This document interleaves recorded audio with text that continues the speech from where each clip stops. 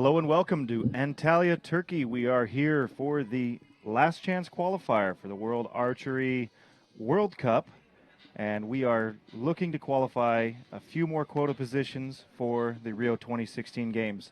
I'm Steve Anderson here with Andreas Lorenz. Andreas, tell us a little bit about what's happened so far with the qualifiers we had initially in Copenhagen, continental qualifiers after that, our team qualifier yesterday, and now we're here with the individuals. Can you give us a quick rundown of how that all works? Yes, good morning, Steve.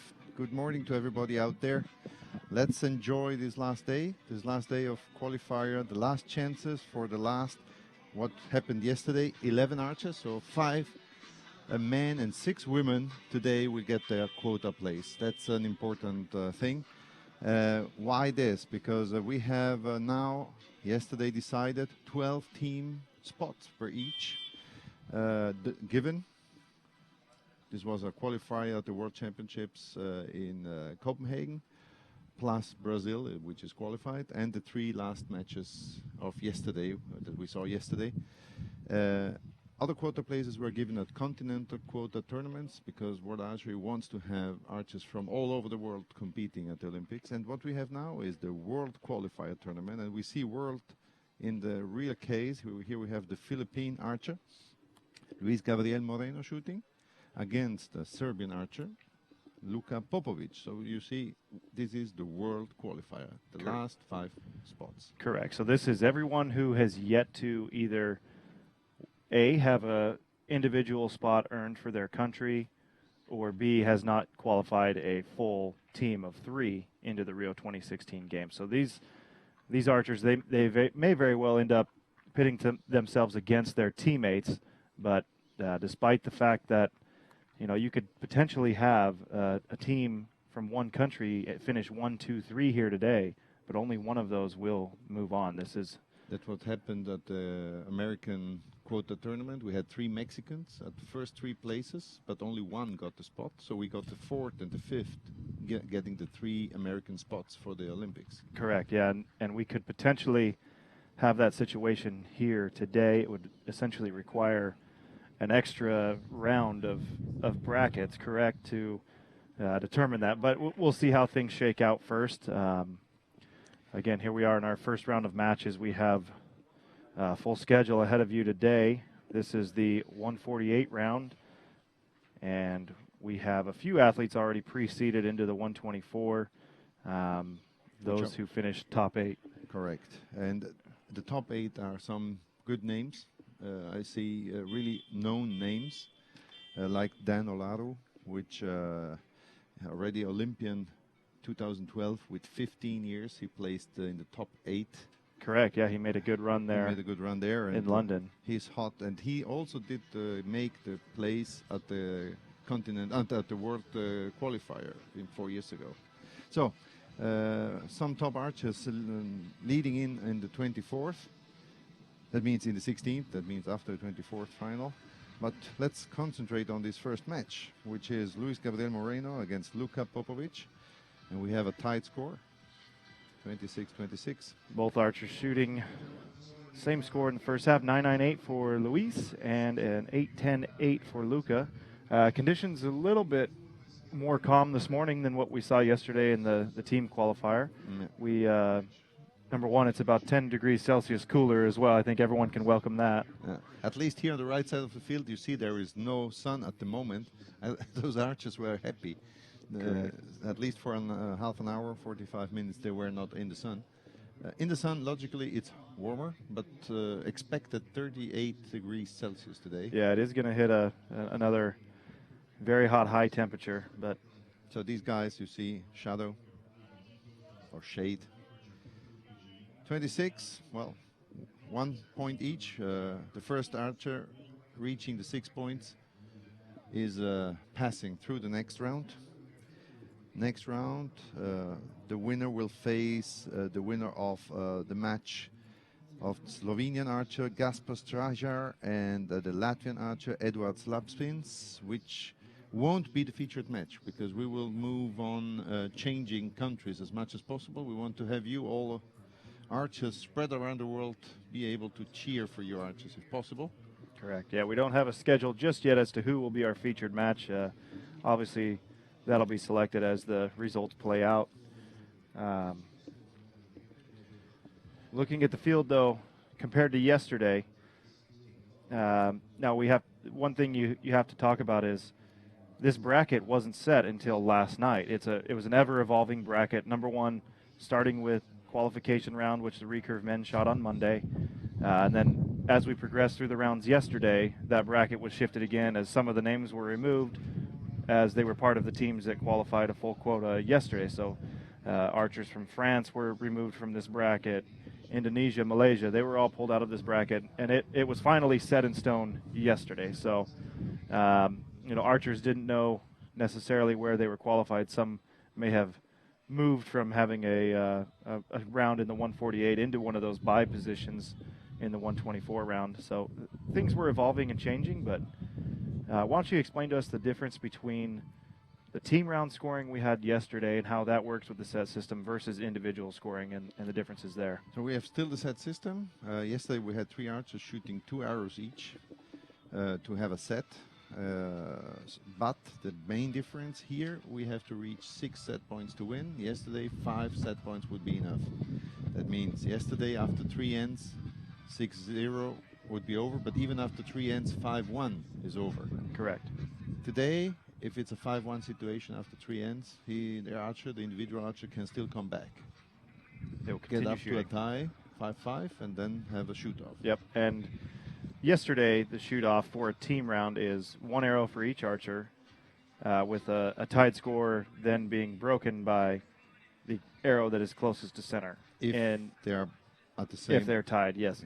Yeah. In this situation, if the individuals finish tied, they'll move directly to a 1 arrow closest to center shoot-off. Yeah, yeah. Unfortunately, due to technical problems, we are not able to chat with you on YouTube. This is sad because we'd like to see who is following us. Yes, it's always nice to see the user comments and even answer some questions as they pop up. So please, at least yourself being online, try to do it, try to communicate, try to cheer for your archers or for the archer you want to have through this match. So we have a 9 for Luka Popovic, first arrow. Yeah, we saw Luis let down and wait out the wind a little bit. Since I mentioned it was a little bit calm, it obviously started to pick up. I think that's the announcer's curse, right? That's always. So a 9 to match there for Luis. So on the paper, Luis shot already 11 points more, no, 9 points more in the qualification round.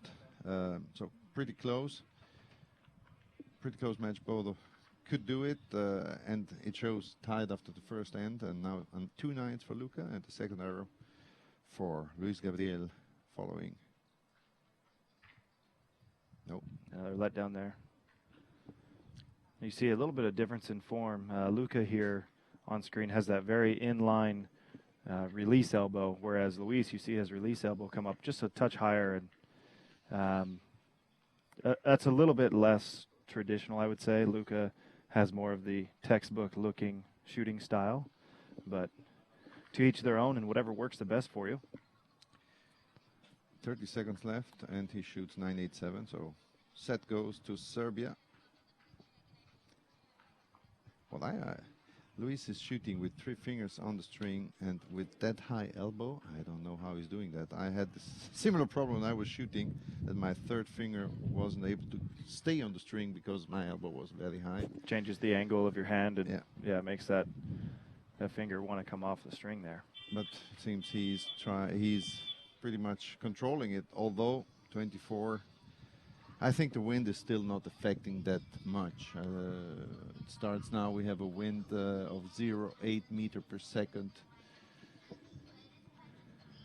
Yeah, it's a bit of a swirling wind here in this field. So my experience was, especially shooting on this end, you're better off just trying to aim straight up because you never know if it's going to change directions on you while between brace height and coming to full draw. So the best bet was to hold middle best you could and somewhat hope when the wind did pick up. But you're right, the side part we have from the right side. If the wind is coming from the right side or from the back, we have a good natural wall with high trees. So on the right side we have less wind. Definitely the guys in the middle are struggling much more. That's true. We don't see them now, but the wind socks and the wind flags on the each target are moving much more than on target 62 to 64, and we have target 63 as featured target today. So 27 again, 27 confirmed. It's a 3-1 lead for Luka Popovic from Serbia.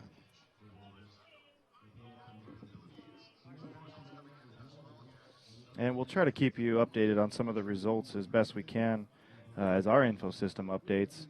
So we'll check on those, especially close matches or matches as they conclude, and we'll feed you those results. If you're looking to follow online, ianseo.net, that's IANSEO.net,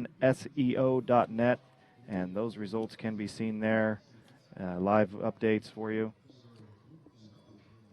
And we already can tell you which will be the next match in the featured match lineup, which is a ladies match, women's shooting. And in the first round, we have a Kazakh archer, Azel Sharbekova, against Latvian Yulia Alexeyenko, which is pretty weird because Yulia Alexeyenko is a world-class compound archer as well. She was able to shoot in some World Cups indoor in the same tournament, recurve and compound. And being, I know at the Berlin, one of the biggest tournaments in Europe, the Berlin Open. Correct. She placed in the top 4 in both. It's incredible. That's very hard to do. Yeah. So Yulia Alexeyenko, her daughter is living in Switzerland, shoots for Switzerland. And but she is still shooting for Latvia, and we will see her in the coming up next after this match. I think if I attempted to shoot both, I'd have to hope to shoot compound in the morning and recurve in the afternoon. If it was the other way around, I think my first end may result in me letting go of a release and sending it through the sight. But it's probably just best I stick with one. You do it well, by the way. You do it really well, by the way. So stay on this. Yeah, it's hard enough to compete as one. So did you shoot recurve? Never really did, just for fun, but never. And your wife? She did. Nope. No? Nope. Never really trained with them or anything like that. We have to bring you back to the roots then. I will have one, I think, by the end of the summer. Do a little bit of shooting with it, but as I mentioned, I don't intend to do anything too serious because I'm pretty sure I would just get my brain wires crossed up and it'd be a lot of trouble. I tried to find a release helping a recurve archer to start shooting compound. The first 3 arrows were I let the release go, so it's disastrous. Disaster. But it was 20 years ago. Meanwhile, I learned it. So, first arrow. I think Luis tries to shoot first, but already before, for 3 times, he didn't shoot it, you see, again. So he tries to find the right moment. Almost becoming part of his routine a little bit, but some archers do that to find a rhythm. Shot. It's 8 left. Luka shoots as well. Just in the right moment, we don't see. It's a 7. 1 point advantage for Luis.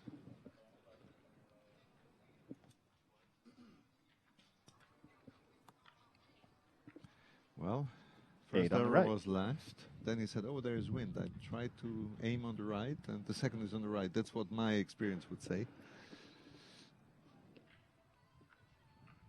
And that's always frustrating when it hits right behind where you wanted it. Yeah. Where you held it for the wind, and it goes right there. And that's kind of. And then you see while you shoot, the flag is not moving. It's damn shit. Right.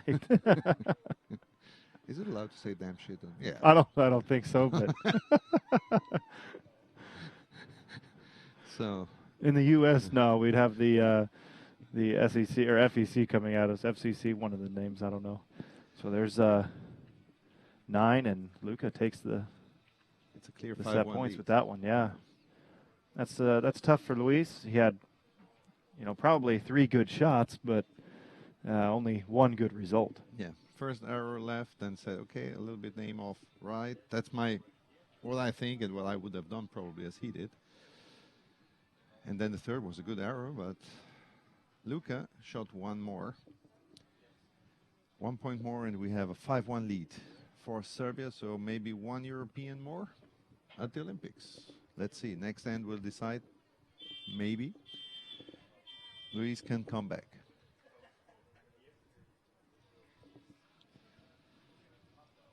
And as the archers make their way down and enter their scores on the electronic score pads, we will have those fed back to us. We do have some matches that could come to a conclusion here. We had 4-0 leads for a number of matches. Ben Adriansen over Boris Balez. We had a 4-0 lead for Witaya Tamwang over Martin Rist. And apologies if I'm butchering any names here, but Bulgarian archer Damian Dashev over Czech archer Radek Beranek. We had a number of others here. I think I'll just wait on the results to come in, or I'll be talking into the next end. Some clear results. Yes. And almost as expected, there are a few upsets going on. Number one, I'm seeing 77th rank Chu Du Gan from Vietnam over 36th ranked Martin Hamor of the Czech archer.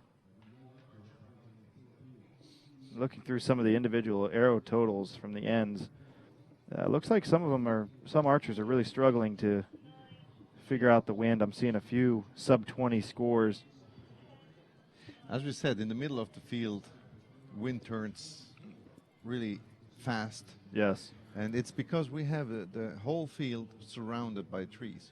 Fact is, on the target, because we have always the match shot on the same target, so the conditions are the same for both archers. Correct. They can even decide to shoot at the same time, which in alternate shooting sometimes is upsetting. Yes. You know that also. Yeah. Yeah, sometimes you go to a finals match and you're under the alternate clock and you only have 20 seconds to shoot an arrow. There's no time to wait out the wind, and that's part of the game right now. You know, the wind can pick up for one archer and totally calm down for another, and that's part of outdoor archery. That's why we play the game out here. Otherwise, we'd find a 70-meter indoor building and just continue to shoot inside. On the one side, I think it's part of the game. As you say, it's part of the game. You have to be able to manage that wind. Logically, sometimes unlucky, because you shoot with no wind, and then the other shoots no wind, and you have to shoot and manage the wind. But yes, there is here, as we said, no chance. They have to shoot at the same time. So Gabriel Luis Moreno and Lucas have the chance to shoot the same arrow at the same time. Correct. And with a 2-minute clock to fire 3 arrows, there's plenty of time to let down and wait on wind. But you do run the gamble of, you know, potentially having a worse wind. You know, sometimes I've been unfortunate. I had the wind pick up and I let down and in hopes that it would stop, and it just continued to pick up, and I ended up having to fire an arrow in much worse conditions than I started with. But and that's with 5 seconds on the clock. Yeah, there's those always get interesting. So we just saw before that some ladies are arriving on the field, because after this match we will have a short break until the warm-up of the ladies will start, and then we will start with the ladies 48 final between Kazakhstan and Latvia. Kazakh archer Azel Sharbikova and Latvian archer Yulia Alexeyenko, scheduled at 9:40 local time here in Istanbul, which is 8:40 Central European time. So let's go on. Fourth set.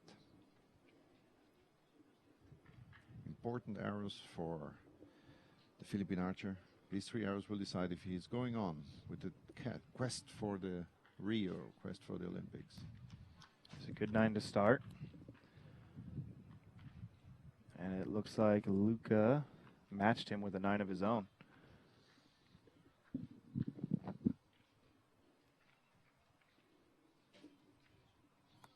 Eight low. What I see on his face, well, on this face generally, we have a lot of left and right and not that much high and lows. You see, from 7 left to the 6 right, we have everything. Correct. with that, Luis forces Luca's hand. Luca must shoot a 10. If he shoots a 10, he wins the match. Anything less, and we will continue on. It'll be a 3-5 deficit for Luis. But a tie here, and he doesn't get it. A tie there would have earned Luca the win. So they will go on one set further.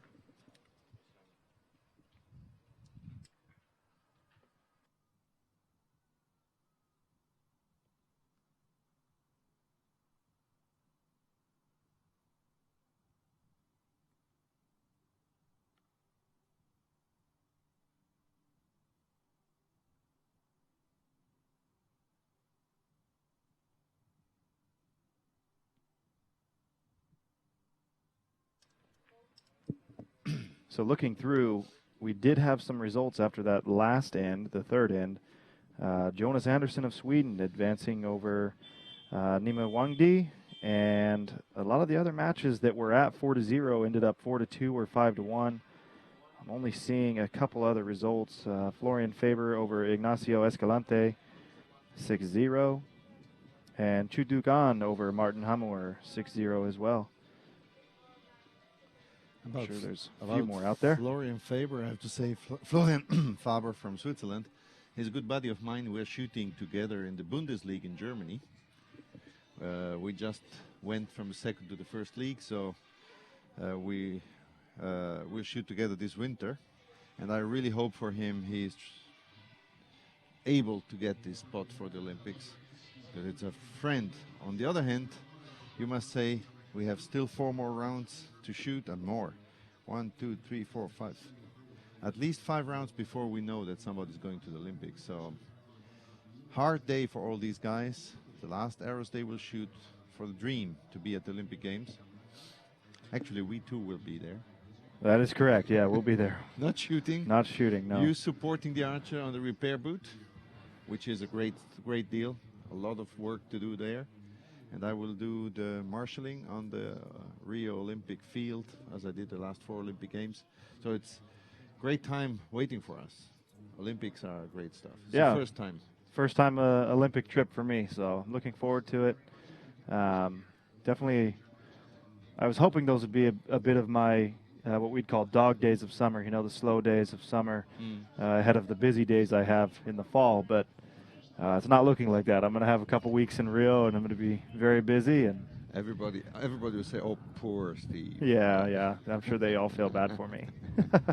So we mentioned the Fabers. I'm seeing a few of them out here. We have Adrian and Florian. Adrian, the older brother. Adrian is the older brother. Okay. At the moment, Florian shooting better, but we have a third guy from Switzerland as well. So we have a full Swiss team still on the run, which is Thomas Rufer. Yes, Thomas. Unfortunately, he's been eliminated, 6-2. Oh, okay. So we have 2 on the run, 2 Swiss archers.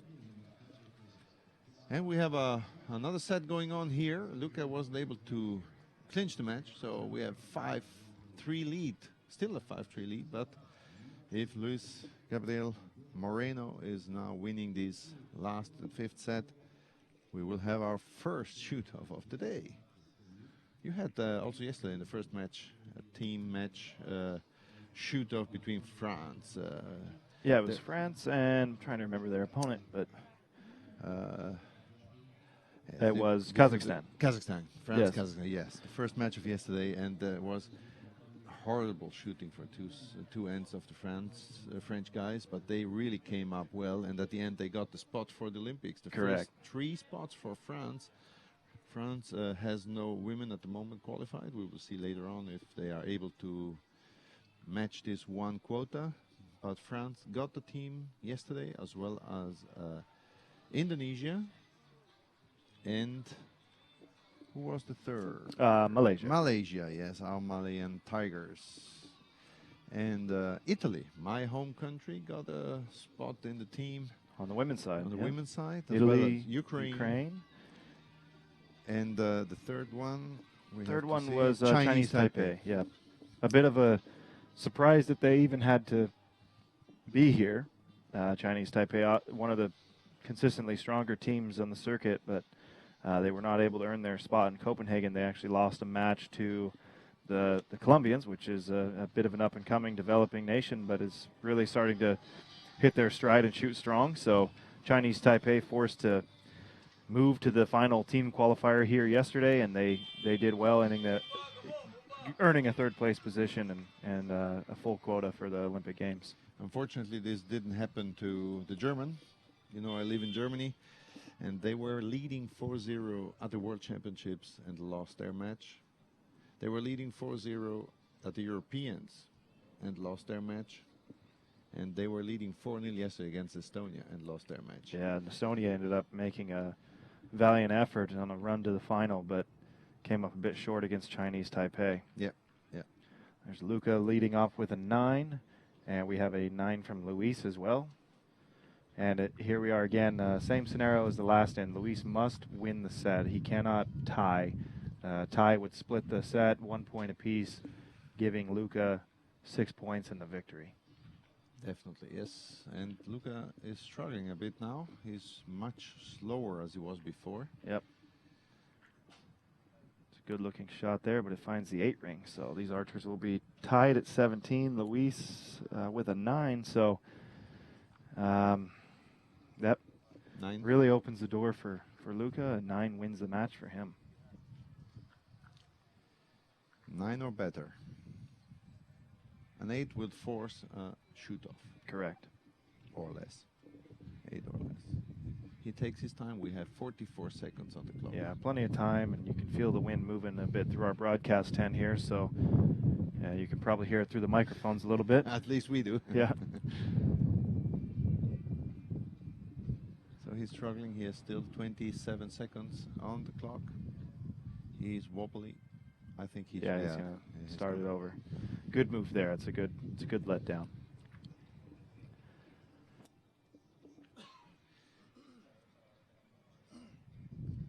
Last arrow, and 10 seconds.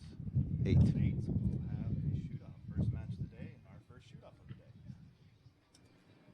day. And it's an 8, so we will have our first shoot-off of the day. Yes. How good. Always exciting for us, right? Drama. Yeah. It's not so fun for these guys. They're Actually, he was leading 5-1. How often? How often do we see this? Almost, you see, I just need tight end, and I'm done. Yes. I think, Compound having switched from set system to raw score recently indoors, it was always very difficult to close out a match in the set system for whatever reason. With the raw score format now, you can develop a 2 or 3 point lead, and you know that you can still, you can slip up on a few arrows and still win the match. But for some reason, the set system, always tough to close a match. One of the hardest things there is to do in archery. So as we see it here, Luca unable to close and gives Luis a chance. And Luis seems to be finding his stride a little bit too. His shots seem to be breaking a little easier and ending up a little closer to the center.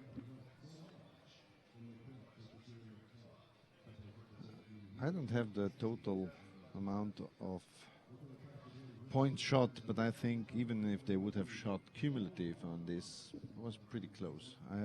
Unfortunately, as I said, we are not online. We try to be during the day.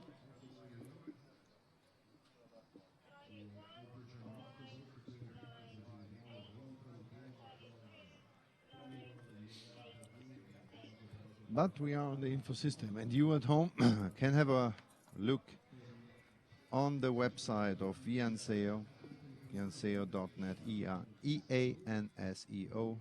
Oh, sorry, I-N-S-E-O. Yep, I-A-N-S-A-O, S-E-O.net. Ianseo. And you will see all matches, all what's going on. And remember to write on YouTube. We are not able to join you there, but cheer for your archers. Have a look. During the day, we will come up 20 minutes before each match, probably telling you who we will broadcast for you. As I said, coming up from Kazakhstan, Azel Sharbekova and Yulia Olekseyenko from Latvia. But before we have this dramatic shoot-off. in the morning. Yeah, following this, we will have a short break, about 15 minutes, so the women can warm up and get a few practice ends in, and then we will be back live with the first round, the 148 for the recurve women.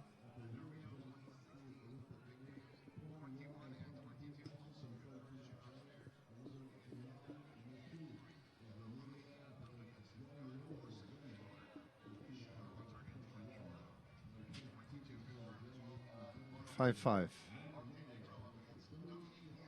One arrow for the quest to the Olympics. We have to wait.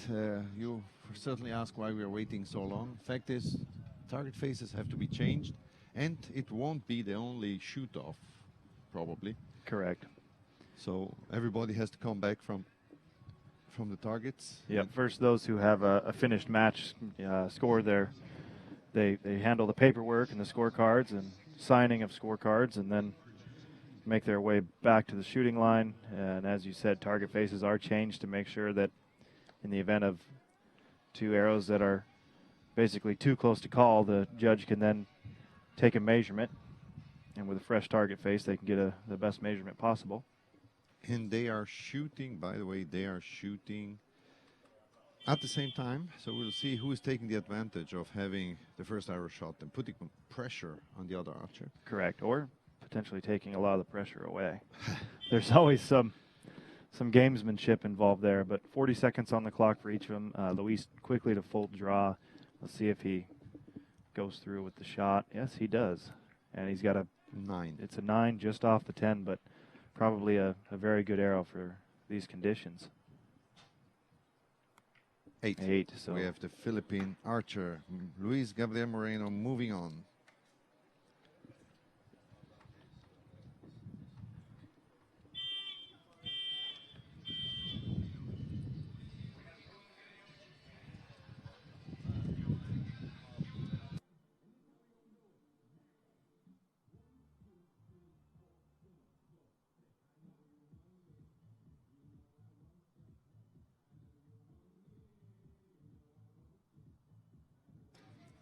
So this is Andreas Orange with Steve Anderson.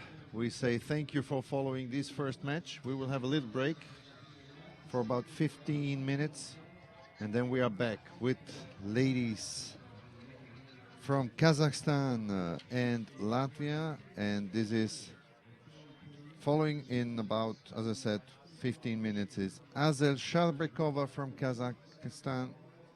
Actually, I'm saying Kazakhstan. But it's Kyrgyzstan. GZZ.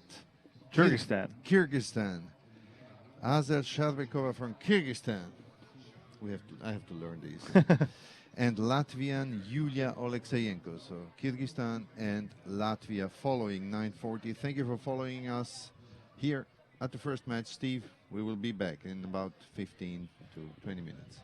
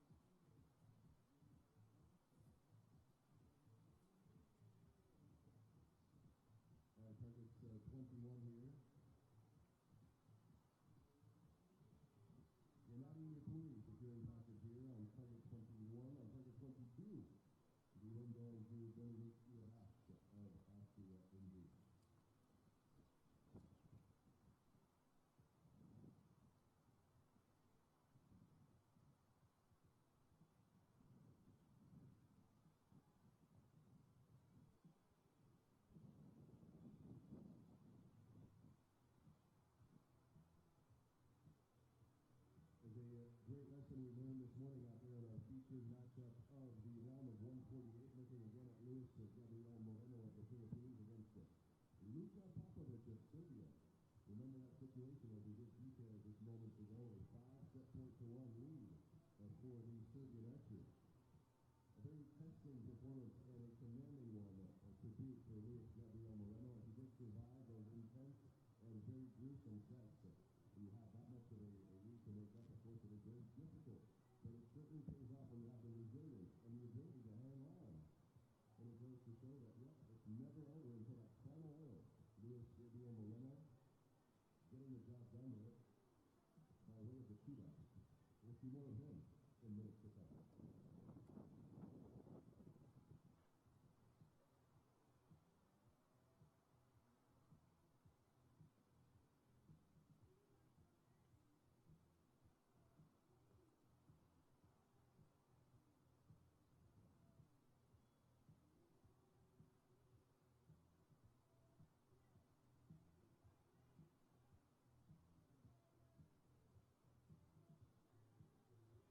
Archers, your attention please. We are now 5 minutes away from the start of practice for the women round of 148.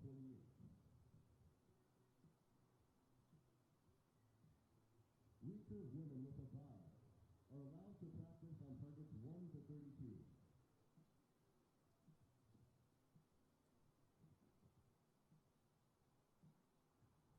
During the 124 practice, once match play begins, those with a bye can shoot 3 ends of 3 arrows.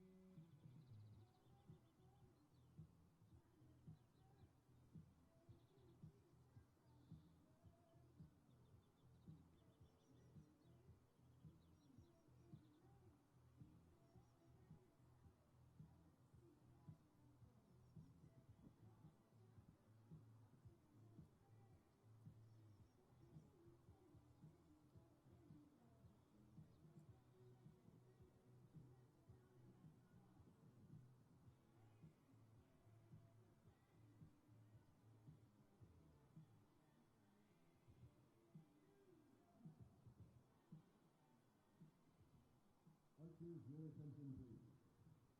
We are now 2 minutes away from the commencement of practice.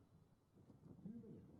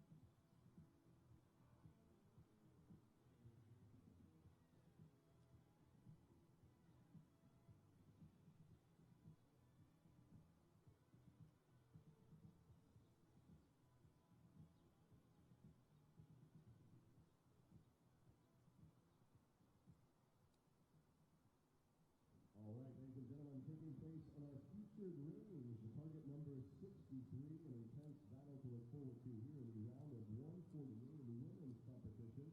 We have an archer representing the nation of Kyrgyzstan shooting this morning here. Asel Sharbekova will have a tough task ahead of her as she takes on Yulia Oleksiyenko, representing the nation of Latvia.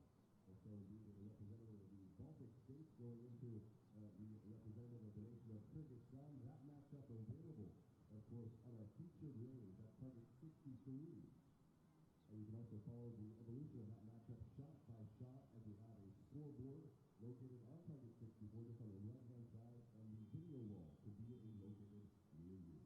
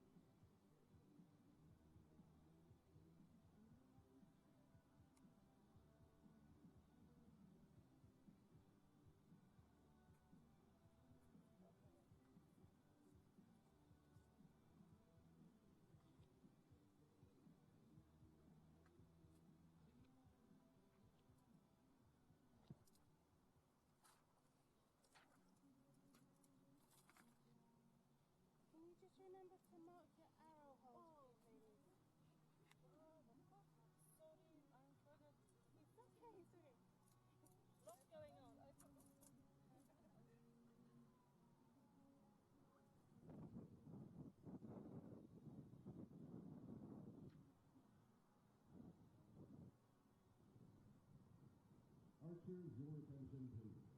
This is a reminder that the next end of practice will be your final end. Thank you.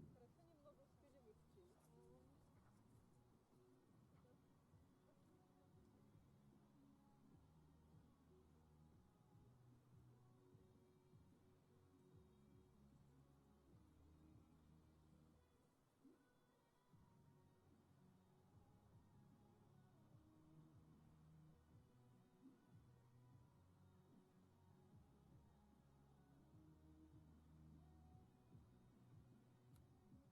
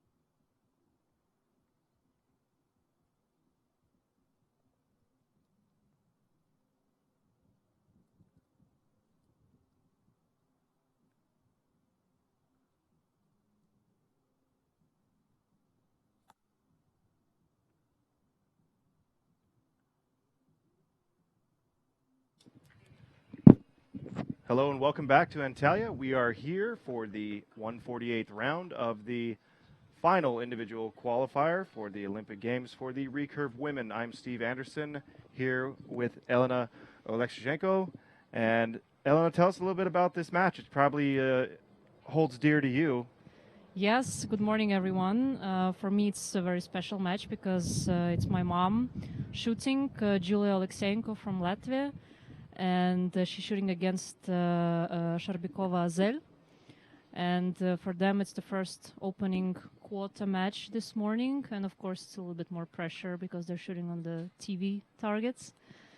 And yeah, I know that for my mom, it's been a really tough year. She's a compound archer, but she took a recurve bow last year and just decided to show that she can do both bows. And indoor season, she's been doing really great.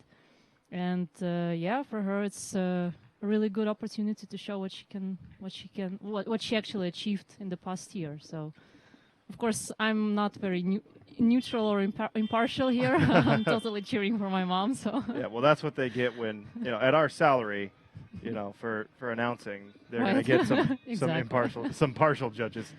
So a good start for your mother there. Yeah. Takes the set 2-0 with a 27 over Sales 23. So the wind good is group really just tricky. on the right yeah, side of wind the. is really tricky today. I was just coaching the recurve man, and it's blowing one direction on the shooting line. It's blowing totally different direction on the targets, and then on the targets it can stop, and it's really hard to shoot because some arrows you see archer made a really good shot, and the arrow ends up in 7 or blue or something. Yeah, so over here on this end of the field, so Andreas Lorenz and I were talking about this before you came on, and we have the trees protecting us to the right, a bit of a natural barrier, and then behind us we have the grandstands, some more trees, so the wind can be even different here. If the archers have shot a match out in the middle of the field, they may be accustomed to aiming left or aiming right at a certain point, and then over here that changes drastically. Right. But the other side of it is that we're in a little bit of the shadows here, so the target face not quite as lit up, not quite as bright. Changes the conditions a bit. But it's also a bit easier when you're in the shadow and it's really hot already outside. So Yeah, it's get also a little a bit bit of a easier. flat light. Yeah. So, but for our match here, it's their first match of the day, so they got to warm up on this target and compete on this target, and won't change anything too much for them. There we are on screen. Hey.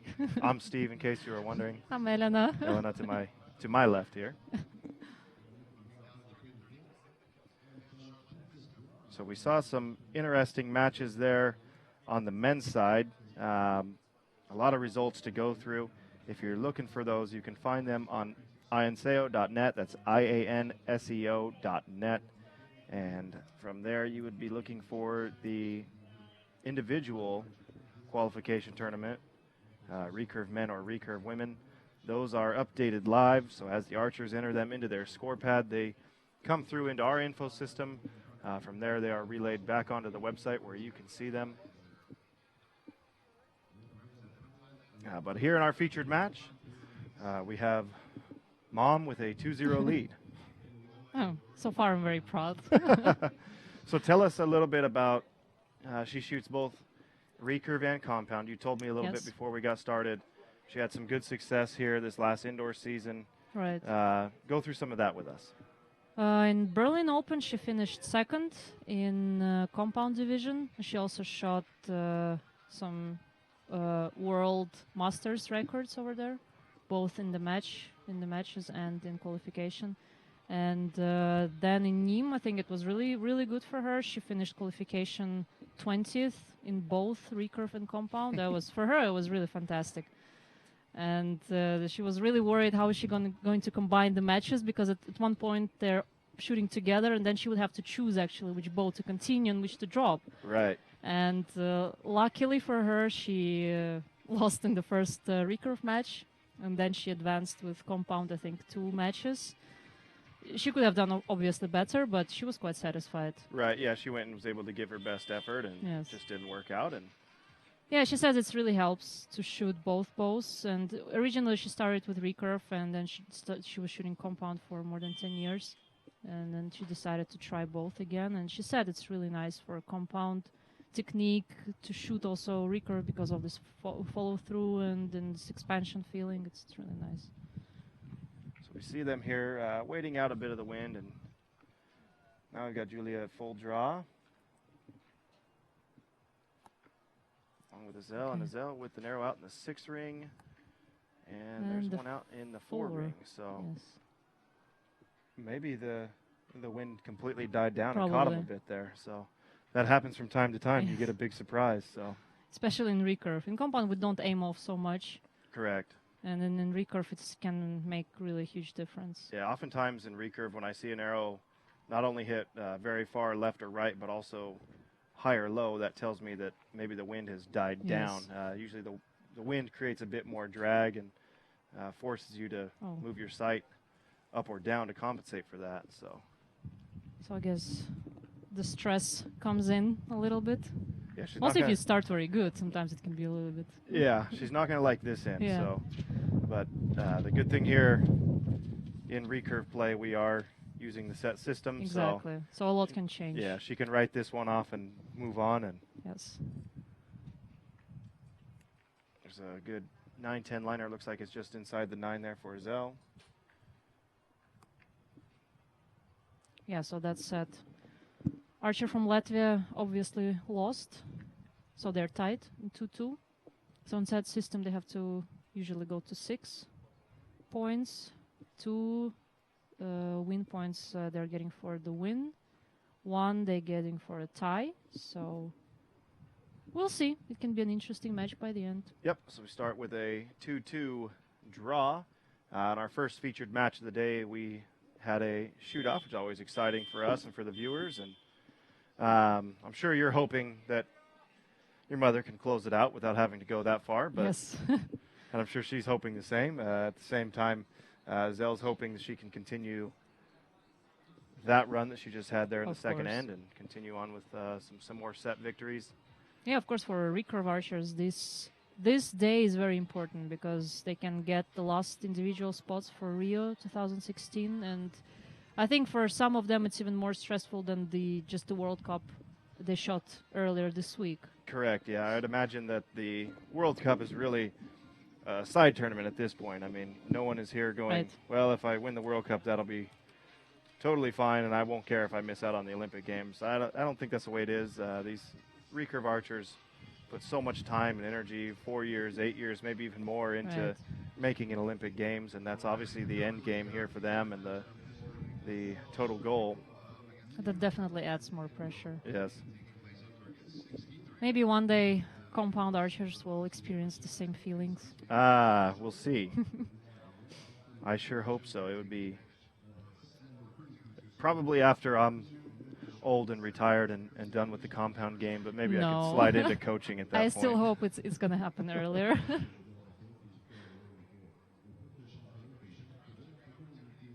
So we'll see if we can't get some of our results here live, and we'll relay any of them to you as we get them.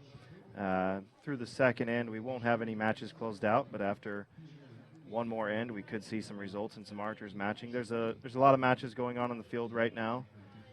Just as we had with the men's, the women, the top 8 seeds were automatically advanced into the 124 round. Right. And those archers with buys will come in after this. I believe we will have the men and the women on the field at the same time. So we'll have another short break after this one, and then we'll be back and we will continue on through the conclusion of today, and we'll have our results. In case you missed it yesterday, we had the final team qualifier with some results there. Let me find my list. On the men's side, Indonesia, France, and Malaysia all qualifying a full quota. Definitely a sense of relief for France, a historic. Obviously. Yeah, Yes. very, a history team, and for them to not have a single qualifier was probably very Painful. stressful. Yes. Yeah, painful. Maybe goes beyond stressful. But congrats to them for earning a full team yesterday. On the women's side, Italy, Ukraine, and Chinese Taipei. Which is also a relief for Italy, obviously. Yeah. And Ukraine. Yeah, and Chinese Taipei, one of the Yes. stronger teams we typically see. So beyond that, a great run for the Estonians. They Yes. qualified 16th. They were the last team in. They defeated the number 1 seed Germany and moved clear on up to the bronze medal match and fell short there. And ultimately, that ended their Olympic dreams as a team. Some of them still out here competing today individually.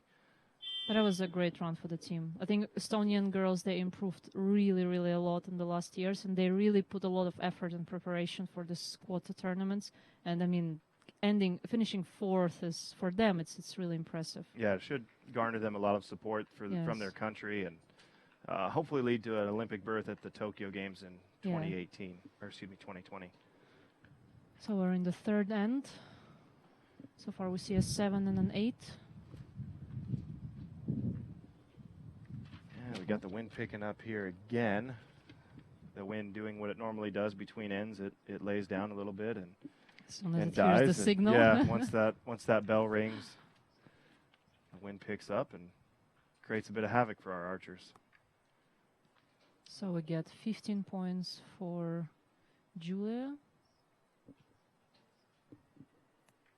That And looked like a Estelle good with shot. the 10. Yeah. So 3 points lead in this set.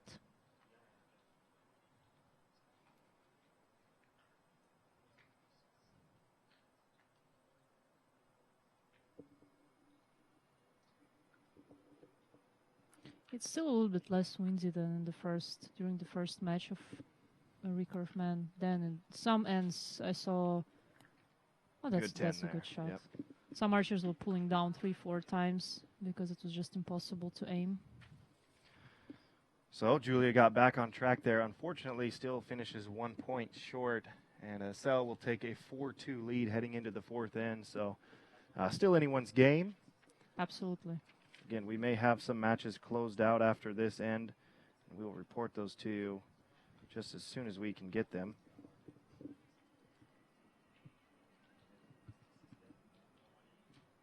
So if you weren't watching our first match of the recurve men, one thing Andreas and I discussed was this field wasn't completely set until last night. The qualification round that the recurve women shot on Tuesday, I believe it was the initial ranking for this tournament. And then once the team rounds were completed yesterday and those nine slots were given, the 3 full teams, those archers from those teams were removed from this bracket and everything was shuffled once more. So things changed and the bracket was never totally set just until yesterday. So archers were obviously watching that and watching how it affected them and who their opponents could be. And I think we all do it. We watch, we see a bracket and we go, okay, here's how this will probably play out. And I have a pretty favorable bracket, or I have a really tough bracket. It's going to be hard. But sometimes you can be really unlucky because I know that there used to be some cases. Then, for example, you're shooting against someone and this person, your opponent, shoots like 30, 29, 29, 29 in recurve and wins. And then next match he shoots 21, 22, 24. Right. And then you know that even you also, for example, shot 30, 28 and just always below 1 point short, yes? And then you lost. And then you know that you could have won against anyone on this field. Correct. But exactly your opponent at that point of time shot his best, probably. Yeah. And next stand is just all over the target face. And in this kind of situations, it's also sometimes really disappointing because, you also did your best, but you lost against the person who just shot a little bit better at that point. We watched yesterday the German team. I don't remember their opponent at the time, but they had shot, 55 to their opponent's 56, 56 to their opponent's 57.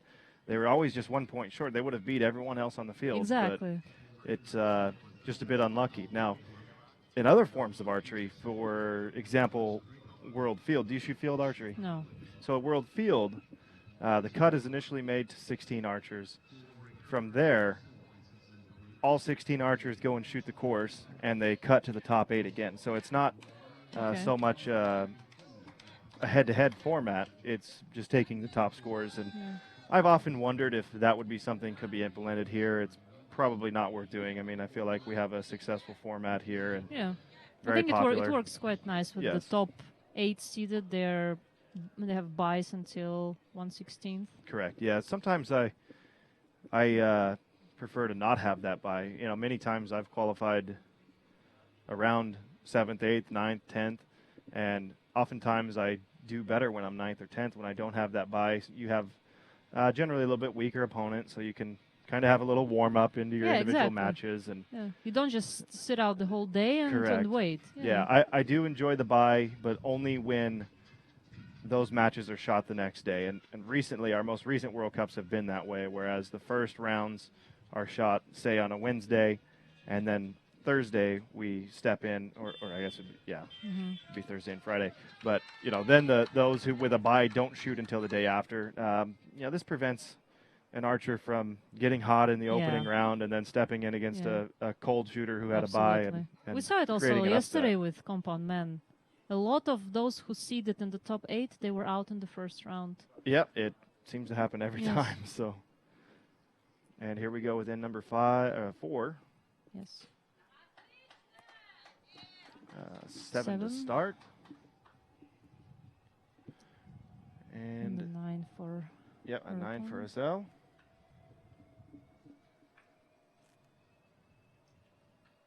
I just know that my mom was very stressed when she learned that she has to shoot on the show targets. Ah.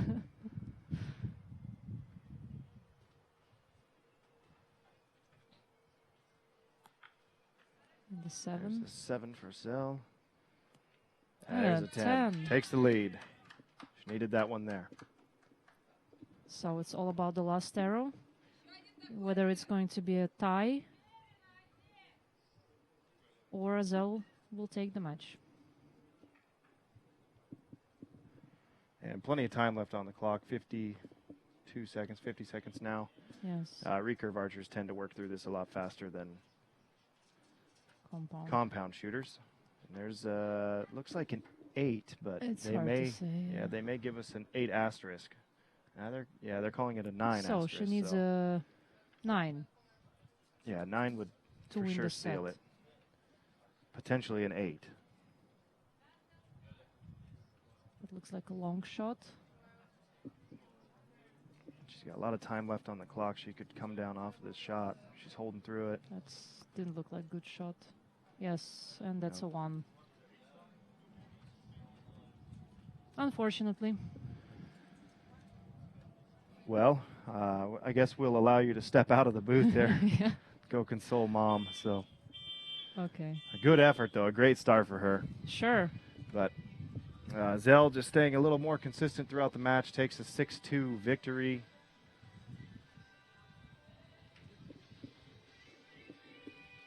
And it looks like we're queuing up for our next match already. But I do Yes. believe we will still have a short break. For those of you watching, again, we have to bring the men back onto the field. They will warm up one more time, so we'll have about a 15-minute break. Again, we're not quite done with this side of the women's bracket yet. We still have some matches ongoing, and we'll see if we can't log in and get you some results updated.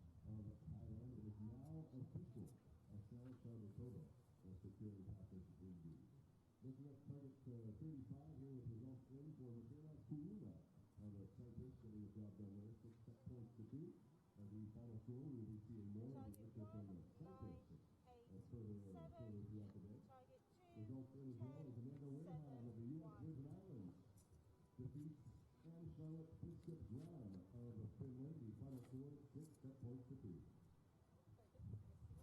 Target 1, 9, 8, 7. Target 2, 10, 7, 1. Okay, thank you. A more intense battle taking place here. Target 37, we have ourselves a And with that match confirmed, we have our archer Azel Sharbakova of Kyrgyzstan will be moving on. And with that, we will be losing my partner here, Elena. You'll be heading on as well. You're going to go coach some of the Swiss archers. Is that correct? Absolutely, yes. So we still have some of the men, both Adrian and Florian Florian, still, yes, still in. still alive in the competition. Yes, and 3 girls we have shooting.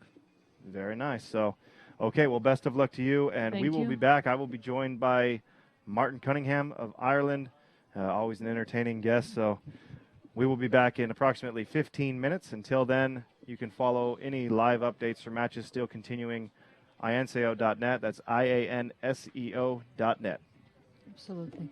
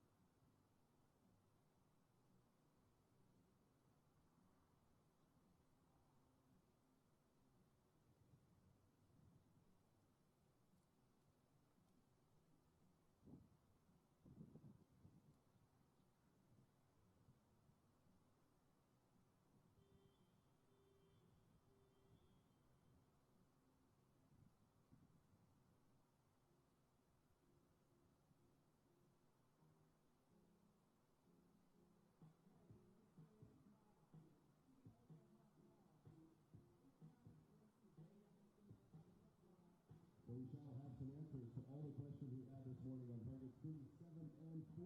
2 more matches are still to come to completion. We have on target 37, Gazwa Al-Jamil up against Gabriela Subikova of the Czech Republic. 4 set points each in situation here. On target 40, Firuza Zubaydova of Tajikistan up against Elizaveta Miron of Moldova. 4 set points each as well. Now perhaps would be a great time to test our capital cities knowledge. Ladies and gentlemen, what is the capital city of the nation of Tajikistan? Aha. Who knows the answer to that?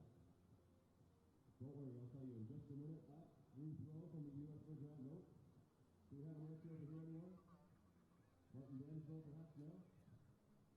No answers? All right, the answer, the capital city for Tajikistan is Dushanbe. And look how much you're going to shine in your next pub quest, your pub quiz that you're going to be participating over the weekend. Okay, so we're waiting for results to come in here from our last two matchups here. And we do have one to report, target number 3. The win going to Elizaveta Miron of Moldova, winning 6 points to 4. Looking over at target 37 here.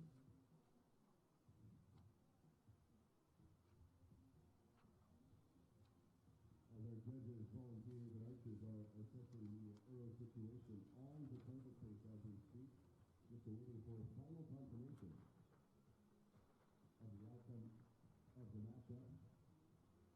4 set points each, the situation here. We could be going into a shootout, of course. We could be announcing a winner in a few seconds' time.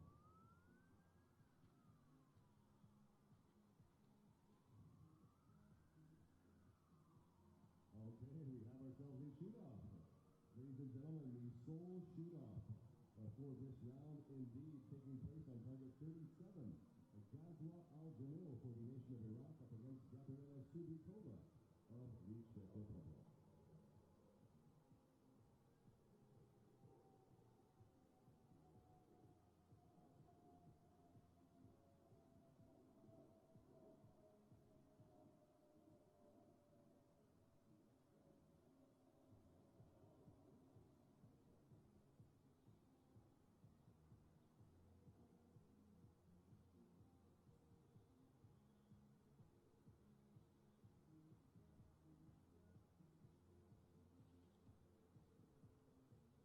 So after 5 hard-fought sets indeed, we have ourselves a tie on target 37. Gazwa Al-Jamil, 5 set points. Gabriela Subikova, 5 set points there as well. Gazwa Al-Jamil coming out strong, winning set number 1, winning set number 2, storming into a 4-set point amount advantage. And then Gabriela Subikova clawed her way back in the matchup, winning sets number 3 and 4. A tie in set number 5, meaning we are heading straight to a shootout, of course, and the intensity there, the pressure. On the one single arrow that will make a difference here between securing passage into the next round or not.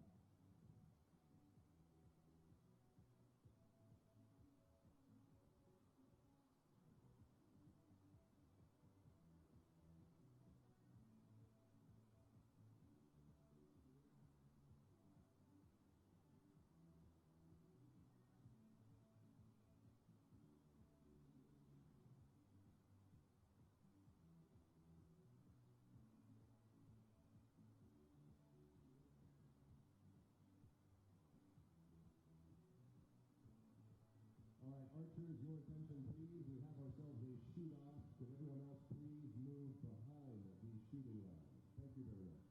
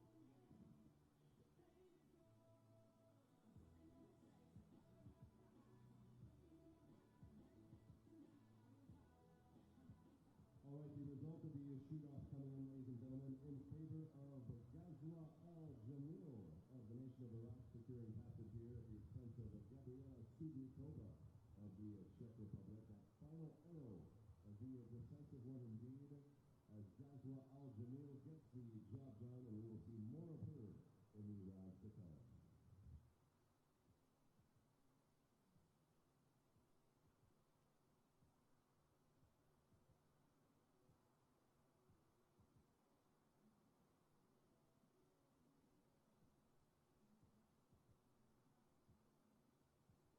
All right, ladies and gentlemen, your attention please. Just a quick reminder that men and women from the first 8 can practice on their own targets during the 144 elimination round. The men can practice on targets 1 to 4, and the women on targets 57 to 60. Thank you.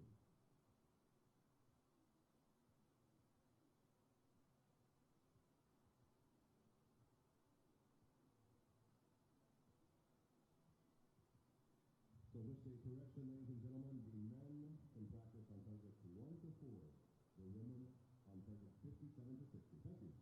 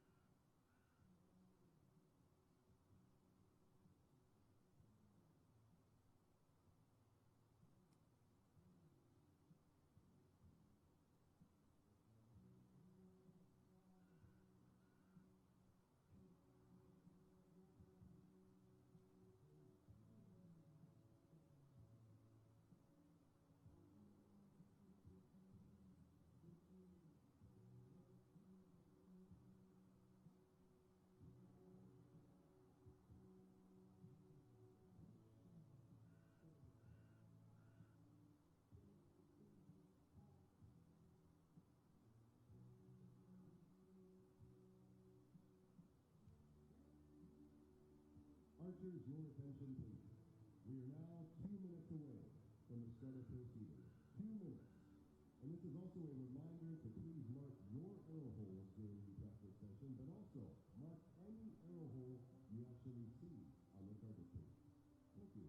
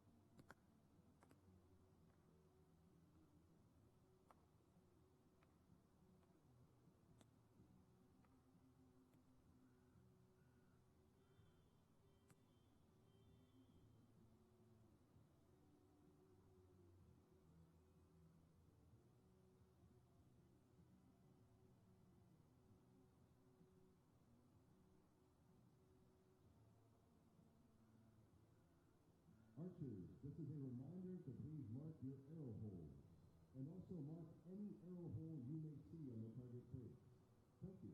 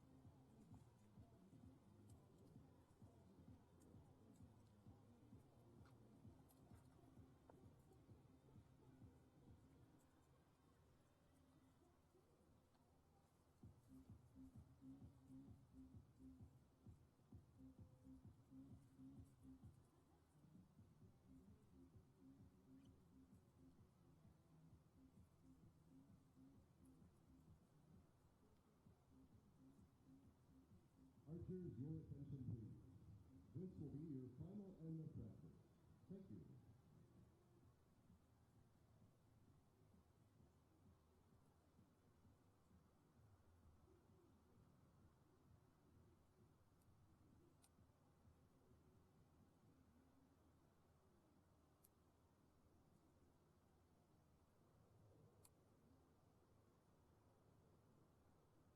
All right, ladies and gentlemen, your attention please. If anyone finds a mobile phone, Samsung Galaxy S6, could you please turn it over to the Lost and Found office? Thank you.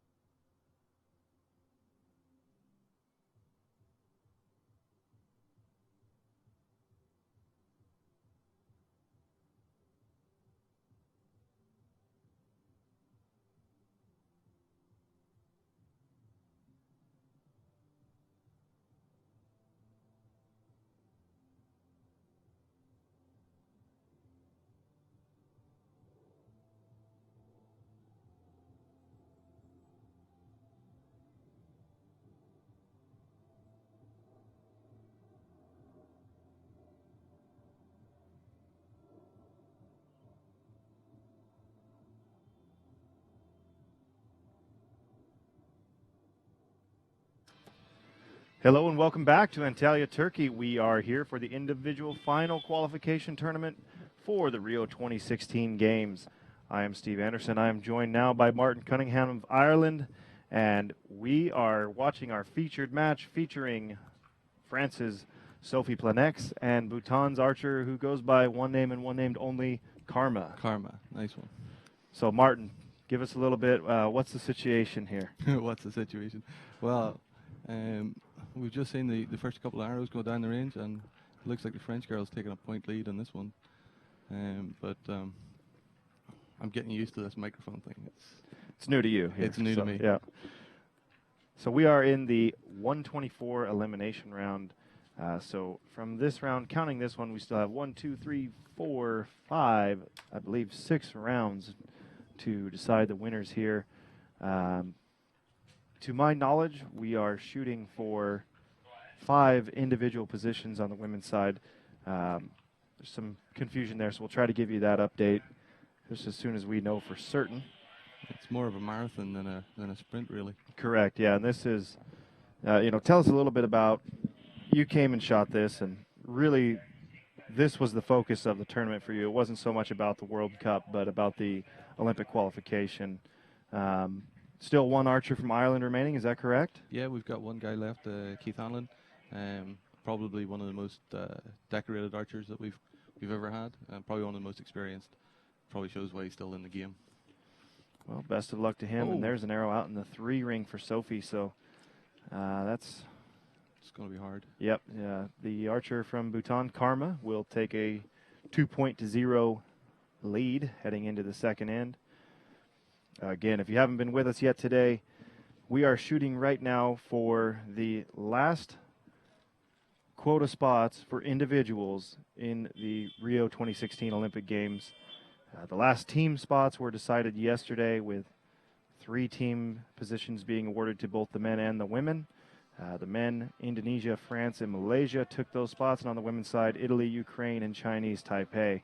So today's competition will be strictly for those countries who have not qualified either an individual or a team.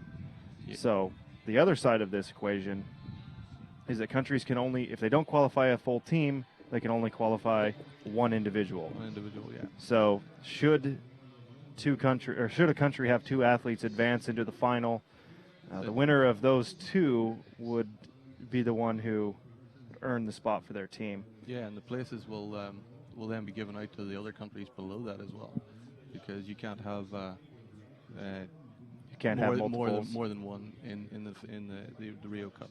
Great.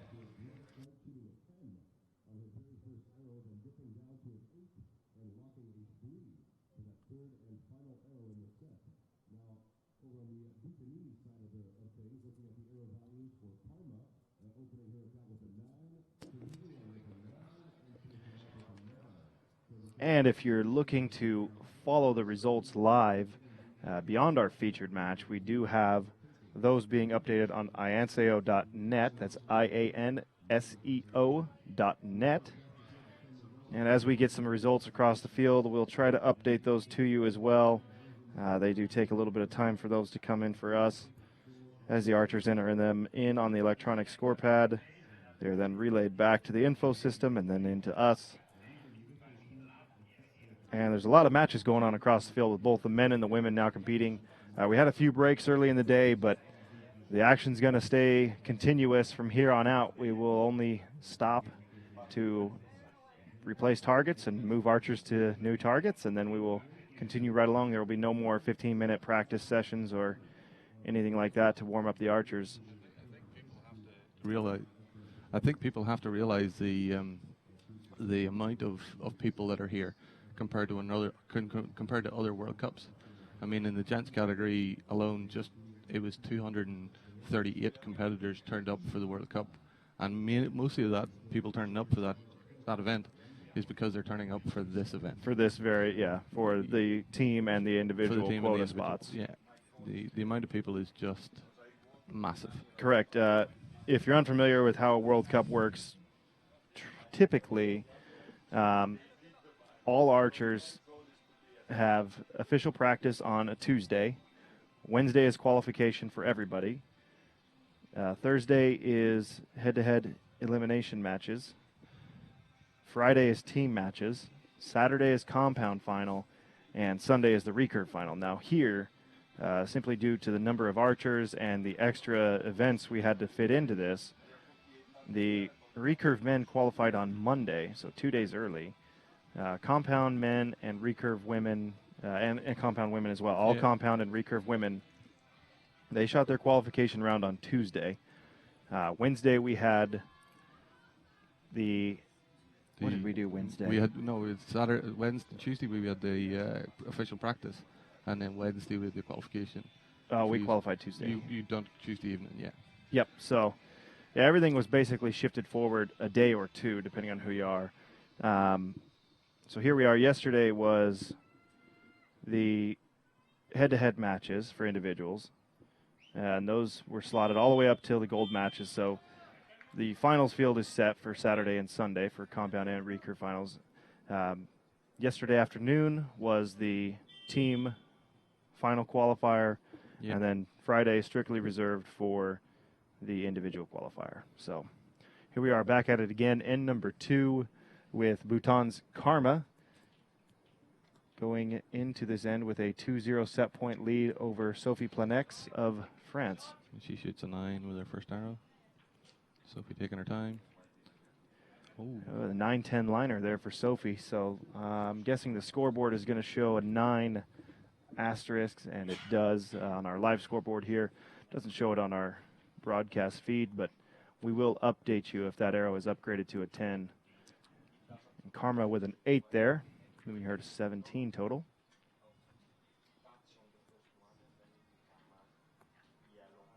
Sophie looking rock still at this minute in time. Yeah, good looking shot there. Yeah, looked good from there. The build-up was good. It's a good recovery after that arrow in the 3 ring to finish the first end. Yeah, she seems to have settled herself back down. And yep, a lot of times that can rattle an archer, but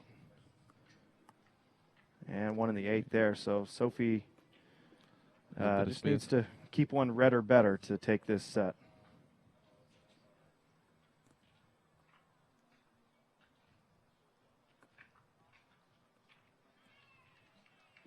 It's a very typical French movement to come into the shot. Comes very low with the hand and then up into the chin, and it's very typical of the French system. You can see it working really well at the minute too. Yep, not quite as exaggerated of a movement as someone like Jean-Charles Valadant, the European he champion. takes it to a real extreme. Yes, but yeah, it does have a very similar flavor there. Yeah. So Sophie will take that set and draw the match even, 2 set points apiece.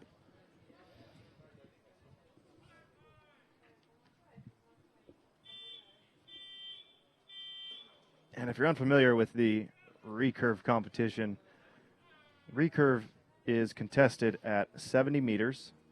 For those of you using the Imperial system, that's about 76.5 yards. But that's only the Americans. Yeah, some Brits, I believe, right? No, they've moved on too. Okay, yeah, we're the only ones behind. Hey, there we are on screen. So this is the best that World Archery could get today. So you're stuck with myself and Martin, but we're trying to do our best. We'll do our best for you and try to report it straight for you as well. So just out of curiosity, I'd like to see if Sophie's arrow was upgraded to a 10. I think we will see that. So be the first perfect 30 I've seen on the day. Nice maximum score. Regardless, it's good enough to take the set. So yeah, gold is good is what they say around here at the minute. True, and from the first matches, we've seen the wind lay down quite a bit now. The wind is always a reoccurring theme that we discuss here on the show. So yeah, my third end, myself and the guy I was shooting against, literally our first arrows landed the exact same spot. The second arrow was way off to the side in the exact same spot as the 2 of us, and then the third arrow again. We tied that end, but it was just weird to see arrows moving like a pair. Yeah. And you're sitting there going, this is just... So you made 3 similar shots each and had 3 similar results due to change in the wind direction. Direction of wind, yeah. Yep. So usually, as I say, it's laying down. That's that's generally between ends, and then of course the announcer's curse strikes, and we get a lot of it to pick up right at the moment of truth. I think it's we just notice it when we walk up on the line more. I think when we're calm and at the back, it seems to be all good, and then as soon as you walk up there, you remember that you need to account for it.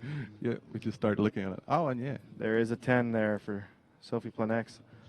So 10s across the board for her, a perfect 30. Great recovery after that arrow in the 3 ring. Yep. So speaking of wind, you're going to be, meaning Ireland and Archery Ireland, going to be hosting this year's World Field Championships at the end of September, correct? Yeah, we're going to host the World Field Championships just south of Dublin.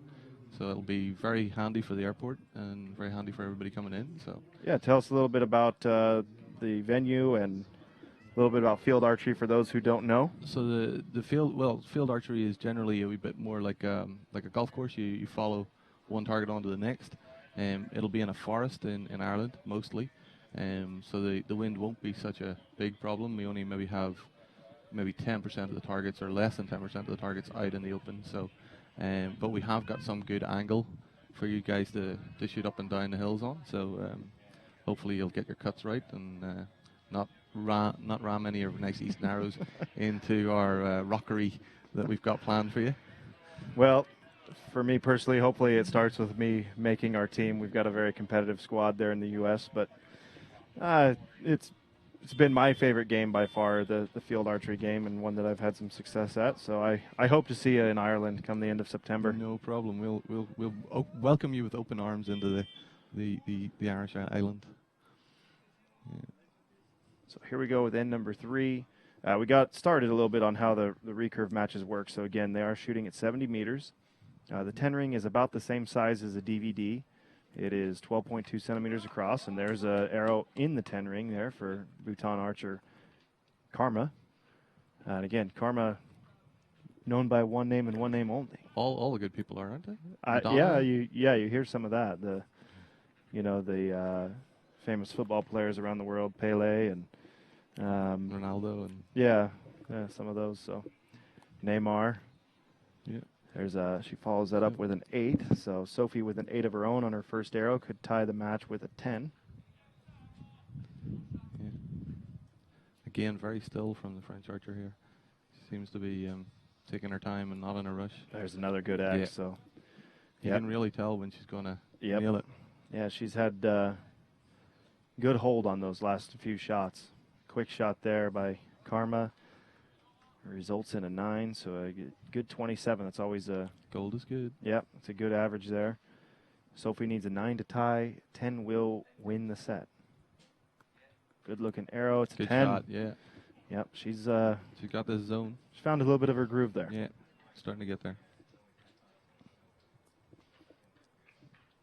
I wonder is the trees on this side of the field, with the light and stuff like that, because the sun is very hot over here, and you can tell that from a guy from Ireland. It's very, very hot over here. But there's a lot more shadow on this side of the field, and I'm wondering, does that have any effect at this point? Yeah, it was a little different this morning when the shadows were still cast across the target face, while the rest of the field was very lit up. Does have an effect. We talked about this a little bit this morning as well, but for those of you just now tuning in, this field is basically surrounded by trees on all 4 sides, so we are on the far right edge of the field. It does change the dynamic a little bit compared to those who have shot in the middle. The middle tends to get a good swirl of wind going. We have also this very large stadium here on the left side of the field, and we're surrounded on the front side by apartment buildings. For those of you wondering, they are far out of range for any errant shots that could take place. But sort of small, far away. Yeah. But they are well in the distance and safe from anything that could happen. As always, safety is the #1 priority when setting up an archery field, and World Archery doesn't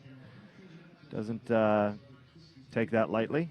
Yeah, the stadium to the left is really, really, really imposing. It looks like a big sort of satellite dish. Yeah, brand new stadium. I just looking at it, I would guess 40 to 50,000 seats. It's pretty large.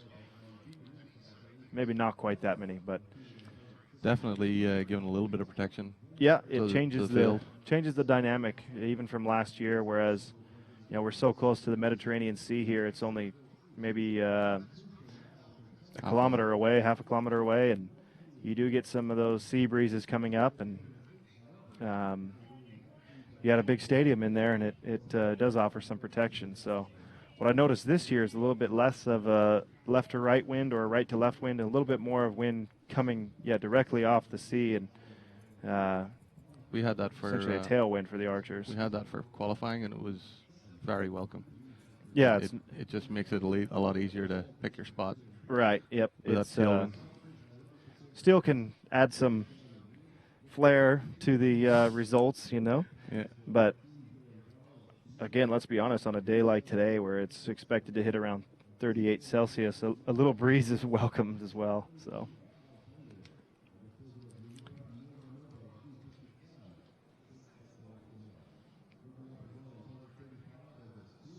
So 4 points to 2. yep, We'll making see. their way back to the target. This could be a closing end for us here. We saw a shoot-off in our first match, and we had our second match where we were joined by Elena Oleksienko, watching her mother, the Latvian archer, and she fell 6-2. And now we have a 4-2 lead for Sophie Planex.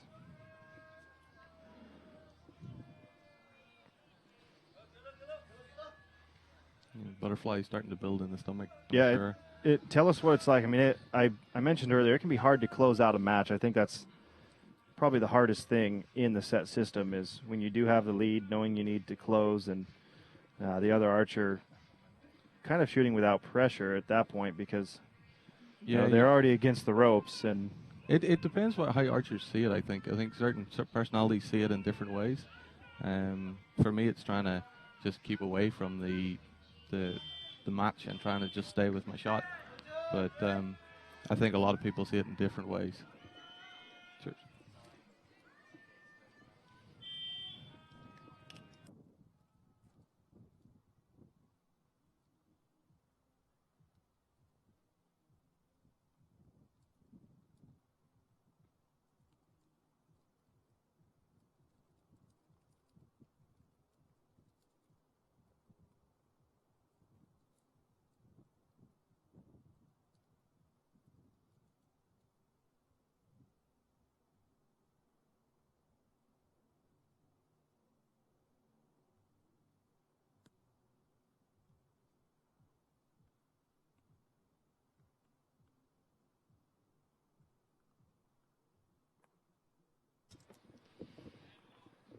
so both archers letting down on their first arrows. The wind picking up a bit. Still plenty of time on the clock. There's an 8 for Sophie. And we've got another 8 to match for Karma.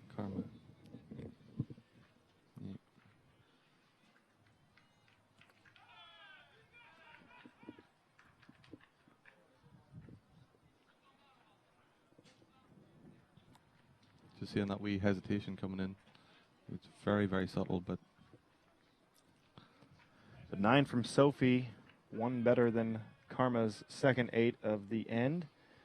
Takes a 17-16 lead into the last arrow.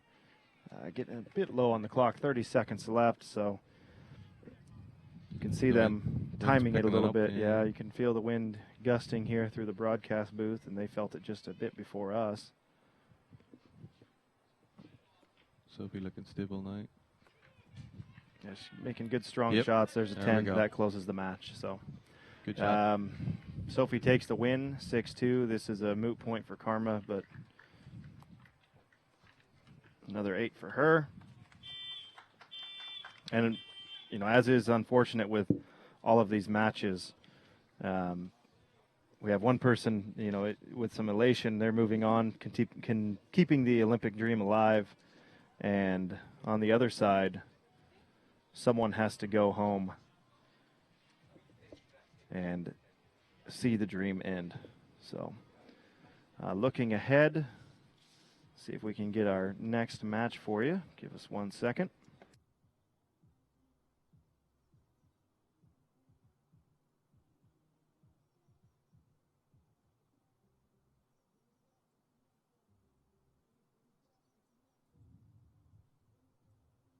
Looking at our featured matchup, ladies and gentlemen, on target for 63 and 64. An unofficial win going to France's very own Sophie Flamet. So getting the job done here up against the Karma, representing the nation of Bhutan. The air values there for set number 4. The progression for Sophie Flamet shooting 8, 9, and then finding the Cameroon yet again to Karma's performance, stable and steady, but unfortunately not enough in that fourth and final set. Karma shooting 8, 8, 8. 8 times 3, 24, not enough to tackle, of course, the 27 points generated by Sophie Flamet in that final and indeed. So the Frenchwoman winning the series, it has now been officially confirmed. Sophie Flamet will carry on into the next round in style. The final score 6 set points to 2 in favor of the Frenchwoman. Looking at some more results coming in here on target 56, Karina Rosenbinder of Denmark, securing passage as well. After defeating Zanka Atanasova of Bulgaria, 6 set points to 2. The final score, more archers making their way into the next round. The round of 116, Irene Diego and Liam Jardal getting the job done as well. On target 51, Anna Umar of Slovenia securing passage on target 50. The same applies to Ricky Tuzian of Vietnam. She is shooting on target 46. Marzuma Azimova of Tajikistan on target 43. Getting the loss there in favor of Mongolian archer Miroslava Danzandorj, who actually wins the matchup there on target 43. Hanna Marislava of Belarus makes her way through as well. Gaspar Strelja of Slovenia securing passage into the round of 116. On the men's side of the field, we're looking at Jonathan Anderson of Sweden as well, Juraj Dufan of Slovakia, Petr Heinrich of the Czech Republic. It is over for him. Arsalan Baldanov getting the upper hand, 6 to 2. And some more scores to report. Alexander Birchler of Austria, winning 6 set points to 2. And the same goes for Florante Macan of the Philippines, getting the job done by way of 6 set points to 2 against Nakapom Pusawat of Thailand.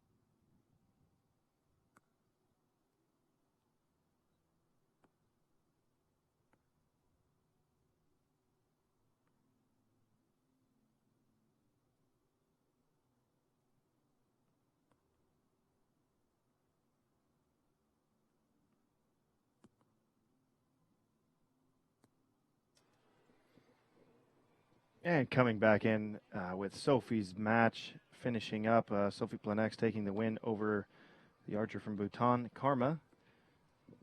6 set points to 2.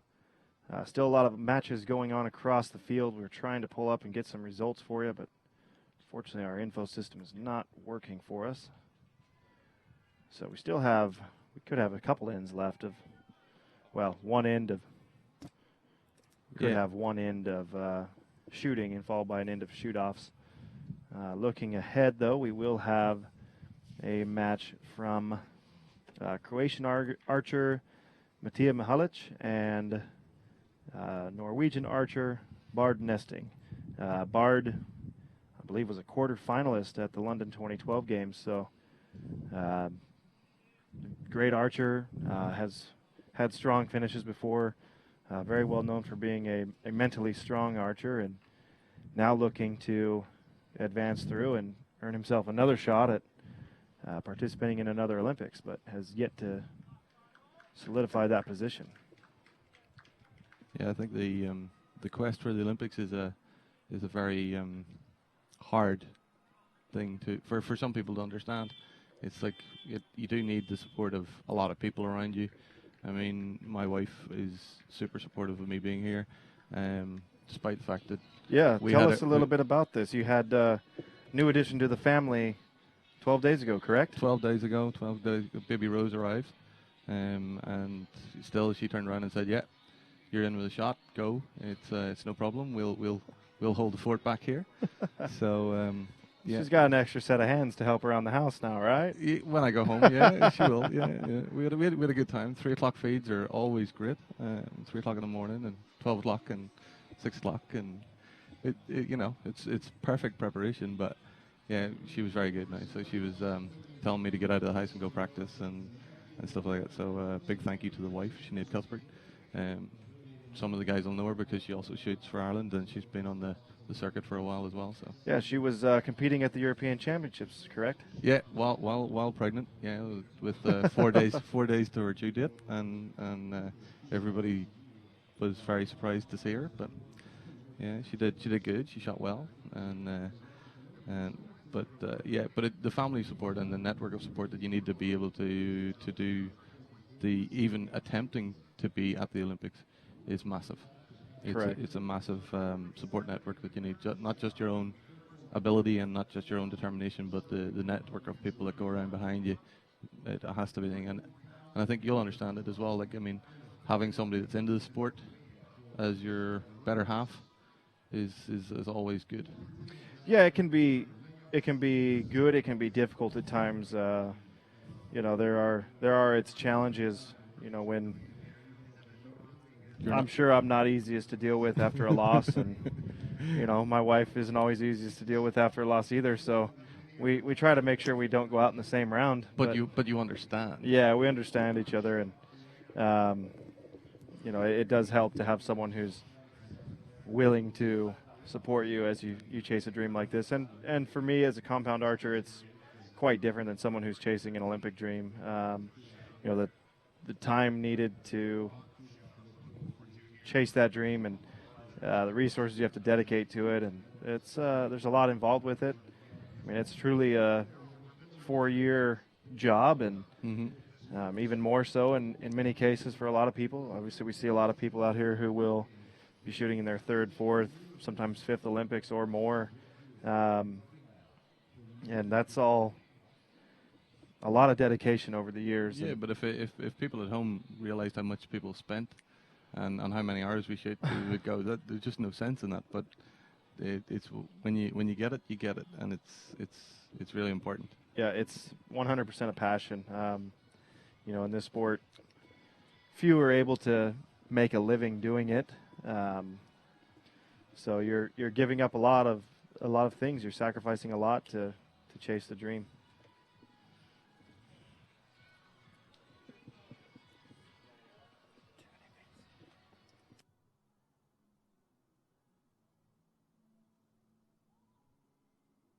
We're trying to get the final tally here of the number of shoot-offs we have.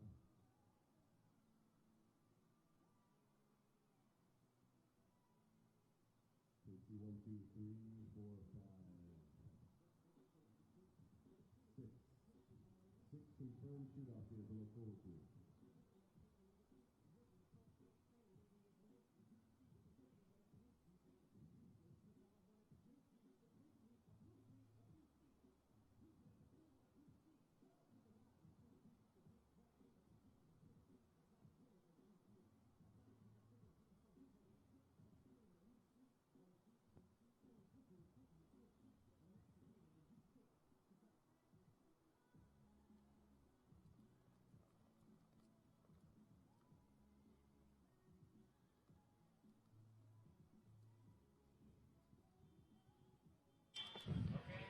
So we have 6 shoot-offs going on across the field.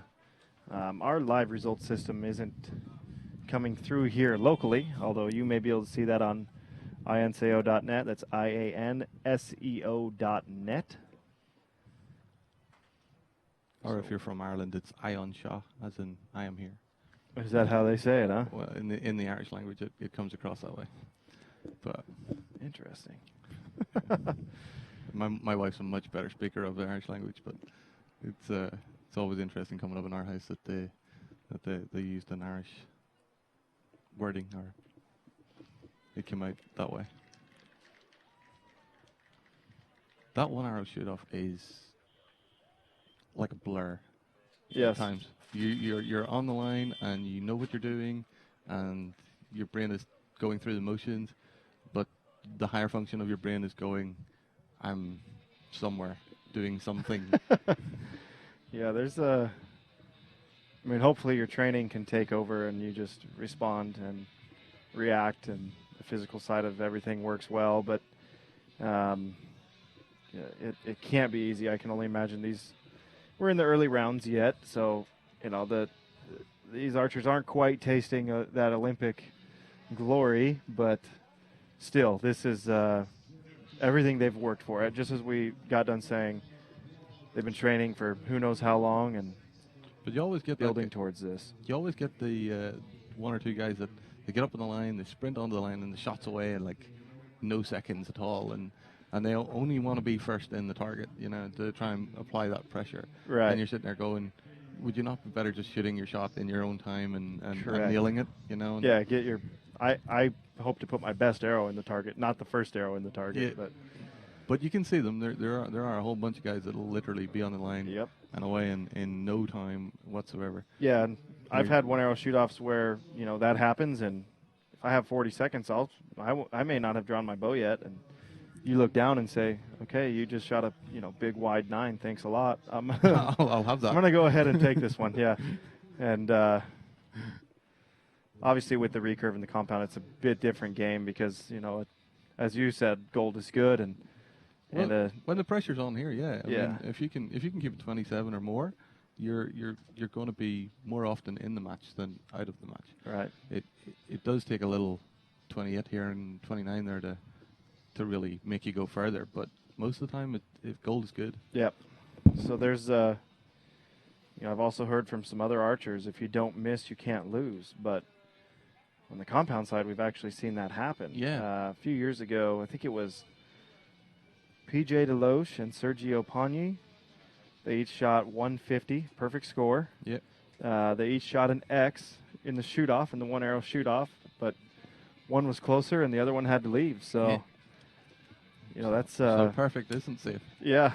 Yeah. But I don't know if it's going to be that way here today, though. No, I don't expect so. But there is strategy and gamesmanship involved in that one arrow shoot-off, and for some, as you said, that is to get the first arrow off and try to apply pressure, and for others, that's to wait and see exactly what you need. And looking back on it, and that's here in the rounds. When you get into the finals matches, now one person is designated to go first, and they have 20 seconds on the clock to get their arrow off. And I remember the 2012 Olympic Games, Rick van der Ven shooting against a Chinese archer. Rick was shooting second, and his opponent put one just dead center in the middle of the target. And you could see Rick kind of shrug his shoulders like, well, I just lost the bronze medal. I literally can't beat that. If I make the perfect shot, all I can do is tie. Yeah. But obviously to shoot one right on the cross in the middle of the X on command is very, very difficult. And yeah. There's just going to be times when you get the rub of the green, as I call it anyway, that the luck just goes your way. And if you're the first one up and you put it in the X, and it's job done. Thanks very much. Yep. But there's always a bit of wiggle room.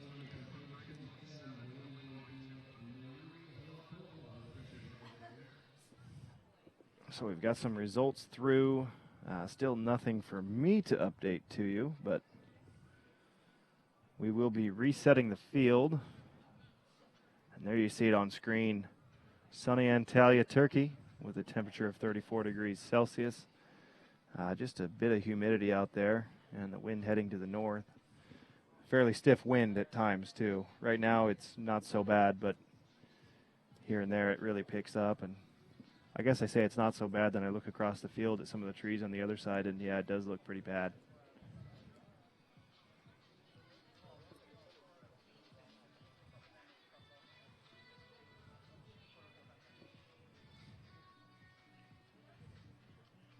And with every round, it cuts the field in half.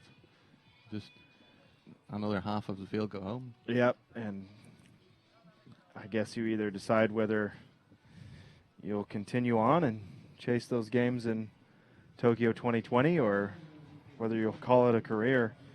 I know, within the States, we're seeing a lot of the archers who didn't make the team. They are, announcing their retirement as it is, and it's always kind of funny for me to see people 20 years old, retire from something. And well, we're lucky in this sport that we're allowed to go a little longer than some of the other sports. yeah, undoubtedly. I mean, it's a lifetime sport. We have archers out here competing who are, well into their 40s and still very competitive. And yeah, on the compound side, you even see some archers competitive into their 50s. And you'll think about a guy like the USA's Roger Willett. He's into his 50s now, and in 2011, he won 3 straight World Cups, Yeah. So It's one of those sports that does allow you to be both young and old and just really competitive if you've got the time and the drive to go and do your practice and be diligent about your practice, not just ramming arrows down the range for no fun. You have to put some effort into making sure they're good. yeah, making it count. Yeah. Okay, so it looks like we're going to have another shoot-off. Now, it's on the far side of the field. What that means is the first shoot-off was too close to call, so the judge will take a measurement on those arrows that are close, and if it's still, if the measurement comes out the same, they'll go ahead and step into another shoot-off arrow. So we do have that happening on the other side of the field. As soon as that is done, we will move into our round, the 116s. And again, our featured match will be Matija Mihalik from Croatia and Bard Nesting from Norway.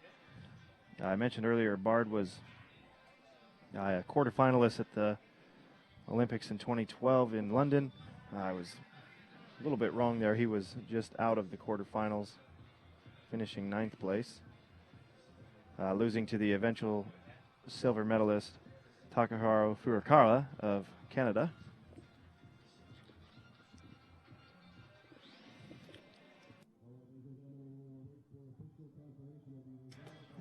And when I say Canada, of course, I mean Japan. That's what happens when you are thinking of something and you look right at someone's jersey that says Canada.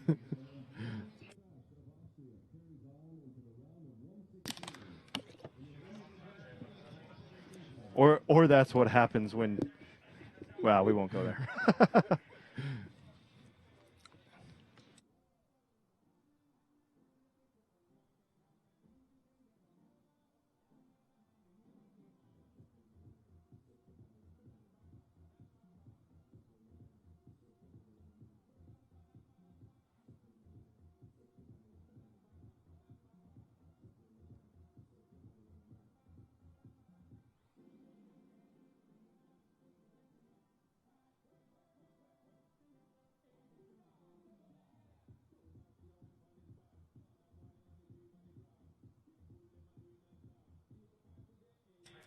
Okay, so we do have some results updated on the men's side of the field.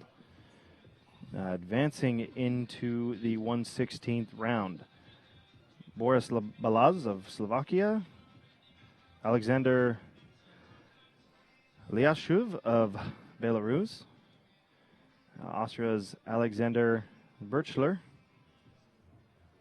From Thailand, we have Wataya Thamwang. And from Saudi Arabia, Faraz Mater Alotabi, Jonas Andersson of Sweden. We have Florante Matan of the Philippines, And a Sadegh Ashrafi. Arslan Baldanov of Russia. It looks like that shoot-off we may have seen was between... Nope, I'm incorrect there.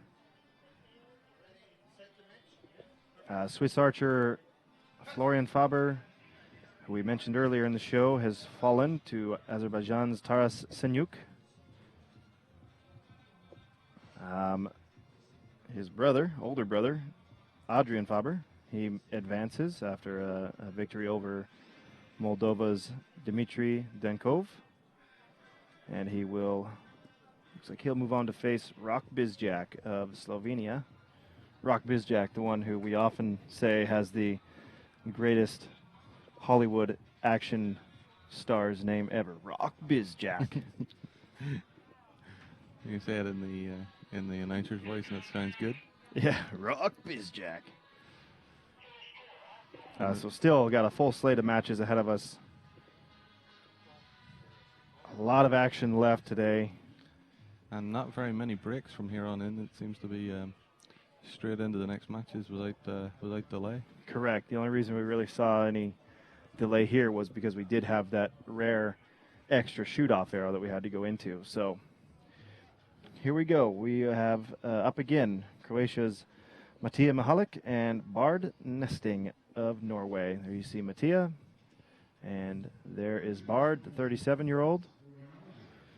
So we talked about archery being a lifetime sport, but something that has rang true in most Olympics is it tends to be, historically, a first-timer comes away with Olympic gold.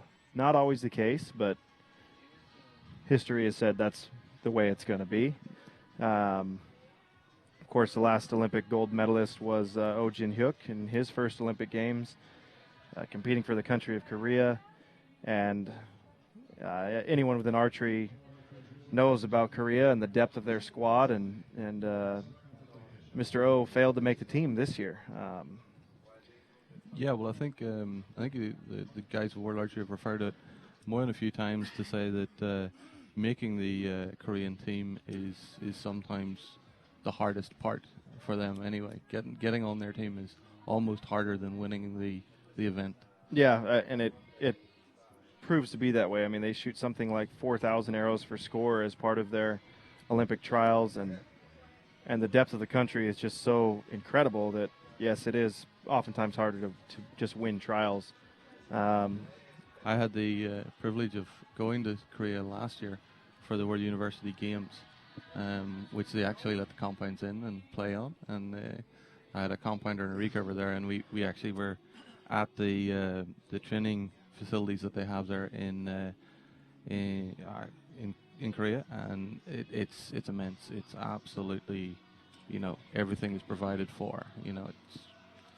Yeah, they take it seriously over there, archery. It's well, yeah, there's less football fields and more archery fields. Yeah, it's a true professional sport for them. Yeah, and it just helps a little when you're looking to set up your bow and shoot some practice, that you're not having to maybe even move targets out and set them up and take them in again and stuff like that. It just helps when you can. Definitely for somebody that actually works as well. That ability to roll down to your club and shoot some arrows without having to do any extra work. Right. There's no preparation involved. Just step in, put your bow together, and shoot. Yeah.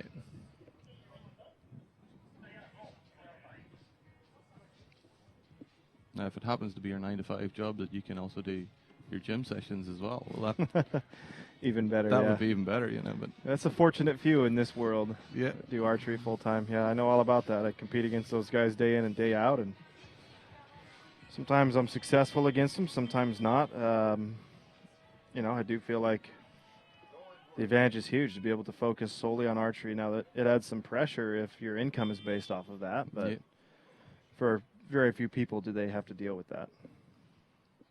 So we get a good look at Bard here. Which comes to full draw. And first arrow's in the target for both archers. It looks like we have a pair of 8s. So now they have to come from their spot there in the middle of the field, come over here. They had no practice ends this time. Yeah. Whereas everyone before them had some practice ends. So they have to make an immediate adjustment. And you see another arrow just to the left there. Both archers with a 9. Yeah, well, the wind was coming from the right to the left on the middle of the field where I was shooting earlier. So now that they're up against this tree line, that sort of right to left is definitely less. So we can see that very obvious from all the arrows on the target stepping themselves into the middle. So Correct. And hopefully the next end we'll see them start in the middle and stay there. Yep, Bard with a great adjustment there. Finds the 10 ring, whereas Mattia had another 9, and unfortunately not going to be enough. Bard takes the set 27-26 and has a 2-0 set point advantage. I think it pays to be brave, to make the adjustment a wee bit more, be a bit quicker, to be a bit bolder, to move that side a wee bit faster, and I think it's paid off in this end for Bard. That he's been more aggressive to move the site a little faster. Yeah, the last thing you want to do is think, oh, I should have done that. I should have, yeah. At least if you've done something, you can always go, okay, I'm happy with that, I've done something. Right. Now, there are the times where you shoot one, you go, well, I shouldn't have done that, but I did. You see Bard there taking advantage of some of the shade this offers, and he's got an interesting little device on his arm there. He must have some pain he's fighting or something. I'm not sure there. We'll see if we can get a better look at that next time. Maybe a bit of sunburn, maybe.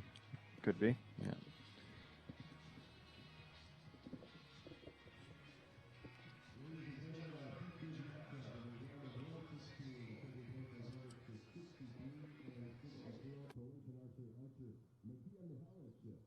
Shooting on target 63 up against Norway's very own Borg Nesting. The situation there, the Croatian archer opening his account with an 8, following it up with a 9 and 9.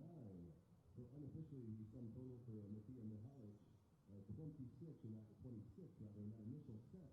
And looking at the performance here of the Borg Nesting of Norway, opening up with an 8, but then get a sense of the progression as the Norwegian moves up to a 9 and caps it off in style with a perfect score of 10 for a sum total of 27 there. So looking into a 27-26 advantage in favor of the Norwegian archer. Borg Nesting there, thereby securing the 2 initial set points available for the taking. He now leads the way 2 set points to none. That matchup you can follow on target 63 and 64 on the video wall. Also located on the right-hand side of target 64.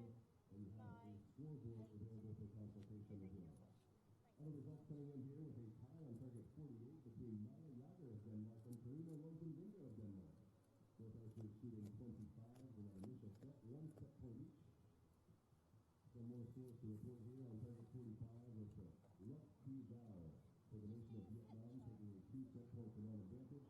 Same goes for Ana Ume of Slovenia on target 44. Looking across the board here on the men's side, the field with Adrian Faber of Switzerland. Storming into a 2 set point to nothing advantage over Luc Thi Dao of Slovenia. Pavel Marzek of Poland enjoying a 2 set point lead over Miroslav Dufon of Slovakia. And looking down at Nico Curie of Belgium, also a 2 set point to nothing lead in his match taking place on target 31.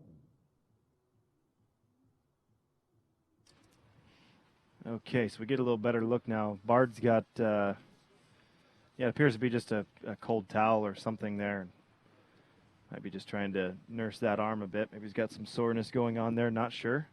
But regardless, he has a 2-0 lead heading into the second end. Always better to be up. Definitely always better to be up, yep. We had one of our U.S. archers yesterday, Dahlia Crook, young compound archer. She's 16 years old. Trailed going into the last end of every match and won every match. She'll be in the gold medal match on Sunday. And Yeah, but her dad's here, and he's probably got a bit of an ulcer going right now, but obviously proud of her. And it's heart in your mouth sort of time. Like I've stood behind my wife for many matches, and you're there and you're involved in the match, and there is nothing you can do other than hand them water and support them and say as good of things as you can say. Right. But when they go on the line, you're sitting there going with your heart in your mouth going, okay, let's do this, you know. It So, just goes to show how hard it is to close out a match.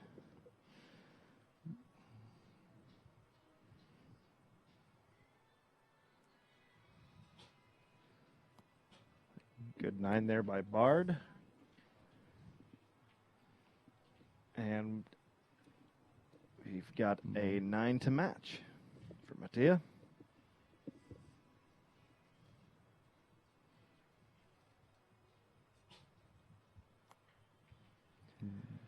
Drops his first one out of the gold there, puts an 8 in the target. Mattia responds with a 9, takes the lead. So Bard looks like he's making really strong shots for the most part. First one into the or out of the yellow there, and you can see he looks like a very physically strong archer, and not exactly sure what kind of poundage he's shooting, but seems to be, dominating the bow, as we would say. yeah, definitely,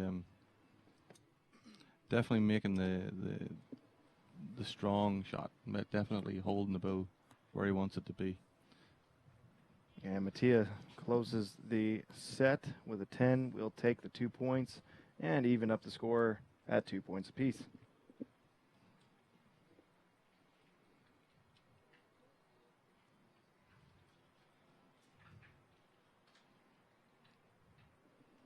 Yeah, Mateus has found the middle now, and I think is determined to stay there. Yeah, first arrow into the 10 ring for him there on that last arrow. Mateus? And it didn't look like his strongest shot. It looked like he kind of let it go, a little bit on the collapse, but found center nonetheless. Find the center. Let the bow do some of the work. They tend to do the work really well if you just let them. Yeah, if you let them and if you help them out a bit. So they are repeatable machines. Yeah, I find a lot of archers try to put too much input into them sometimes, and if they just, basic amount of input, let the machine do the machine job, and correct, it would help. Yeah, and it's the one thing I see a lot, especially on the compound side, is people searching so hard to find the perfect tune of the bow, and forgetting that there's a lot to be done on the archer's side of things. And me personally, I don't think you can look at a bow and tune it or build any forgiveness into it. I mean, yeah, you can get clean arrow flight and the like, but some of my best shooting bows I've found were bows that others wouldn't consider to be tuned. They weren't shooting a perfect hole through paper or what have you, but they went in the middle a lot for correct, yes. So I think there's like I said, a large number of people who are constantly searching for that and probably have their focus in the wrong arena. Well, I think if you've only a certain amount of time for training, especially if you're not full-time, if you only have a certain amount of time for training, I think you have to be very particular in what you pick as the bit that you can focus on. I think you have to tune the bow or get somebody else to help you tune the bow sometimes to a certain level, and then leave it alone and work on the bit that is the most variable, which is invariably the archer. Right. You can't always, test a bow in one setting and go and shoot it for 3 or 4 rounds and track scores, and then try another setting and shoot it again, and that can be hard to do just because of the changes in us as humans. So sometimes, if I'm struggling, I'd go back to square one, and I might set up the bow again, and I have basically the same path I've followed since I started doing this. I had some good mentors who taught me how to set up a bow and tune a bow, and so I go right back to that basic formula, and there's no black magic involved. I can promise you that. It's keep it simple. Yeah, it's a very simple type thing, and from there, I try to just work on me as an archer, and if I'm noticing, issues in shots landing where I think they should versus where they actually do, and yada yada, then I start searching within the bow itself. But my method of tuning is very simple.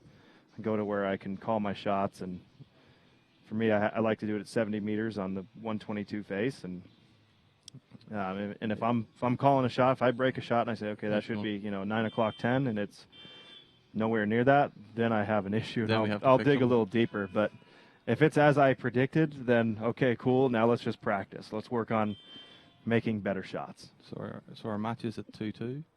So everybody's all square again. And who's going to flinch first? Good Oh. shot by Bard there. Finds the bottom of the 10 ring. And it looks like we have a 9 there for Mattia.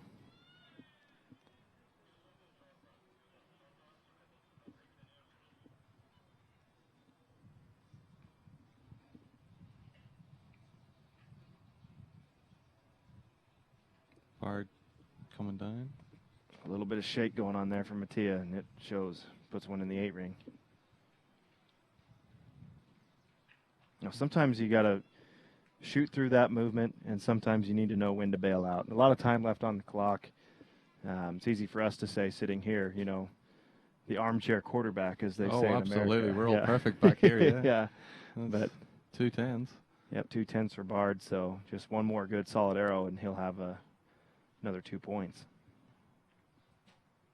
Better looking shot there for Mattia, and finds the 9 ring. So Bard 7 or better, so red or better will take the set for him, give him a 4-2 advantage going into the 4th end, potentially the final end of shooting. A wee bit of arm shake and comes back down. Yep, Bard, experienced archer. I mean, he knows he's got a lot of time.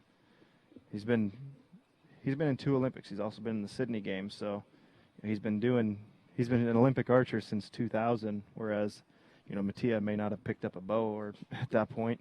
Yeah. And there it is, 29. Good in there for Bard. Yeah, a wee bit of experience is a good thing sometimes. Yeah, sometimes going in blind and Having no fear. Yeah, a little numb to your surroundings can be good as well. But, you know, in a situation like this, I think having been there, done that, trumps the newbies. Yeah. Bard seems to be wrapping that arm up again, so must be more than sunburn, I think. Yeah, he must have some soreness going on there, I'm thinking, and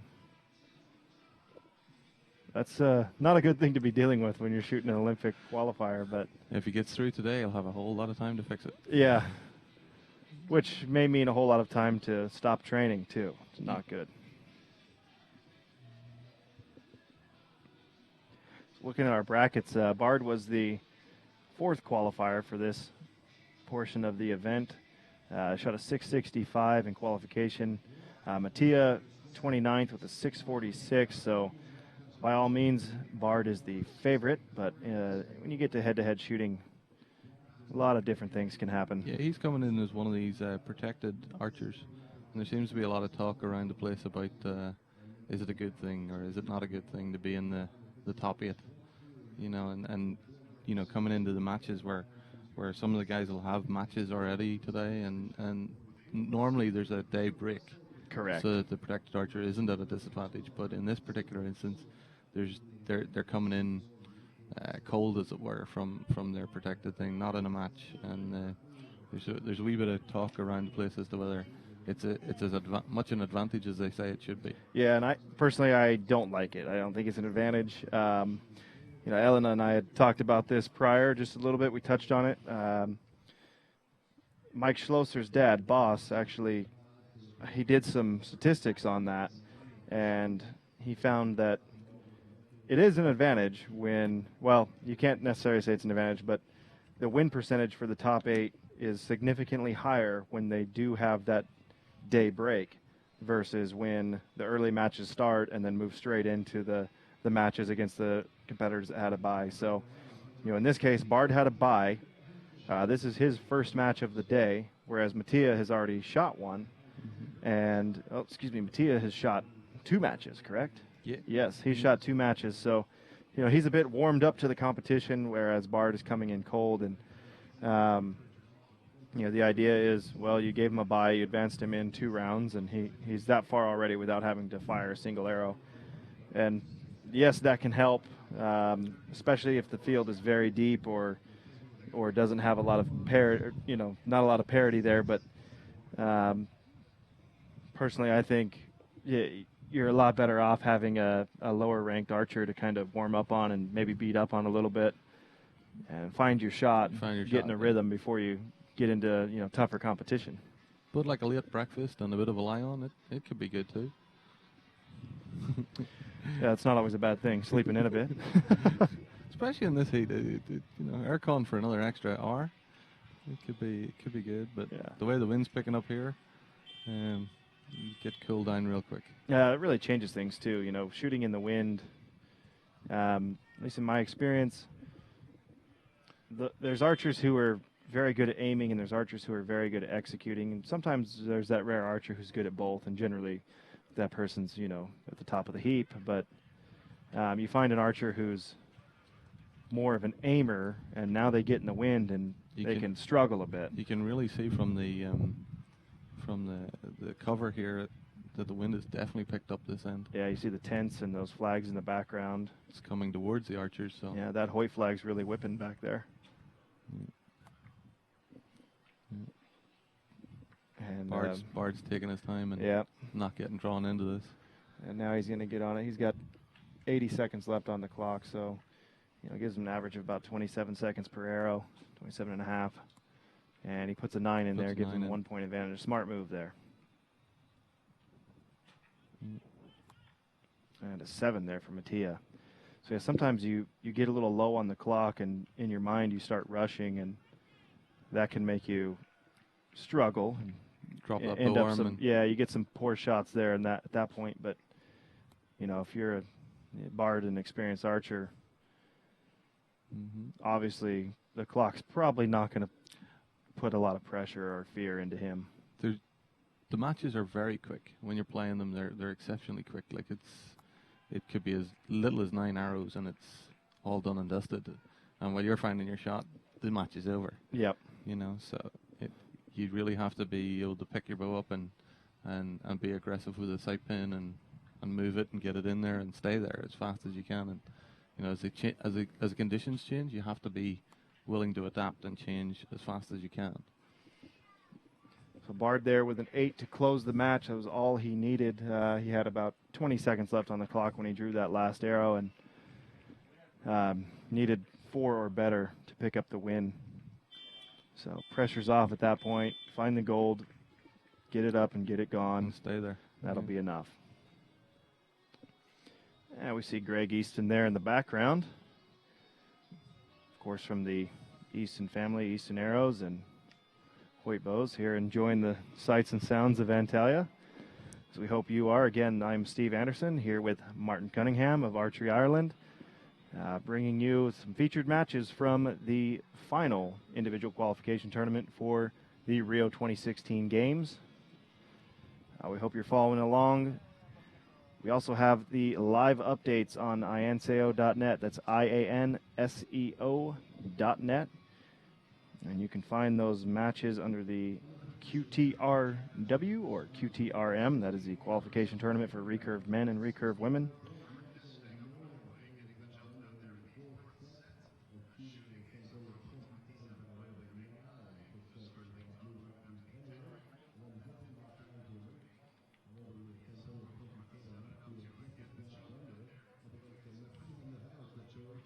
And we'll try to get some updates from across the field just as soon as we can get them coming in. We may have some more matches closed out, and if we do, we will try to pass those along to you.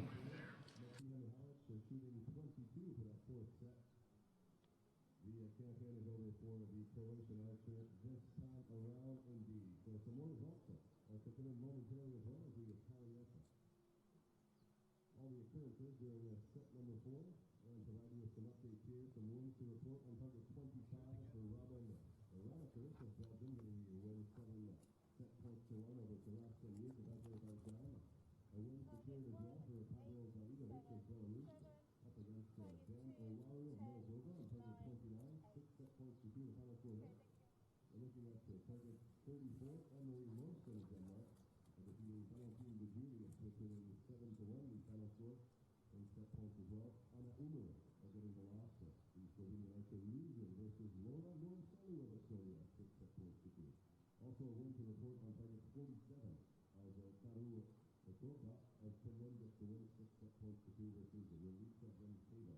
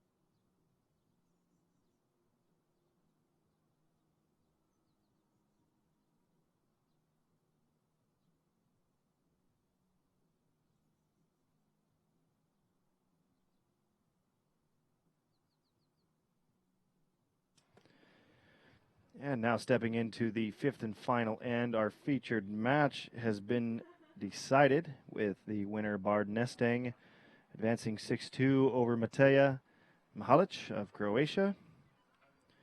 Congratulations to Bard, hoping to earn his third Olympic berth, having already shot at the 2000 Olympic Games in Sydney and the 2012 Games in London. So he could be an Olympian over a span of 16 years.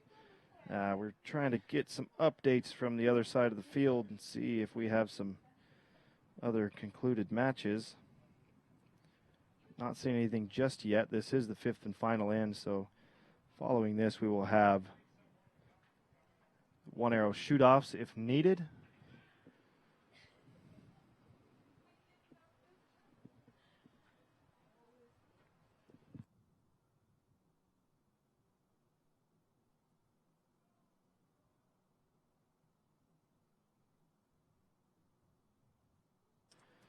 Yeah, we do know that on the far left side of what is visible on the screen, we have two Danish archers shooting against each other, including Maya Jaeger, who is trailing 3-5 to teammate Karina Rosenvinge.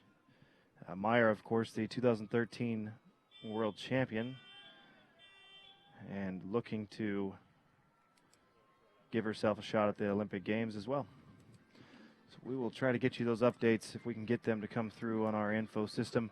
We do apologize. It's been a bit of a struggle here locally with that, but it should be showing up if you are to visit ianseo.net. That is IANSEO.net. They should have live updates pretty much within just a few minutes of the end results. That World Championship was here in Turkey as well. Yeah, correct. So it was on the beach. In Belik. Yeah, and there was a shoot-off arrow with the where you could hardly tell the difference between when they put the screens side by side for the shoot-off, you could hardly tell who had won. It was right down to the measurement for that World Championship, if I remember, because I was there watching it. Yeah, that was a beautiful setting.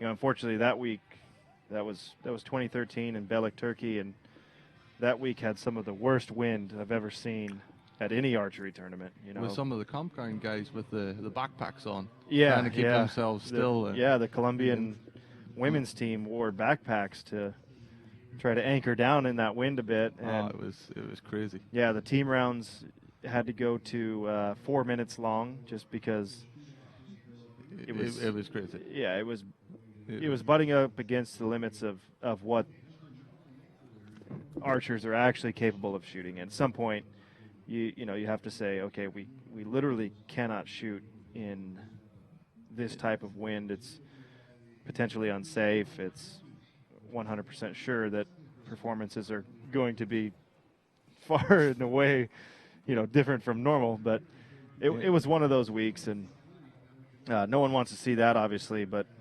still, you had a shooter like Maya advancing, taking the world championship. Mike Schlosser there as well. It looks like Maya has been defeated, so her teammate will advance into the next round. That is Karina Rosenvinge. And that will end the hopes and dreams for Maya Jaeger. Yeah, other than the wind, Belik was a great setting. I think excellent beaches. I was there working, so I was able to enjoy it maybe a little more. Enjoy the. It was definitely a spectacle. I mean, the qualifying was interesting to watch. The matches on the tournament field were interesting to watch, and then the finals on the beach were actually spectacular. It was very, very nice. Yeah, just pretty decent weather there. And the crowd of archers that came down to watch it, the atmosphere was very, very good too. It was good to be part of the crowd and watching it. Yeah, I would honestly hope that maybe someday there could be another World Cup hosted there. I thought it was a great location, and it was just an unfortunate circumstance with the weather, but you can't control that, obviously. Yeah.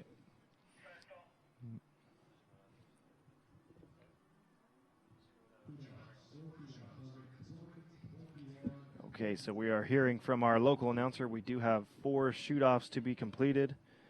And then we'll be moving into the next round, and we will see if we can't get a good idea of who we might be featuring here on our TV match. As we stated at the beginning of the broadcast with Andreas Lorenz, we're determining featured matches as they come. We want to feature archers from around the world, from different parts of the globe, to make sure everyone's getting a good look at their... So all the shoot-offs are on the gents side of the field, is it? It does appear so. One ladies. One on the women's side. Yeah.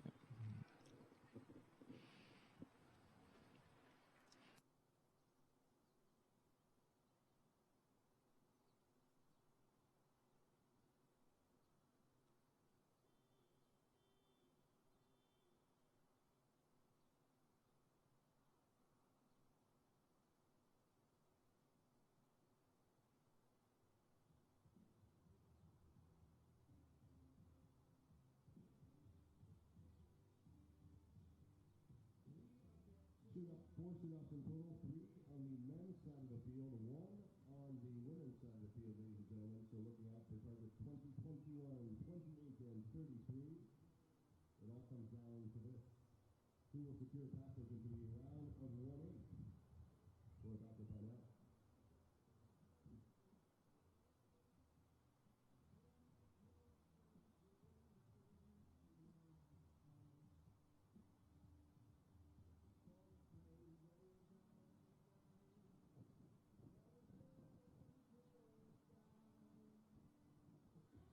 Results coming in from target 28 with the win going to Adrian Faber of Switzerland.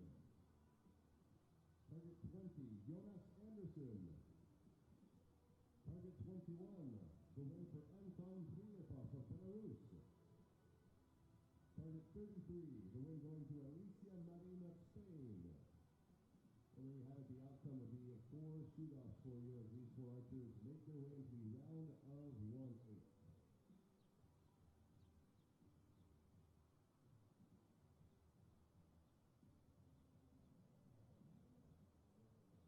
Archers, your attention please. There will be a team managers meeting at the TOS stand. With all the team managers with athletes still competing, please proceed to the DX stand. TOS stand. Thank you.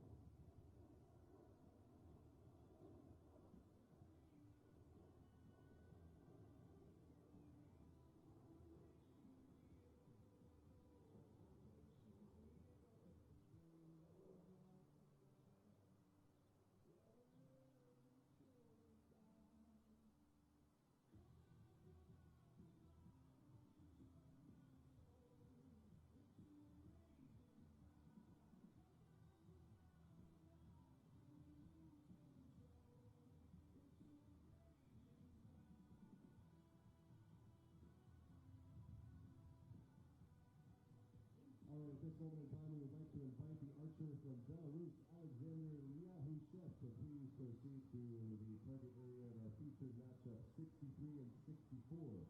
So could Alexander Liahushev please make his way over to target 63, 64. Thank you.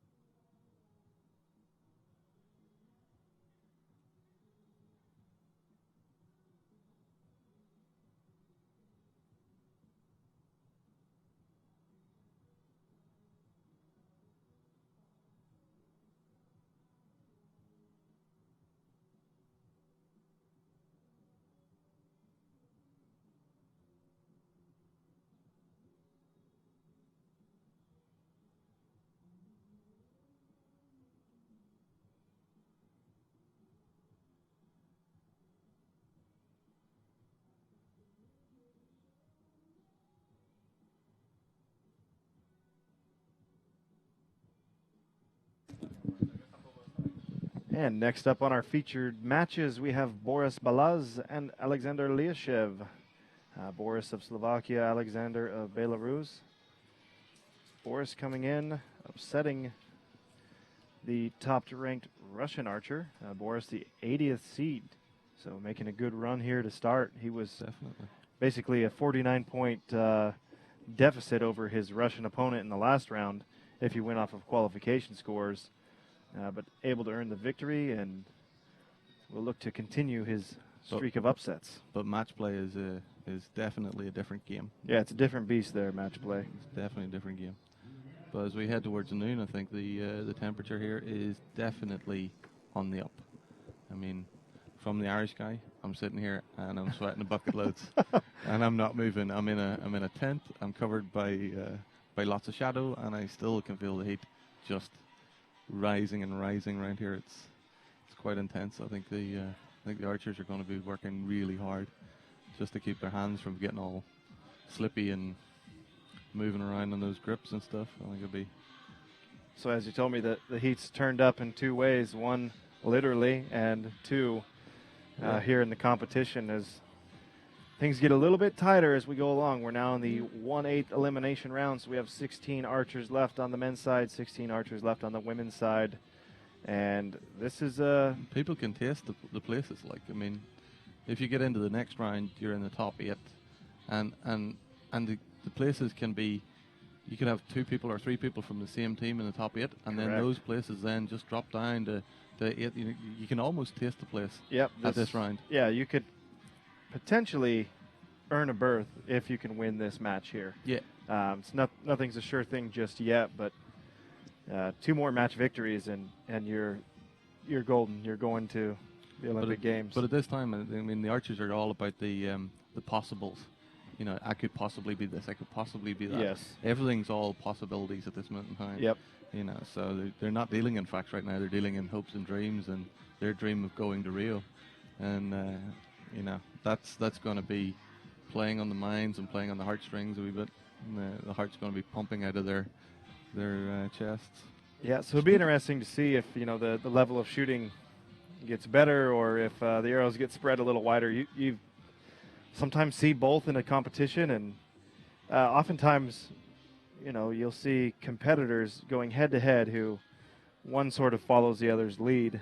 Yeah. So Yeah. rather than getting on and shooting them in the middle like they did last week or the day before. Or, yes. Yeah. So We saw Bard last end. Bard didn't seem to care what his competitor did. He kind of just rode his own boat. Yes, he played his own game. I like that. Rode his own boat, and it got worked on out with for him. Yeah. So something I think a lot of archers could learn from is to just do their own thing and shoot them the way they're supposed to. Yeah. It's a 9 to start. No, And a 10 for Alexander. Looking at Alexander here on the screen. That's down. He didn't like the setup of that shot. Wasn't that there was wind, but there's a big 6 there from Boris. During practice the other day, we got to play with heart rate monitors that they're planning to use for Rio. So it's interesting having these little boxes strapped to your ankles, or just to your calf, really. But we'll be able to see the heart rates that we assume are going on right now. Yeah, a little bit of wearable technology would be kind of nice, as an archer. I don't know if Fitbits or something like that are banned. I haven't checked the rules on that, but it would be interesting to see how you react and see if you can, somewhat control those emotions as they are, just with some self-talk and, me personally, I make no bones about it. I try to lie to myself a bit and help ease some of that pressure. And, it's very true. I've always said that regardless of what happens here, win or lose, success or failure, nobody really cares. I mean, they do. Everyone does care, but your friends are still going to be your friends, and those who love you will still love you regardless of what happens here. So. Yeah, but if you're standing on the line right now, you aren't thinking about anything. No, you're not. Other than this match and where your arrow's going to go, and you know, it's your brain is not your friend at this time sometimes. Correct. Yep. Another thing you have to kind of step in and tell yourself, okay, as of today, I'm not an Olympian. If I'm not an Olympian tomorrow, will life go on? Yeah, it will. You know, so life goes on. It's not the end of the world. And these two archers we're watching here are still very young. They're whether they make it here today or not, you're probably going to see them in another 4 years doing the same thing and looking to compete for a spot at the Tokyo Games.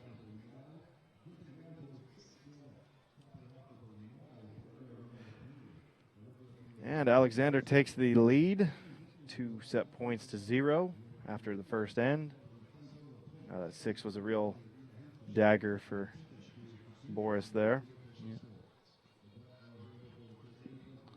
Well, both archers are running a little high on the target at the minute, so we'll see if they make any adjustments for those. But yeah, I imagine Boris will take a couple clicks to the sight.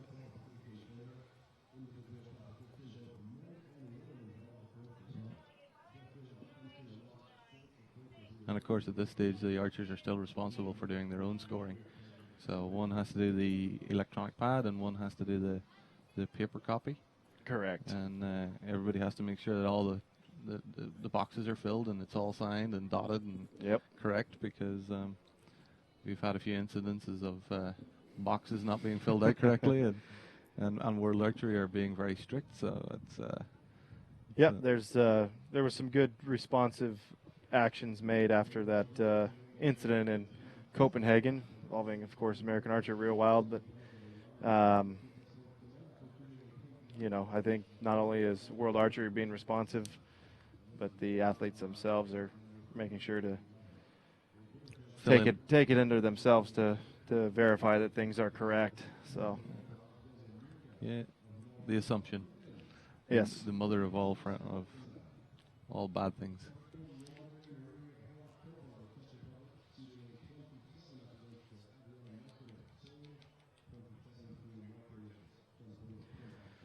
So once you see, today we will shoot up to a gold-silver match and a bronze fourth place match, but the beauty of all this is once you make a semifinals, you've locked a place in Rio. Yep. And at that point, I think you'll see a lot of celebrations. And will anyone shooting the gold medal match really care? I mean, they're going to, of course, they're going to go try to shoot 10s, but at that point, it's just a continuance of the celebration, It's just a little bit of a relief and shoot some arrows knowing that you've got a spot. Good strong lines from both archers here, so.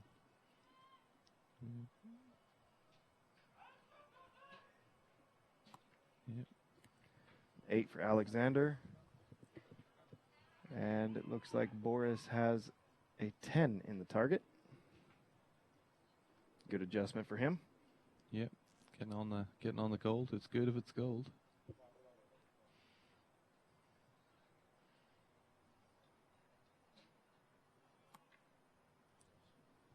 That one's on the line, so he hit 7. Yeah, looks like 7 they're with a calling star. 7 asterisk, so could be an 8. That little asterisk could be very important. Yes, in about could be a critical one. About a minute or so. Yeah. Seems to be a lot more people going up and down, and it's not for the wind. They're coming up into their draw and coming back down, and I think it's trying to make the right decision to shoot the arrow or not. Yeah, it's about as calm as it's been all day right now. Yeah. Yeah, they're battling some internal. Internal wind, I guess you'd call it. Internal. Yeah, your brain is not your friend right now. Yeah. But yeah, I think the next set of matches is probably the one where it's going to be really seeing some fireworks. Seeing some. It's a couple of wide arrows for each archer there. So they're showing Boris with a 24, and that is they're calling it a 22 there for Alexander. I think it's a moot point. Boris will be upgraded potentially to a 25, and he's going to be walking away. with set victory there. Yep.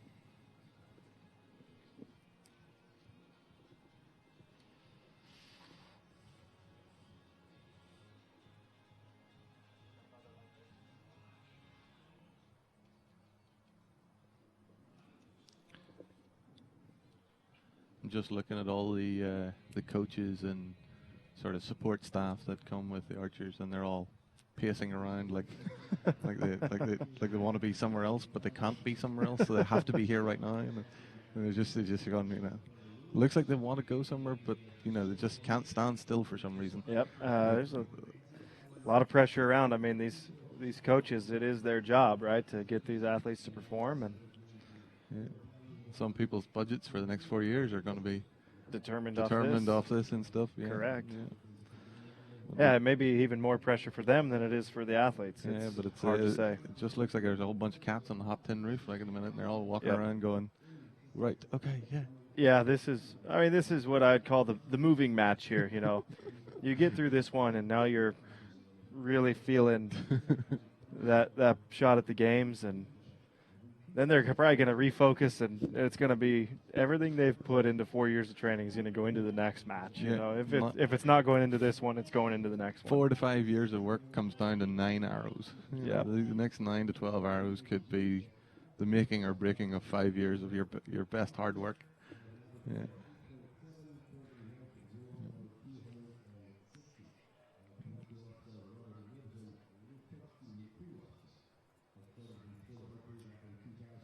And there we have the scores confirmed. It is a 2-2 tie here between Boris Balaz and Alexander Liashev.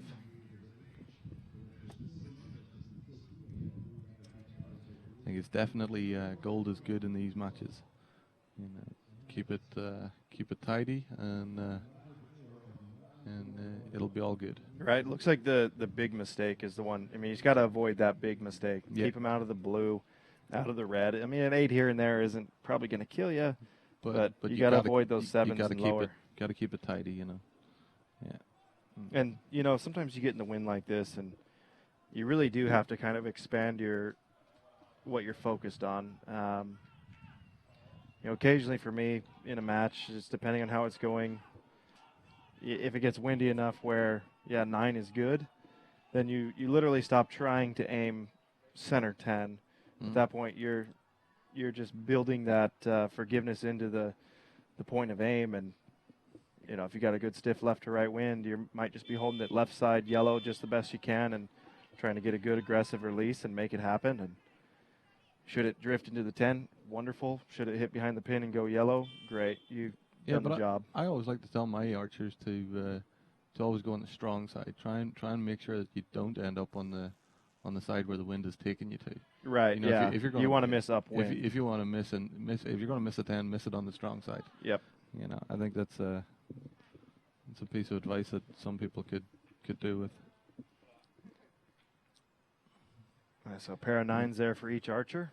Everybody's getting back to being strong here and focusing on the middle. Oh, we're back again. Yeah. Good effort there by Boris. Finds the 10 ring there. You can see the eyes are very open on these guys there. They're looking at that target very intently.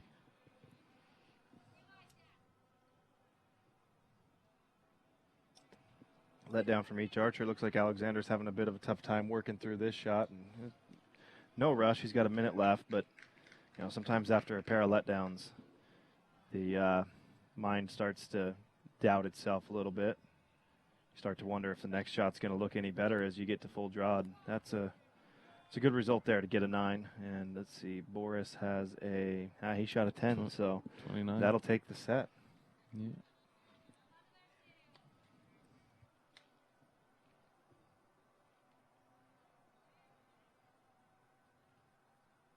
Coming off the.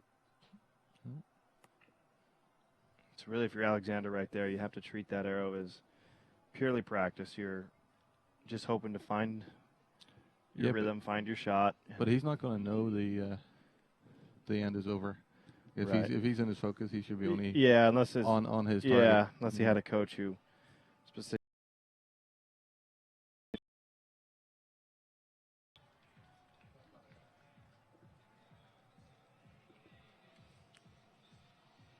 So looking across the board here, we do have some results updated now. As of the last end, we had 4.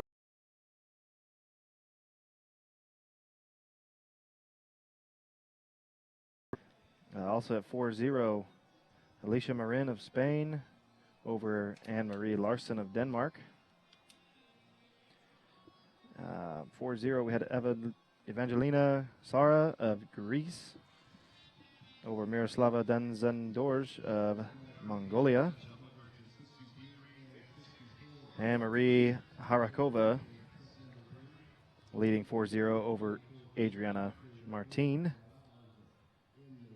And one last score to report. Looks like Lara Nurmsalu of Estonia had a 4-0 lead as well.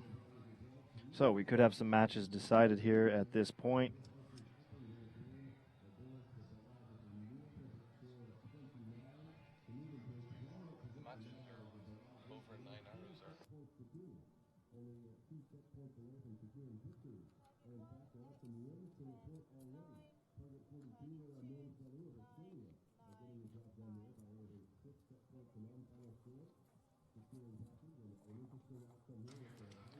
So it's interesting to note on the men's side, the match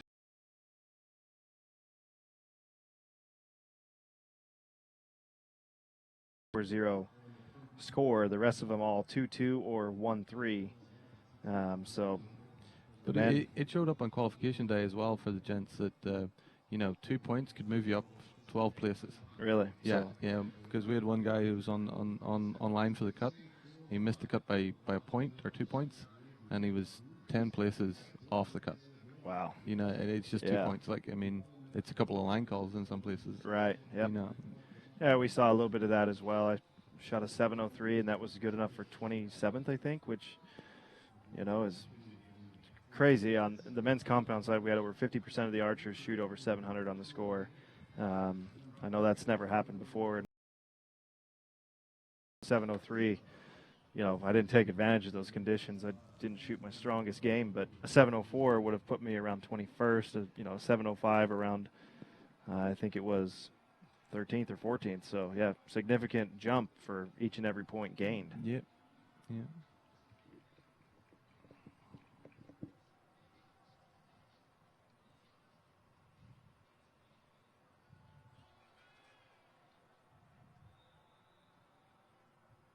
Yeah, the differences between the middle grind of archers is definitely only a point here and a point there. Yeah, it's so small. I mean, even you truly think about it, and the difference between, let's say, a 700 and a 705, you're talking 5/10s throughout the round. It's not much. It's not a lot. Yeah, it's a couple of line calls is all it is. And yeah. On the compound side, I always say, the 10 isn't hard to hit, but it's also very easy to miss. And on the recurve side, it's much different. Obviously, on the compound side where I say it's a game of, who can walk the tightrope the best and not fall off and have an error and miss or shoot a 9. But on the recurve side, it's kind of a bit of who has the fastest boat in the pond, and how many 10s can you hit. A bit of a flinch and then comes down. Yep, so Boris with the 4-2 lead. Again, he is the 80th seed stepping into this.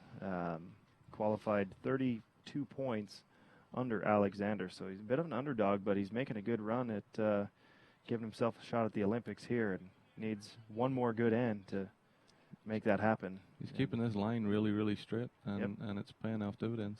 So he's got a 9 to match pace there with Alexander, who's got a pair of 9s in the target for an 18.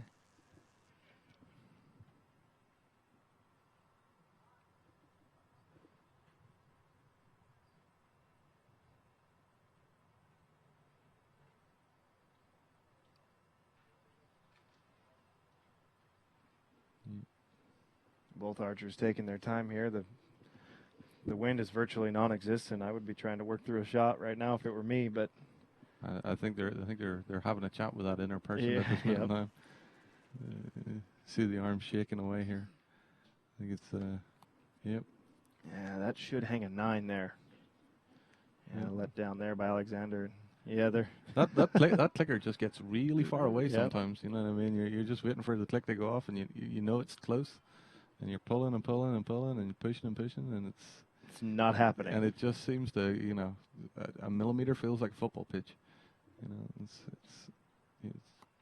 a good shot. Good 9 Gold, there. Gold is good in Yep. this one, So 9 to tie, and and the match is 8 over. doesn't do it. Yeah. No. So Boris Balaz, the 80th seed, continues the upset streak. He's moving on into the quarterfinals.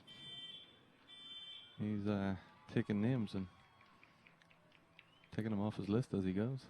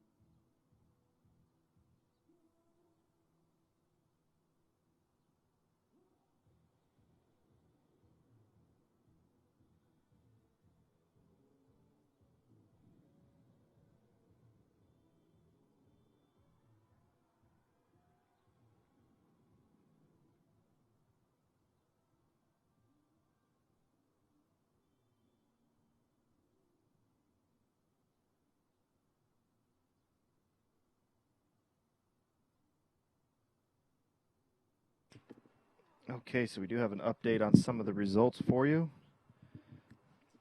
So we did see our featured match, Boris Balaz taking the win, 6-2. Also taking a win with Taya Tamwang of Thailand, 7-1. Bard Nestang, who we had just seen in our previous featured match, leading 5-3. And that is, we have a number of other matches at 5-3 and 4-4 on the men's side. On the women's side, Alicia Marin taking the win, 6-2 over Anne-Marie Larson. Evangelina Sara takes the victory 6-0. And Lara Nurmsalu 6-0 as well. So other than that, it looks like most of our matches are continuing on into a fifth end. And possibly some shoot-off ends as well.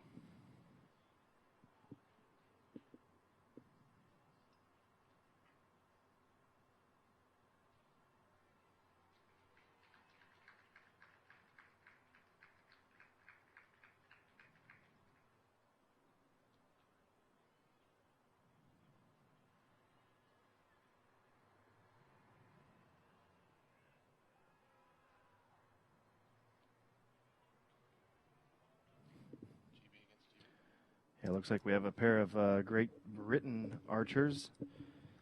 That is Naomi Folkard. Oh, no, they are not shooting against each other. They just happen to be next to each other. Yeah. Do they meet in the next round, hopefully? No, they would avoid each other for one more round. But, should they make it to the semis, they will be competing against each other. Yeah. Two very nice people, by the way. Yeah, that's tough to have to compete against your countrymen for an Olympic position, but we all knew the rules when we signed up, I suppose. Yep. Yeah. And the wind being timely there for the archers, got a big gust of wind, but not until the end was completed.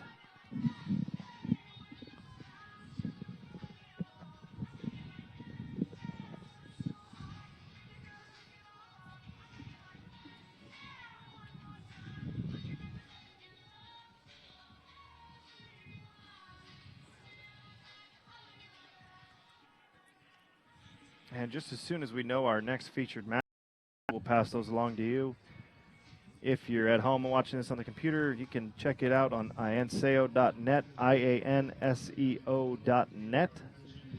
They also have mobile site capability as well, I guess. So whether you're watching computer, cell phone, whatever you're doing, that's where you can find the updated results and the full list of results. And again, those are coming through just as quick as the archers plug that. Anytime the umbrellas they're dealing with. I think that one's going to end up in the car park real soon. Yeah, it looks like it's about to have liftoff.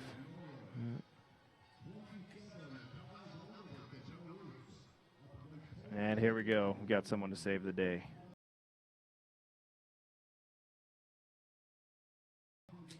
Yeah.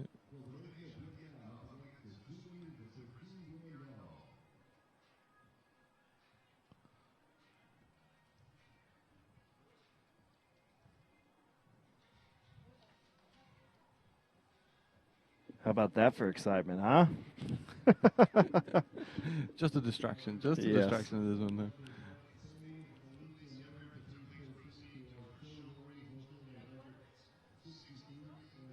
Yeah, it looks like we have a shoot-off on target 43, which is one of our archers from Sweden. It's Björndal, I think. And just see from this distance, I can't actually see directly, but I think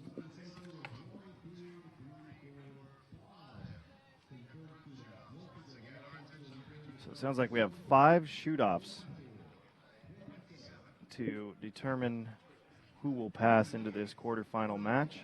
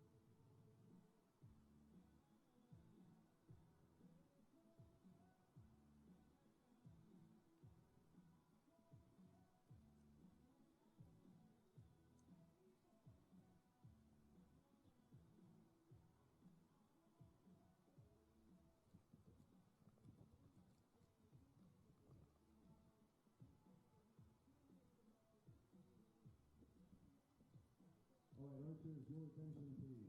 We're just confirming the total amount of shoot-offs as we speak. So we thank you for your patience.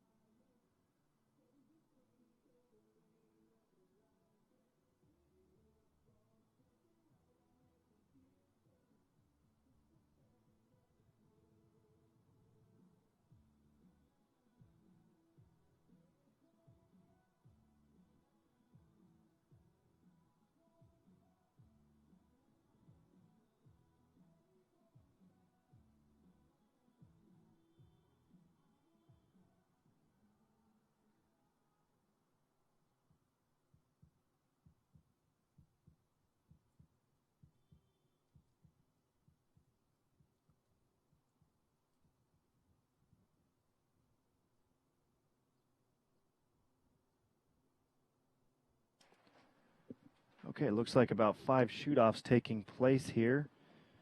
And our next featured match will contain Alicia Marin of Spain and Alexandra Merka from Moldova.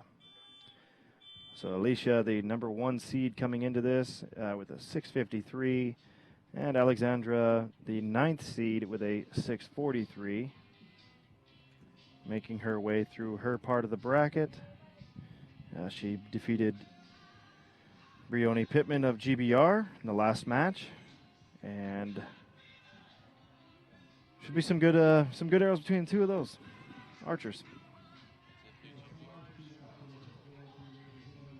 That's the 2 GB shooters going to be shooting in the next round against each other, yeah? No, Brioni lost her match. Oh, sorry. Yep, so we'll have Alexandra, who just defeated Brioni.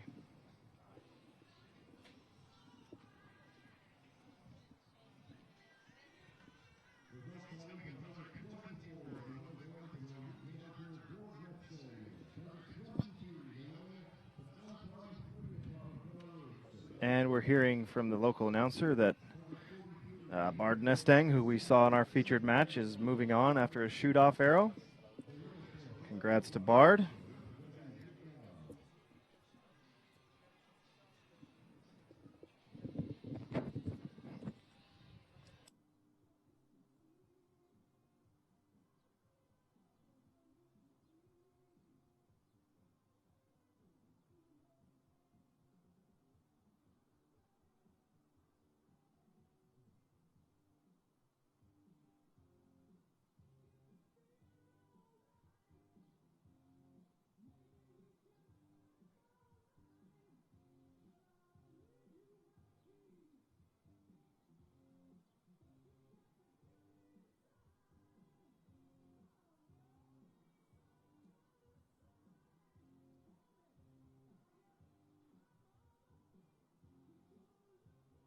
Recapping the identity of the winners of the various shoot-offs.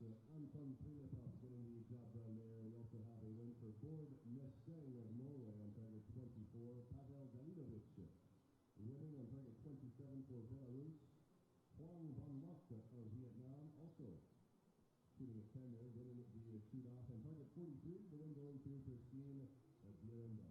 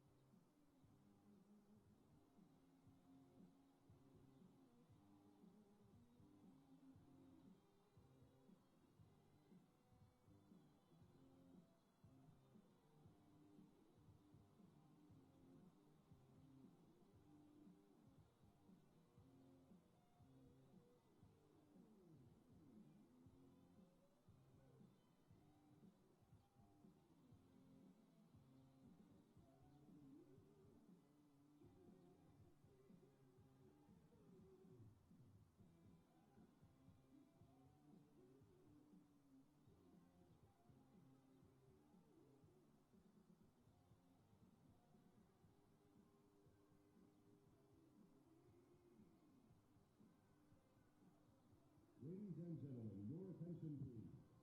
There will be a secondary tournament for women. We will need an extra 5 minutes to set up, but rest assured, we will give you a 2-minute warning. Thank you.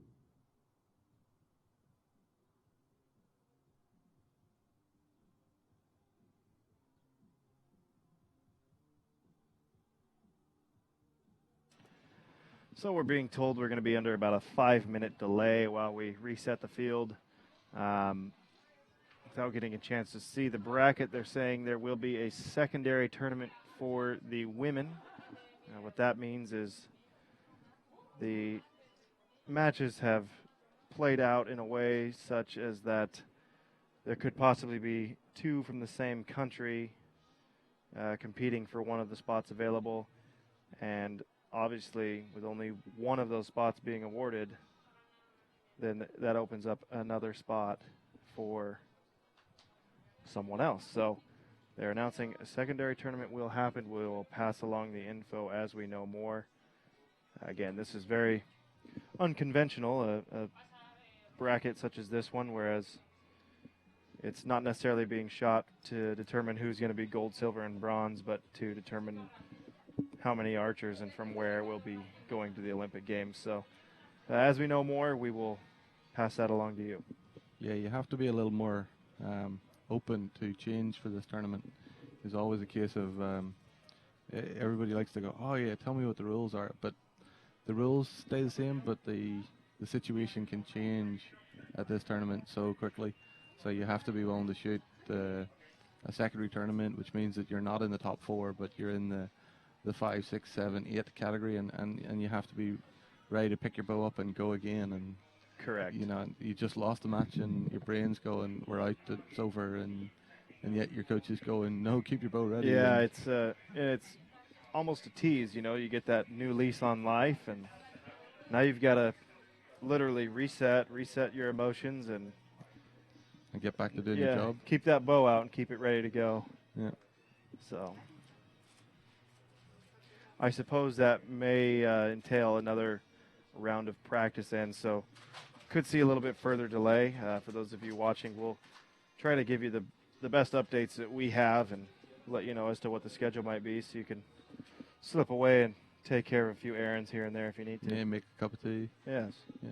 Find the biscuits at the back of the press. All of those things. Yeah.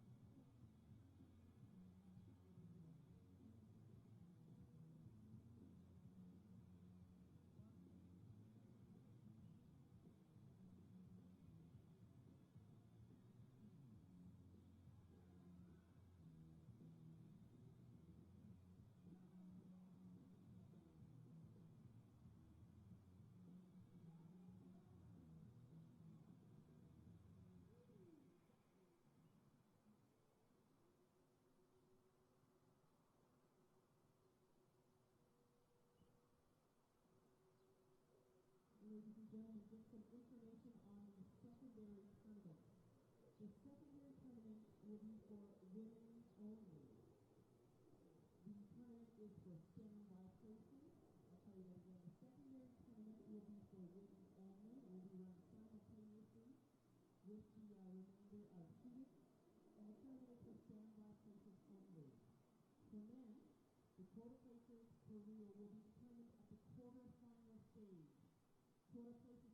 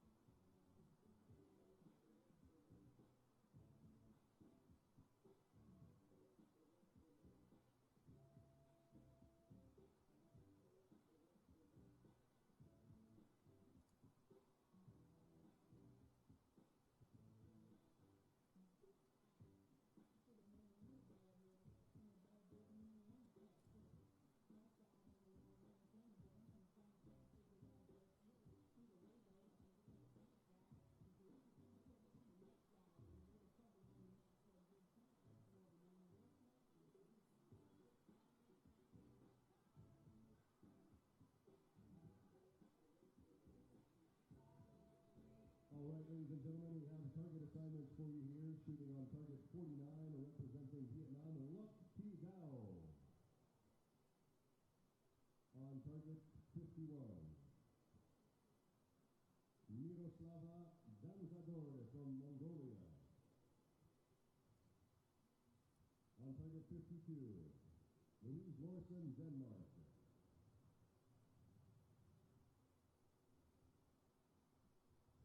Barbara Horakova, the Czech Republic, on target 53. Karina Rosevinge, Denmark, 54.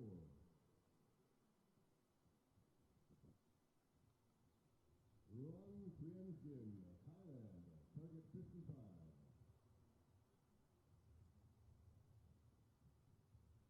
Karil Mer Hongitan, Philippines, target 56.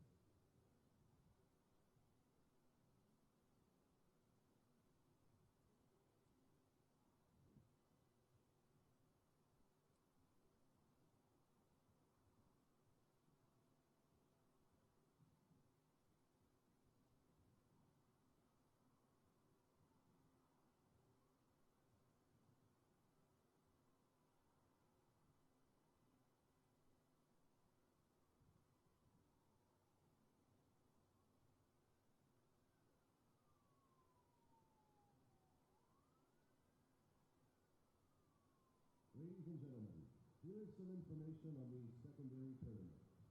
The secondary tournament is for women only. The tournament is for standby places. We are now 5 minutes away from the start. 5 minutes. Thank you.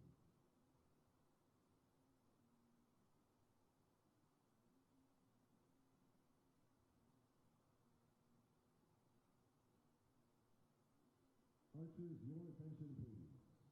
We will commence the quarterfinals at the same time in 5 minutes indeed. Thank you.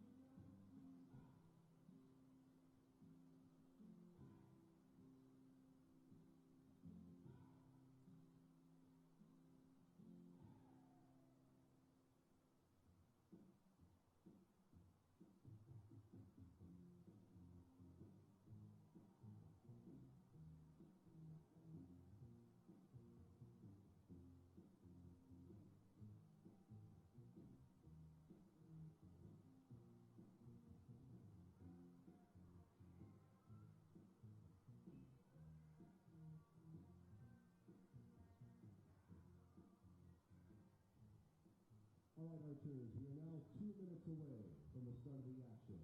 2 minutes to go. And a reminder, everyone will shoot simultaneously. That means the secondary tournament archers as well as the quarterfinalists. Thank you.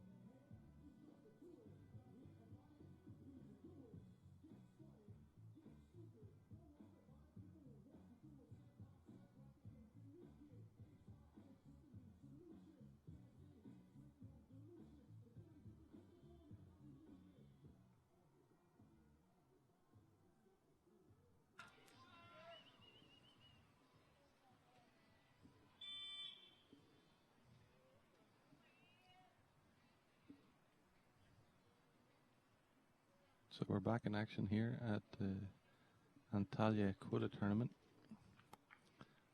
First arrows away for the Spanish girls, 7.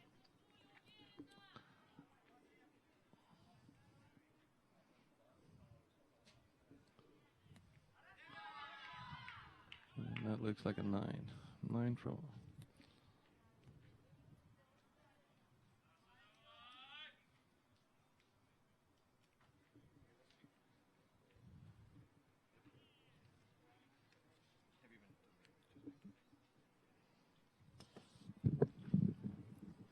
Okay, so I got a little bit of the rundown on what's going on right now, and we have a secondary tournament going on the women's side of the bracket. Now, the secondary tournament could potentially, in a very long shot, determine someone who has an Olympic quota. Now, if 2 archers from the same country finish in the top 5 of this event, then one of them will not earn a place. They can only earn 1 place per country. So that would open up 1 spot potentially to the secondary tournament. That also exists if one of the qualified archers doesn't hit the minimum qualifying score, which I believe for women's recurve to be a 600. So there's a lot of things that would have to take place for one of these secondary archers to grab a spot to the games. Yeah, to say it's complex is a slight understatement. Yes. So if you want to know a little bit more about how to qualify for the Olympic Games, if you go to archery.org, there's a great article right there on the homepage, Olympic Qualification 101. It'll explain to you a little bit about how these things work. It does get, as we said, a little bit more complex when you dive into the secondary tournament and minimum qualifying scores and things like that. But back to the action at hand, it looks like Alexandra Merca taking a 2-0 set lead over her Spanish competitor, Alicia Marin. But we are back in action after a short break there. So we'll do our best to update you on who's in and who's out and all the possibilities that exist. And where it could go to, where the places can go to. Yeah, but the World Archery officials right now they're all in full sprint trying to make sure they get everything done correctly and make sure they have the right people in the right place on the field cover all their bases and any possibilities that may pop up. And we are here to bring you the action at hand in our featured match, and anything else we can give you as a bonus. As a bonus. Yeah, random information that you didn't need to know, but hey, we're here to supply.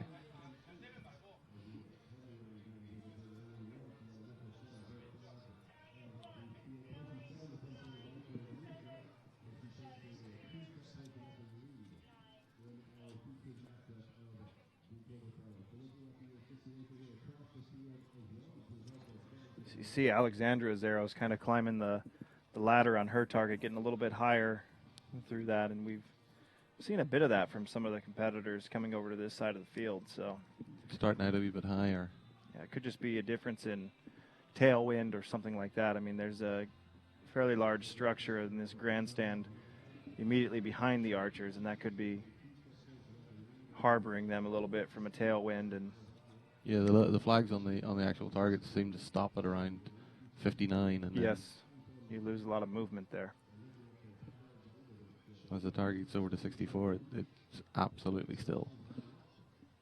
Doesn't mean the wind isn't there, it just means that it's not on that flag. No, it's definitely died down as we've gone through the course of the day, And that makes the heat come up yes, too. the temperatures have come up and wind has gone down, and I think everyone would rather shoot in hot temps than windy conditions, conditions. so all is fair for the archers.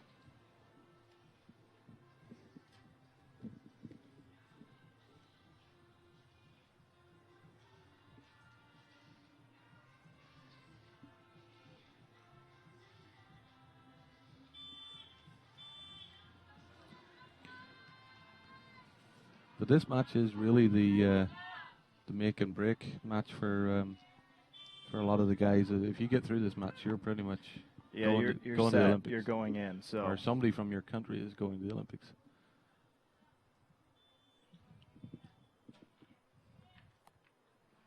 Good strong shot.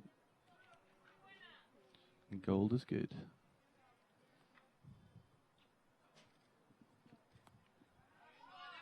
a bit hard to tell exactly where that one's going in. Our spotters have it down as a 9, so we are even on the end. And a good letdown there. So you can see her checking her tab there as if maybe Yeah, I a think little sweat going. I think she came through the clicker, but her fingers just weren't in the right place, They and weren't she feeling it. she decided to come back and give it another go. That's a smart move. I mean, finger position so critical for a recurve shooter, and Massive. Yep. Yeah. And I think she wasn't even on the golden. She pulled it trying to bring it back into the 9. I think a bit of onion on that one. gave it the onion, Yeah. as we say, which obviously is a term for. It's another term for, putting some English on it, I guess Yeah, you could yeah. say as well. Yeah. There's an arrow in the 9 ring, so 25 points on the board. Alexandra needs a 7 to tie, 8 to win. Move through that shot real quick. Ah. Good solid 10. Solid strong shot, yeah. So she will go up 4-0. I could see another archer from Moldova potentially cementing a place at the Rio Olympic Games. We had Dan Ularu, who was made a really good run at the London 2012 Olympics and at the age of 15. And Alexandra looking to make a good run of her own, and it starts here. There's a lot to be said for that simple shot. Keeping it very, very simple and keeping it nice and strong and keeping Yeah. the line as good as possible. Yep, you see a lot of that good quick shot, about 2 seconds at full draw. You see a lot of that from the Koreans, specifically indoors. You see the LH team Koreans, and Yeah. they have that very quick shot. All They of don't them. they don't hang around. No. The pin seems to be where it needs to be just as they get to where they Yep. reach full draw, and then it's gone. Yeah, if they're holding much more than 3 or 4 seconds, something has really gone wrong, and typically they'll let down and start over. And the success they've had is, unrivaled really at the indoor level. And like you said, there's something to be said about the simplicity of that. And for Alexandra there, it worked out well. Yeah. Didn't need a lot of points to move through. Keep it in the red and you're good. And so she just shortened things up and simplified it, and it worked out.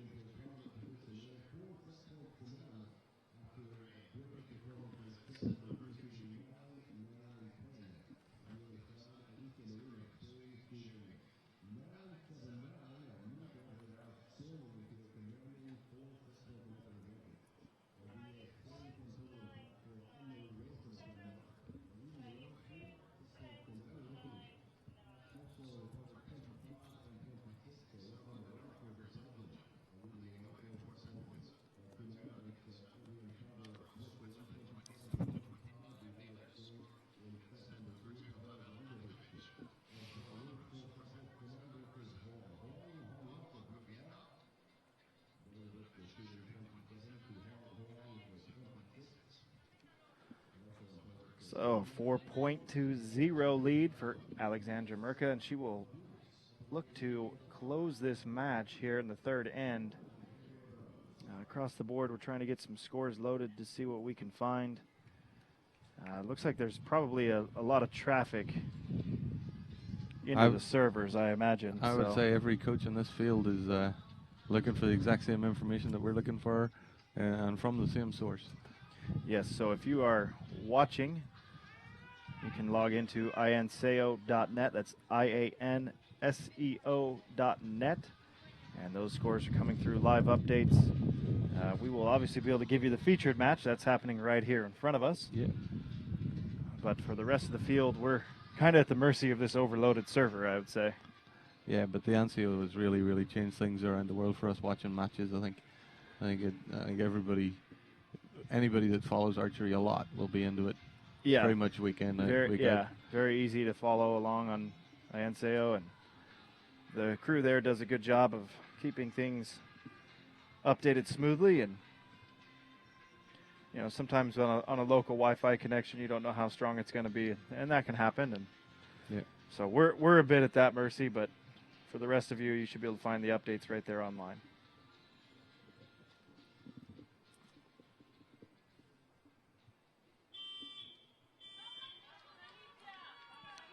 So is this going to be a very short match, or will we see a massive comeback?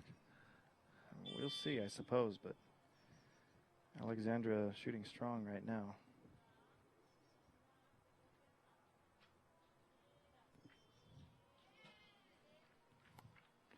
Staying patient to see what her competitor shoots there.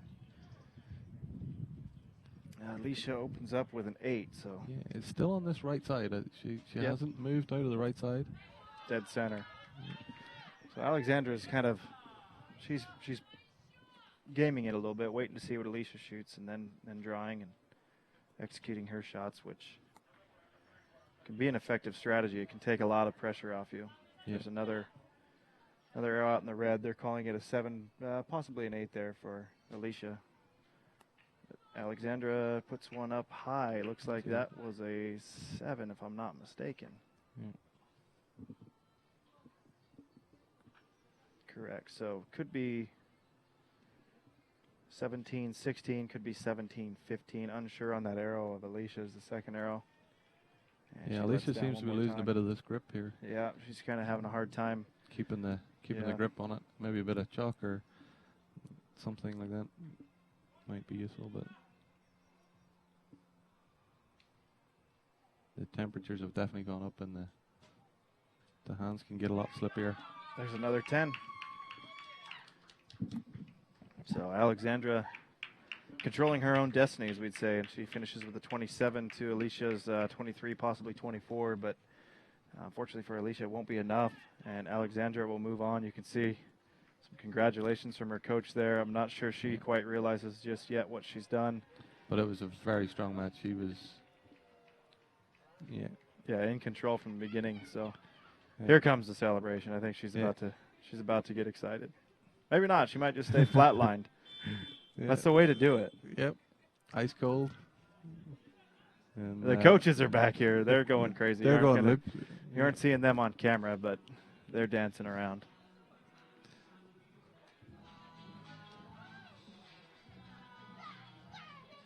A true example of maybe how to do it. Stay cool and get the job done. Get the job done, and yeah, Alexandra's back here, totally Yeah, I'm Totally good. calm. I'm good with this, she Yep. says.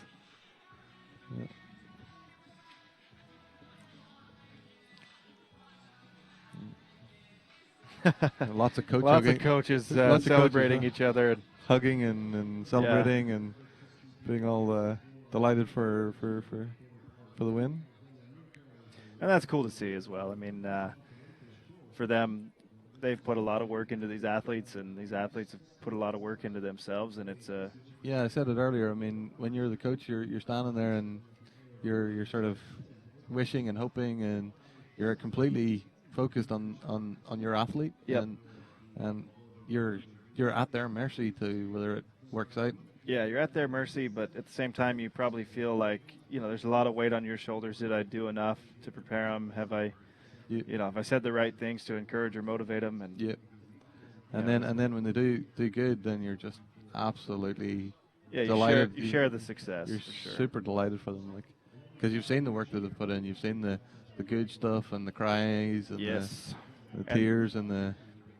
For every coach out here who's celebrating today, there's 3 or 4 that Yep. are dealing with an archer who's in tears and very upset. So it's a tough day out here on the World Archery but I mean, field. like it's you're hoping for that one day when it all goes right, and it will do at some point. But Correct.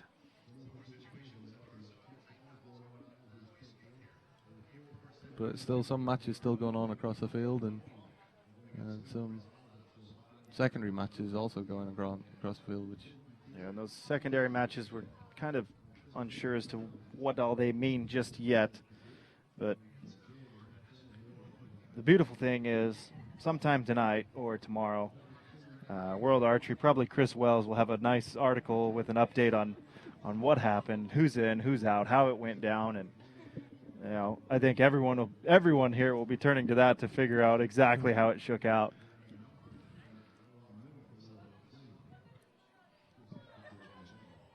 we have a whole bunch of people trying to explain that you've just done it.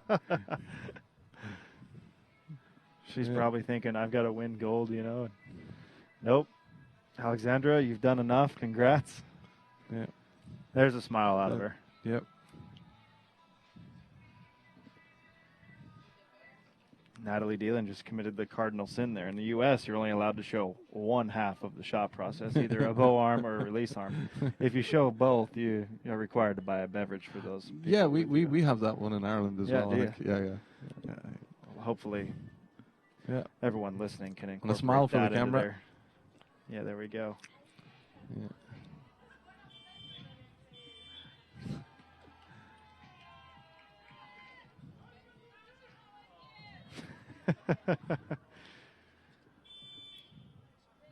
Yep.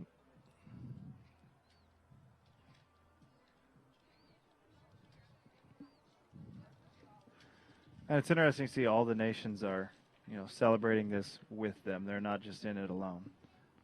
No, it's a place where we all happy to see people win.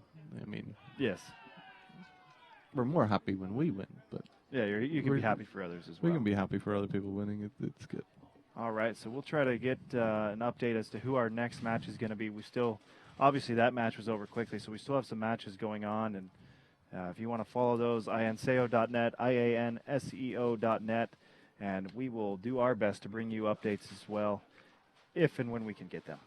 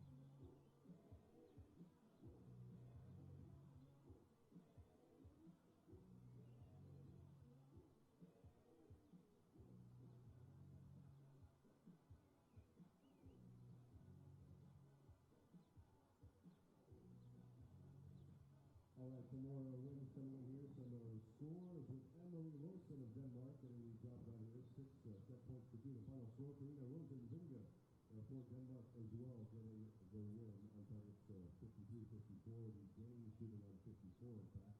And looking on top here, we have the tenacity of Adriana Martin of Spain. Laura Normsdale of Estonia leading the way 5 set points to 3. Okay, so a brief update here while we've got it. The secondary tournament it looks like it was in place because of the 2 Spanish archers remaining in the quarterfinals.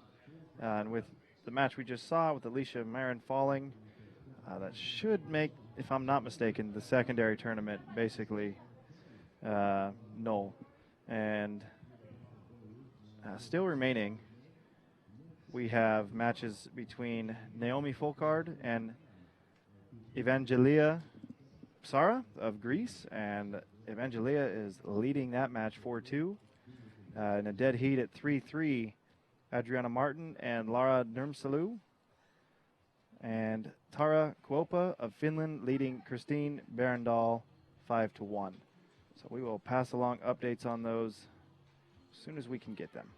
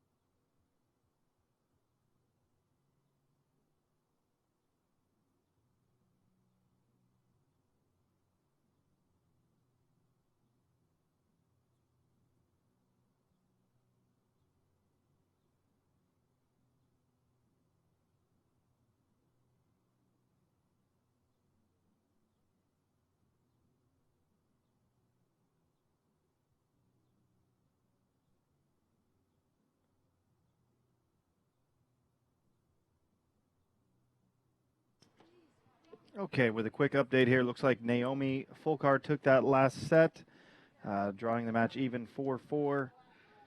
Lara Nurmsalu won the last set for Estonia. She now has a 5-3 lead over Adriana Martin.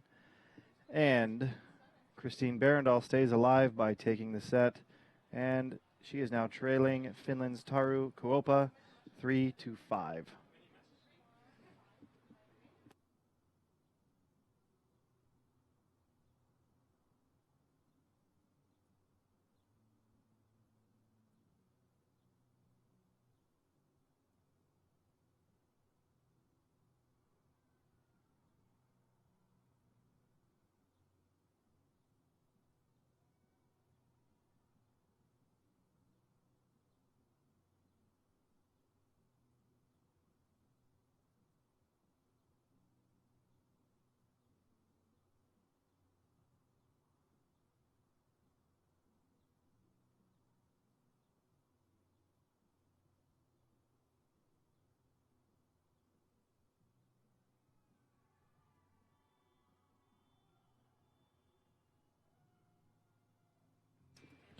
And on the men's side of the field, we have a 6-2 victory for Wittaya Tamwang of Thailand over the previously featured Boris Balaz of Slovakia.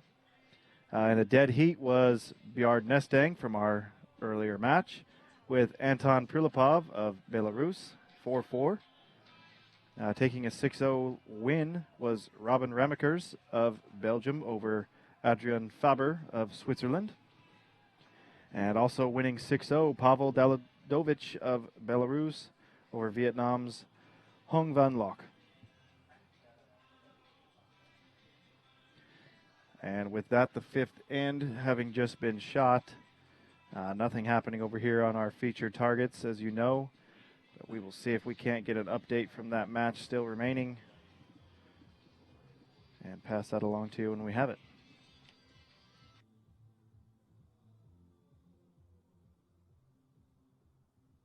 Ladies and gentlemen, shoot-off confirmed on target 23-24. Anton Prilepov for Boydnestang. It'll go right down to that final arrow. As we wait for some more results, and the win going to Roland Nurmsalu of Estonia on target 42.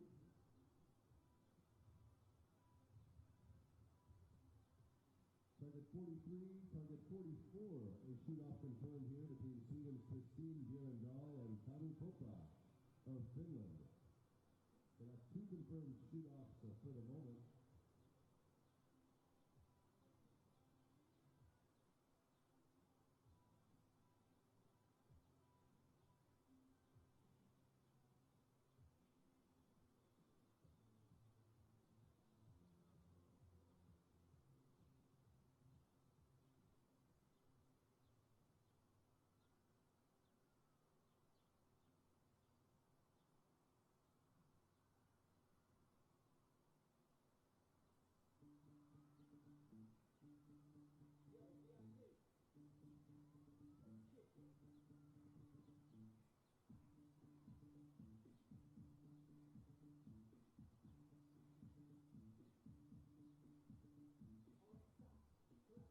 So confirmed result here as well coming in from target 39, target 40, the win going to the representative of Great Britain, Naomi Focard, getting a stellar job done. Off to a sluggish start, but look at the tenacity in the way she does it to flip things around and walk away with a win, 6 set points to 4.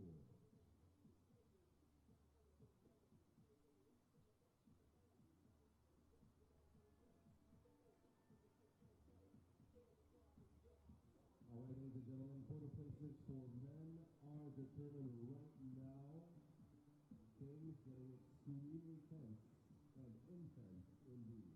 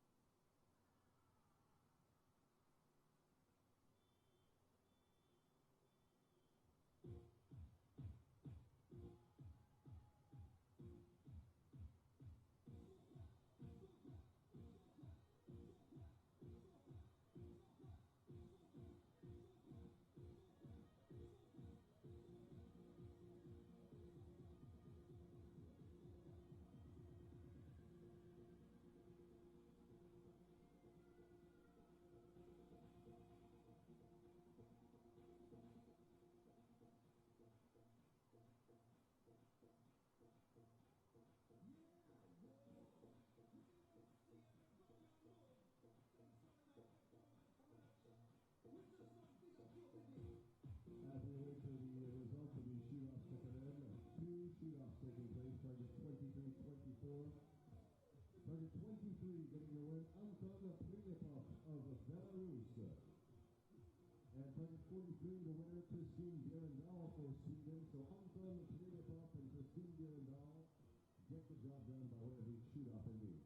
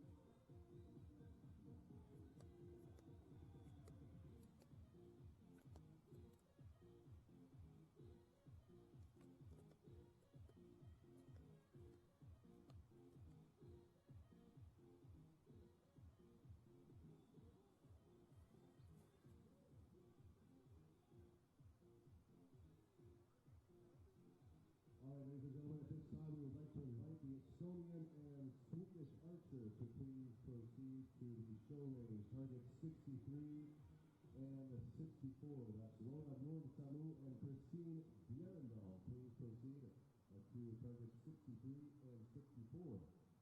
As we'll be shooting in our next featured matchup. Thank you.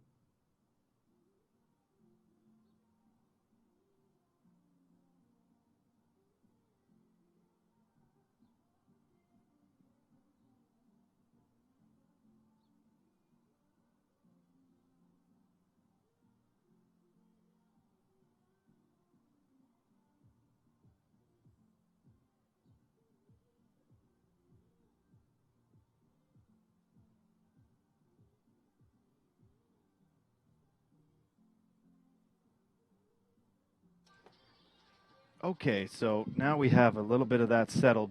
Next up on the featured match is going to be Laura Nurmsalu from Estonia and Christine Berendal from Sweden.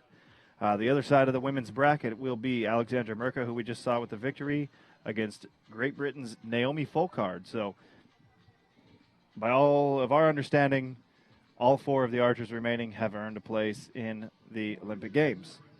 And on the men's side, we have Witaya Tamwang from Thailand, Anton Prilipov of Belarus, Robin Ramekers of Belgium, and Pavel Daladovich of Belarus. Now, this creates a little bit of an interesting scenario because we have two archers from Belarus who remain. The issue there is they can only have one from their country. So whoever advances will earn the spot. If they both lose this match, they will shoot in the bronze match, and the winner there will determine the spot.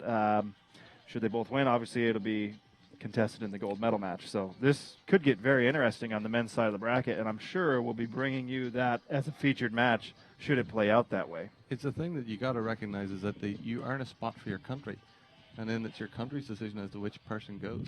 Correct, yeah. There's also that involved. Now, depending on your trials process and how you select a team for the Olympics, you know, you're earning a spot. You may not necessarily be given that spot. And, you know, for instance, it would be incredibly unfair on some levels. On some levels, yes. For the U.S., we have a trials process, and that's well established, and everyone knows what it is. Now, last year at Copenhagen, we had one archer who earned an individual quota for our women's team and ended up not winning the trials. So although she earned that quota at Copenhagen, come 2016, Mackenzie Brown wins trials, and Mackenzie Brown will be participating at the Olympics. And that's kind of just how that works. So on some levels, yes, I do believe the archer who earned the spot should go, but, you know, it's not my place to say it, really. So here in front of us, we have a bit of an interesting technique from our Swedish archer here, Christine Berendal. You want to explain that a little bit? Well, the only real difference is that she puts 3 fingers underneath the arrow. It seems to be very popular in the Swedish camp, and it seems to help. I don't know at the field archery. I don't know why, but it does mean that her sight for 70 meters, which is much further than what we shoot at field, is very close to the arrow. I mean, she has to drop her sight down really low. Yeah, the sight comes down really, really close to the arrow, and you know, as long as your clearance is good, it's no problem. But it's just the case that it gets really close. Yes. So very popular amongst field archers, as you said. Now, Ireland will be hosting the World Field Championships here in September. Yeah. And the Swedish archers. I'm absolutely certain that Christina will be there. Yes, and the Swedish archers tend to dominate the bare bow side of things. On the bare bow side, they are the Koreans of the bare bow. Of the bare bow world. Yes. They seem to be. They do seem to excel at the bare bow or at the field archery. The whole team seems to excel at the field archery side of things. It's poetry to watch sometimes when they come up and judge yardage, and you're going, how did you do that? And they just go, well, it's that far away, and you're going, okay, right, okay. Yeah. And then they just proceed to put 6 after 6 after 6 in the target, which is a good score in a field round, because the maximum is a 6. Yes.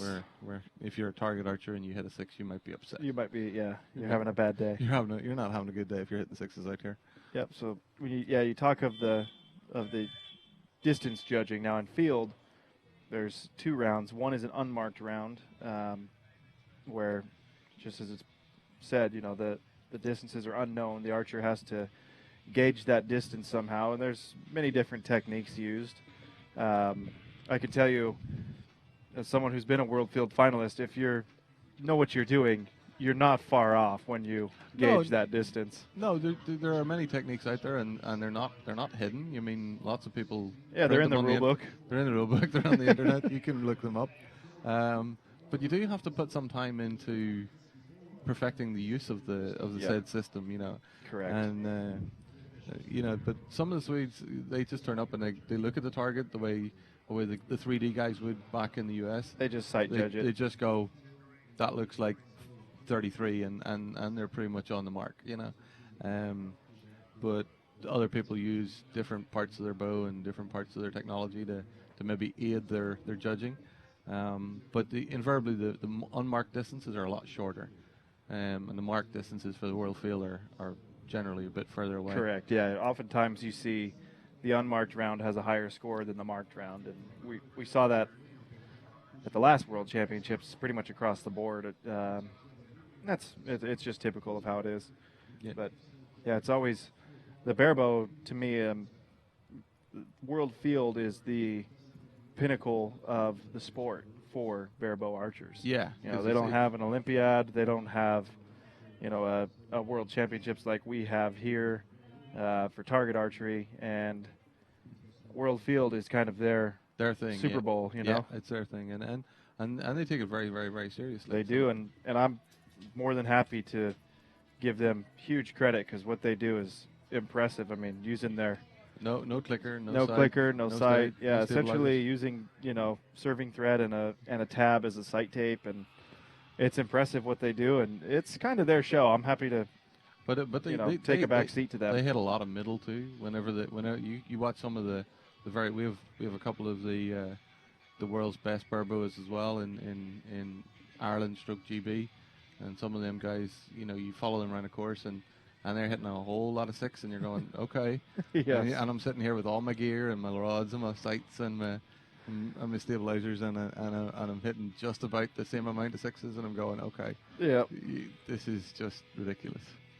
It's impressive for sure. It's impressive. Very impressive.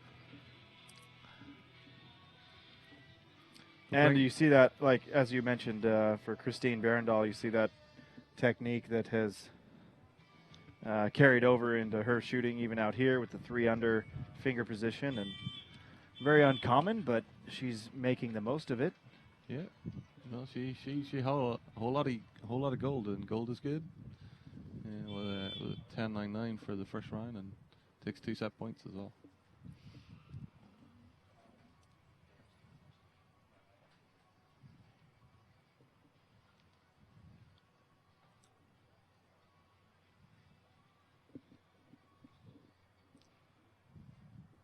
There's a good shot of that 3-under technique. Yeah. And of course her yellow hat that she's synonymous with wearing. It's every time I turn around, you can spot her a mile away with this very yellow hat. She's a bit famous for that, huh? Yeah.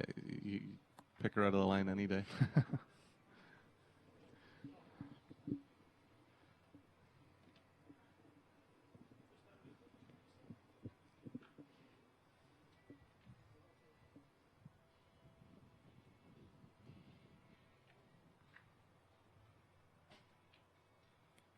Yep. Another good arrow there. Can't quite, with the shadows coming in the way there, you can't quite judge the impact perfectly, but looks like she has a 9 on the board there. Yeah. The sun is high in the sky right above us, and it's creating a very sharp black line down the target face. It's very hard to pick out the impact. And that looks like a 9 or a 10. I'm guessing 9. So that should be plenty to take the set. And she's on target right now, finding the middle. Yep. Bit of water in the hat, and away we go.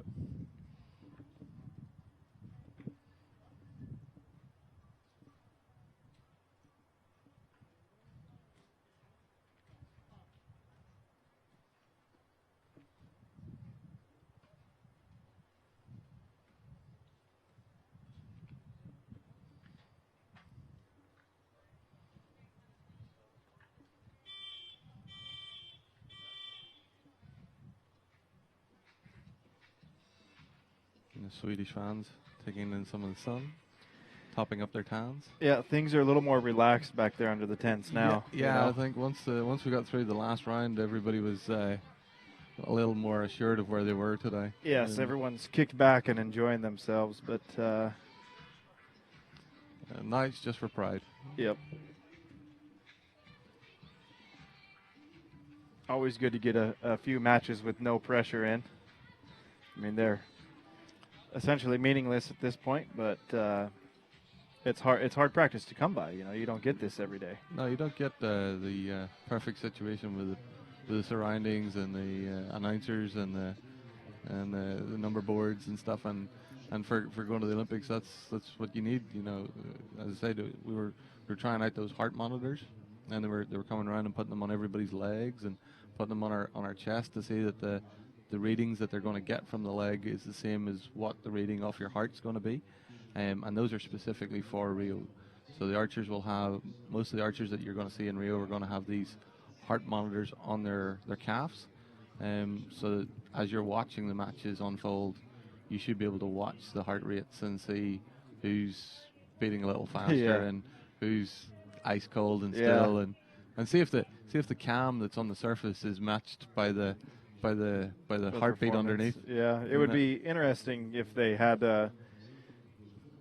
taken a measurement of the archer's resting heart rate in a normal conditions. Yeah. You know, just maybe catch them at breakfast sometime and take a pulse, and then you could compare that on screen with the jump they see under a pressure situation.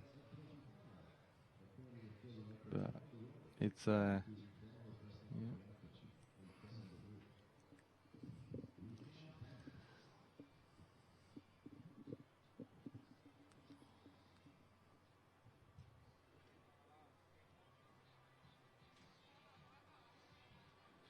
So on the other side of the field, we had some action unfolding there. As we mentioned, Belarus has two archers in the men's semifinals, each on the opposite side of the bracket, Anton Prilipov and Pavel Daladovich. Now those two are competing essentially for one spot for their country. They both cannot go to the games, so this will open up another position for one of those archers who had finished in the top 8. Currently, as of the last update, Pavel Daladovich held a... Well, actually, we got another update just came in. So Pavel Daladovich is now tied with Robin Ramakers of Belgium 2-2, and Anton Prilipov is trailing with Daya Tamwang of Thailand 4-0. So keep an eye on that as it unfolds.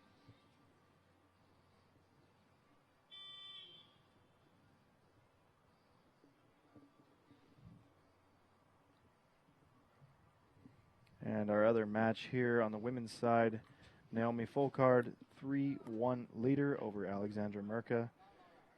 And as we see here in front of us, Christine Bjerndal, 4-0 lead with a pair of 28s to open up her match over Estonia's Lara Nurmsalu.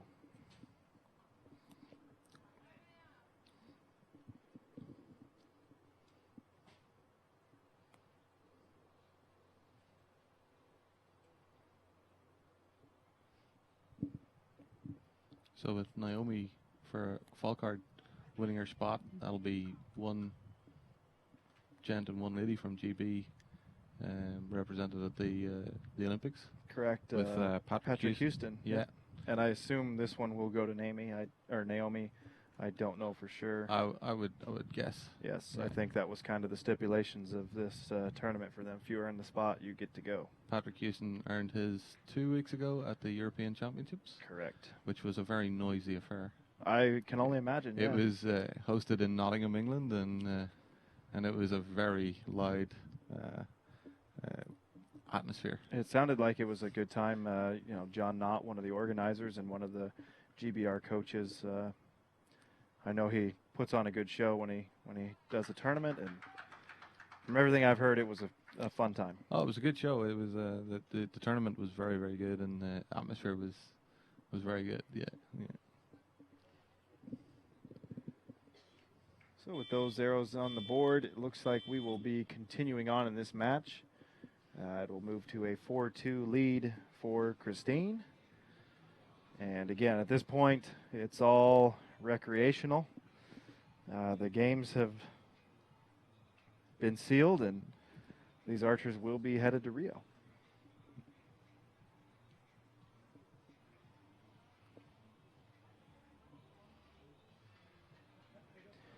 And again, if you're looking for the full rundown of what is happening today and how it all went down, you'll be able to find that, I'm assuming, at some point tonight on the archery.org webpage. If you're looking for information as to how the Olympic quotas are filled and who gets to go and how they qualified, that can all be found currently on archery.org. There's a nice article on there, Olympic Qualification 101.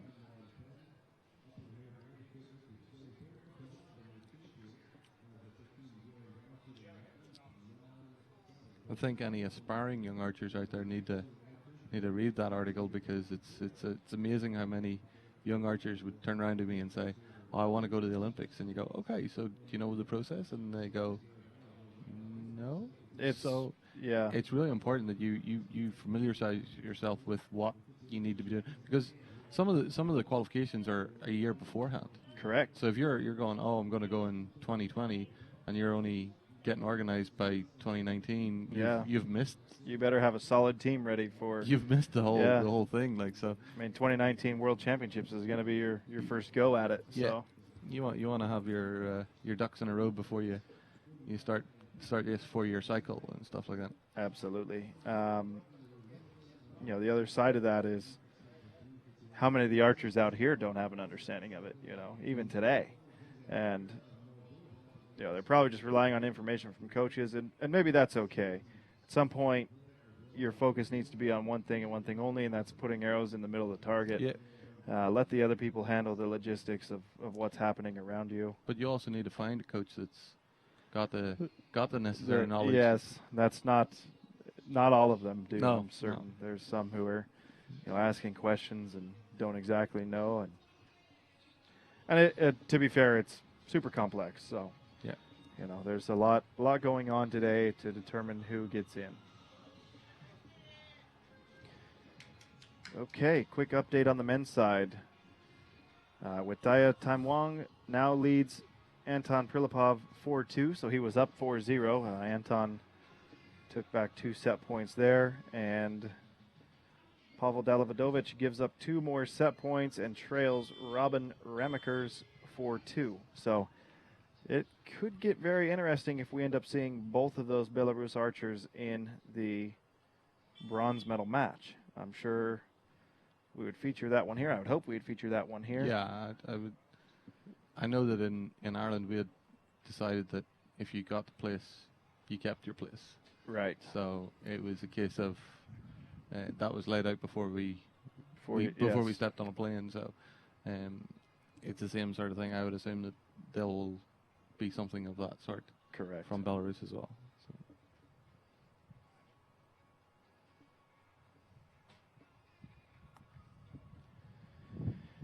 And Christine opening the door a little bit here for Laura.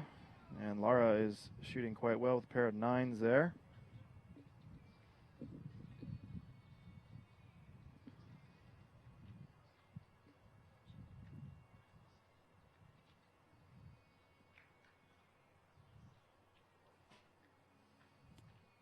And there's a good 10 to even things out. And Laura with an 8. So Christine, 9 or better, will win the match for you.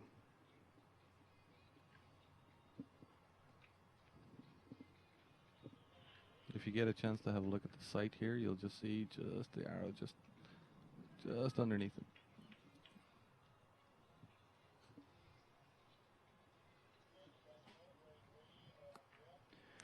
And that one is well low. Down in the black, I believe it was. So we will continue on. It'll be a 4-4 tie. Always good to get the value for your money when you come here. Yeah, exactly. Shoot as many rounds as you possibly can. Yes. Well, she got her value, and her money was well spent in this trip here to Antalya, Turkey. But of course, the compounders, they get to shoot all of the rounds every 15 hours an end. You always, Yeah, we're shooting every end, that's for sure. whereas the recurvers can get it done in 3 ends, and we can sit down and have an ice cream and wait for you guys to finish. Cup of tea Yeah. and a biscuit, right? Wait, cup of tea and a biscuit.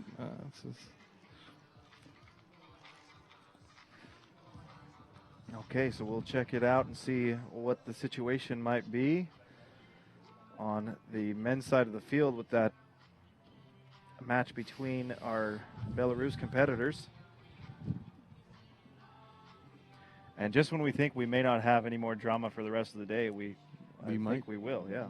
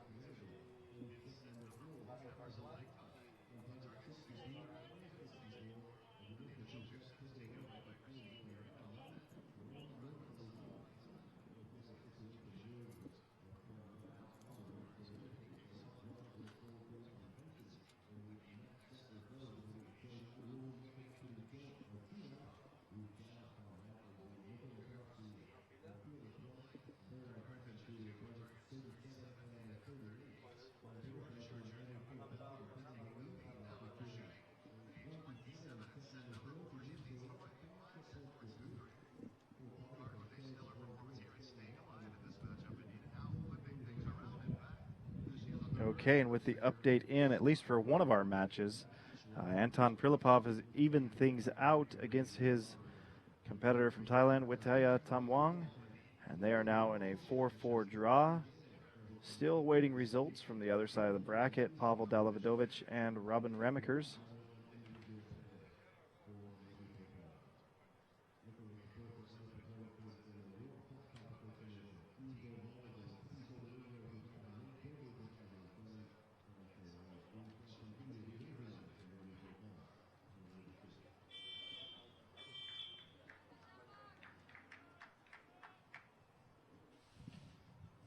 I think I spotted Christina putting one of her arrows further down into the quiver. I think it got sin binned for bad behavior. For the 4. Yeah, I think it got.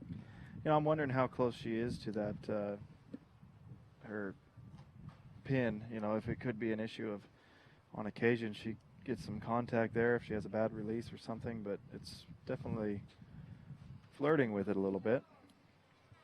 And there she is, right in the middle again. That one looks like just a touch over the top for a 9. So 4-4. This could be the deciding end for our featured match here. And the Estonian archer with another 9. Okay, and on our other side of the bracket, we have Robin Remekers with a 5-3 lead over Pavel Dalavidovich, or Daladovich, excuse me. So that's the one we're watching closely to see how it plays out.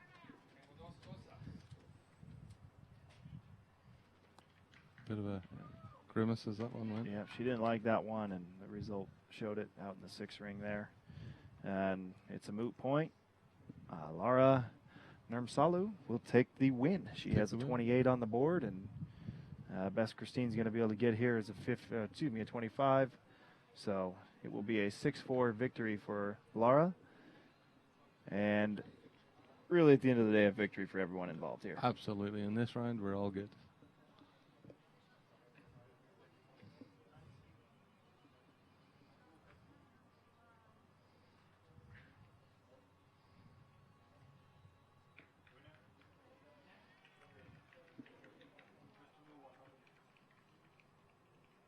And And on the other side of the women's bracket, going into this end, Naomi Folkard had a 5-3 lead over Alexandra Merka. Again, both those archers are through. So at this point, it is shooting for pride. But we will either see a Naomi victory or we'll go to one of those exciting one-arrow shoot-offs. One-arrow shoot-off. Shoot off, shoot off, shoot off. Okay, with that end concluded, we will try to post the updates here as quick as we can, let you know what's happening on that men's side of the bracket, which will be providing some drama due to the two Belarus archers here in the semifinals. So this is going to be elation for one and heartbreak for another, but we will keep you up to speed on that just as soon as we can.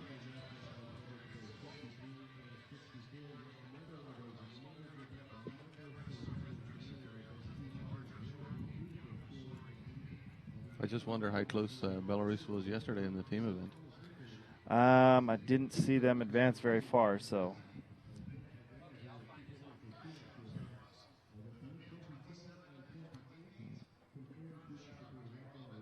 And there's the victory confirmed for Lara. 6-4 victory.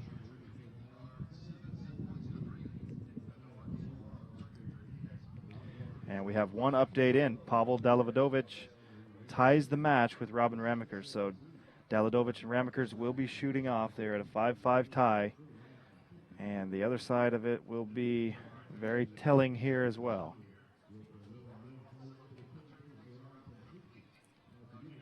So Dalavidovic shot a real heck of a match here. 29, 28, 27, 25, 27. Unfortunately, that 28 and 27 that he shot there in the middle just weren't quite enough. And normally they would be, but Ramakers was doing his part to create a little controversy. Yes. I mean, for him, he's in. It's all good. But, you know, giving an honest effort, he clearly is. And he's giving Dalavidovic all that he wants to push this one into a shoot-off.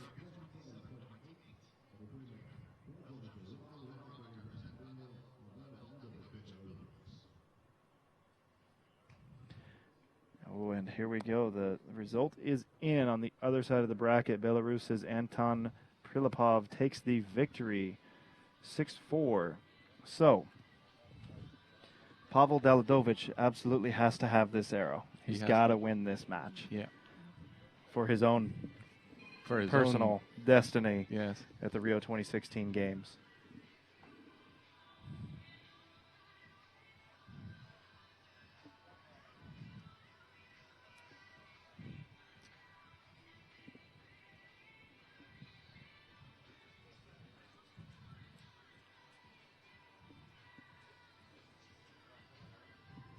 We'll see if we can't get a good spot on that arrow here.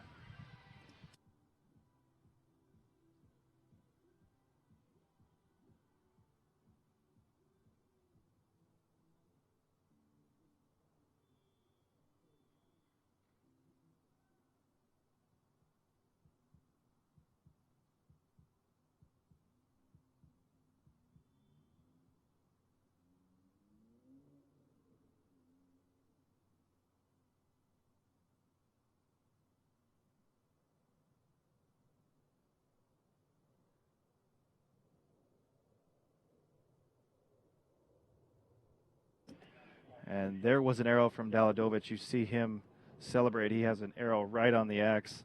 And there's a 10 for Ramakers, but it's not going to be enough. All is well for Ramakers. He'll still continue on to the Rio 2016 Games. He has earned his place, but this really adds to the drama. Now we're going to have a gold medal final between Anton Prilipov and Pavel Dalavidovic. But it goes down to what you were saying earlier. You mean you can still shoot a 10 in a shoot-off and it's still not 10 enough sometimes. Sometimes a perfect score isn't good enough. Yeah. So, stage is set for a great gold medal match here. Oh, man, you hate to be the head coach of that squad because you've got one of your athletes who's going to be over the moon happy, and another one who's going to be ready to, crawl into a hole.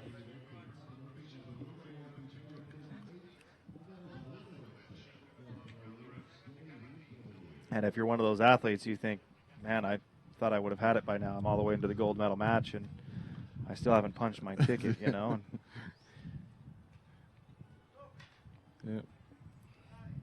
And how many times have they done head-to-head matches at home for national titles and yes, probably, club shoots? Yeah, just for practice. Just for practice. They're going to know each other, so well. Probably too well. Yeah.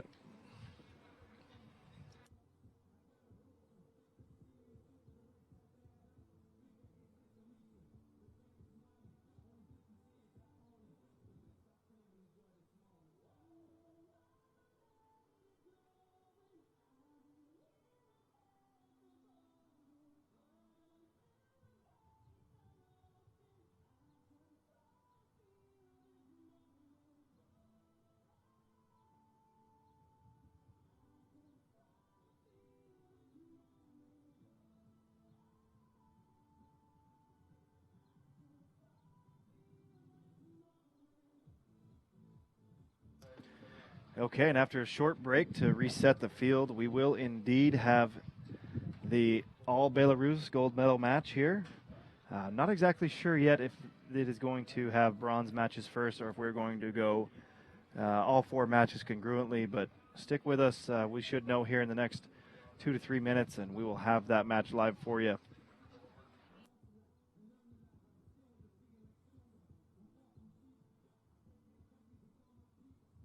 All right, ladies and gentlemen, at this moment in time, we would like to invite the 2 archers from the nation of Belarus to please proceed to target 63 and 64.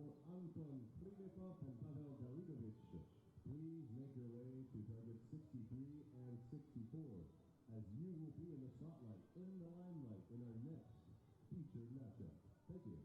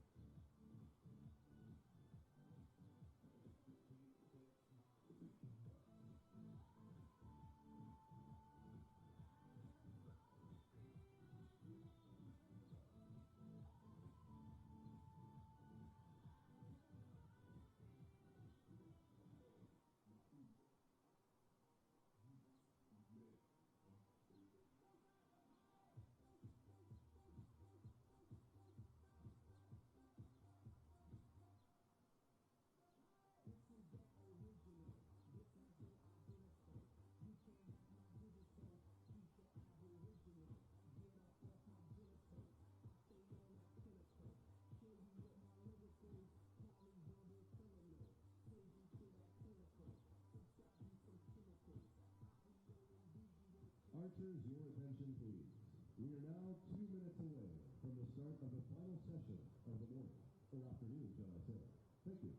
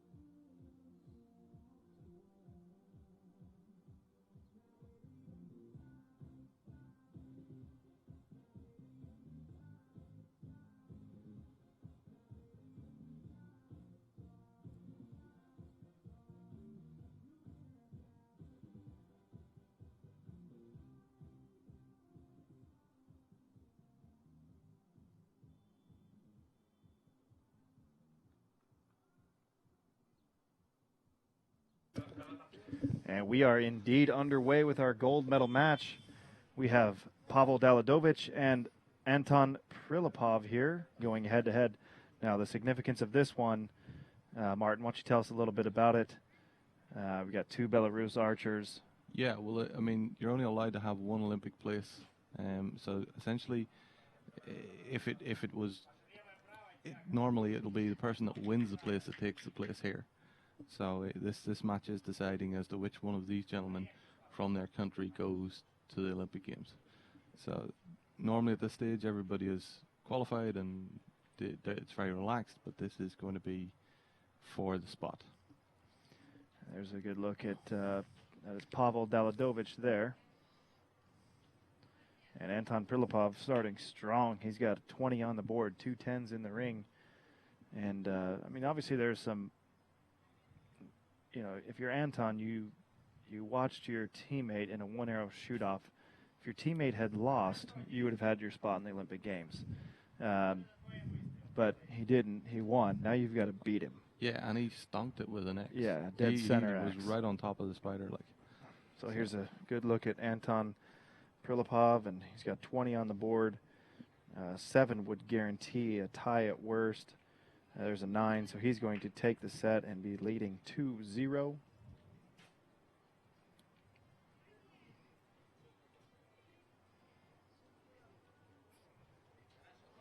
Yeah.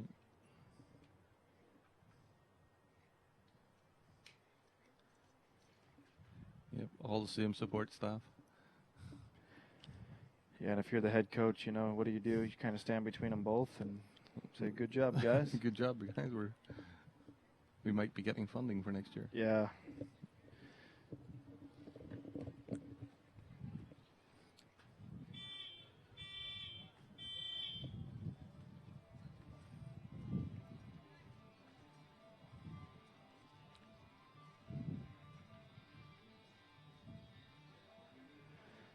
So 2-0 set lead for Anton Prilipov over the Belarus teammate Pavel Daladovich.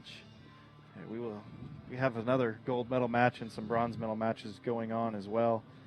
You know, truthfully, they're totally recreational. They're happening. Yes, they're happening. They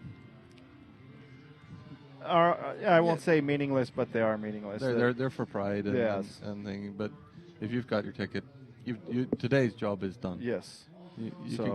You can come back tomorrow and fight for your World Cup points and do that sort of stuff. But for today, your job is done. So this is the one that holds the drama for us and keeps us here. And we're watching these two Belarus archers who've navigated their way through a massive field. And to meet their teammate. Yeah, only to meet the guy who you could have shot with there at home. So you probably met him at the national championships. You've probably met him in the local indoor tournament and so forth. So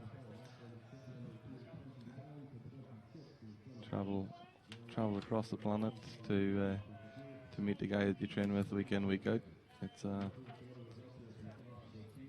So Prilipov was the number 5 seed entering into the day with a 661. And we'll try to find Daladovich here. He was the 26th seed with a 647. So Advantage Prilipov there in terms of seeding coming into this event. But, 14 points separating the two in a qualification round over 72 arrows is much different than a head-to-head match that could be anywhere between 9 and 15 arrows in duration. So a lot can happen here. And for these guys, there's a lot on the line. Yeah, I mean, like it doesn't get much bigger than this No, for a single match. no. You know, I mean, trip to Rio, not a trip to Rio. yes. And, if these guys are being realistic with themselves, their chances of victory in Rio are probably pretty slim. It's not to say it can't happen.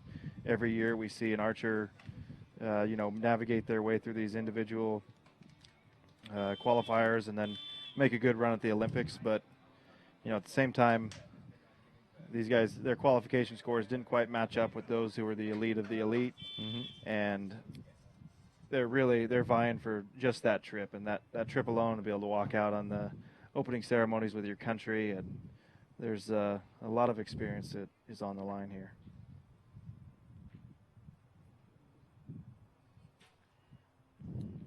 Strong shot. So 10 looked like, maybe just off the 10, and there is an 8. Yeah, they're calling it a 9 asterisk, so we may see that one get upgraded, but Prilipov has an 8 on the board. Delavidovich holding a 1, possibly 2-point lead. And there's a 7. He may have just given up a lot of that lead right there. Good strong line here from. It's a good looking shot, Pablo. and it's in the 8 ring. Yeah. Kind of a little disbelief there from him looking back at his coach saying, I what thought the heck? shot looked good, and I thought he shot it good. I think he shot it. He thought Yeah. he shot it good, and then it wasn't where it was supposed to be. And there's another 8.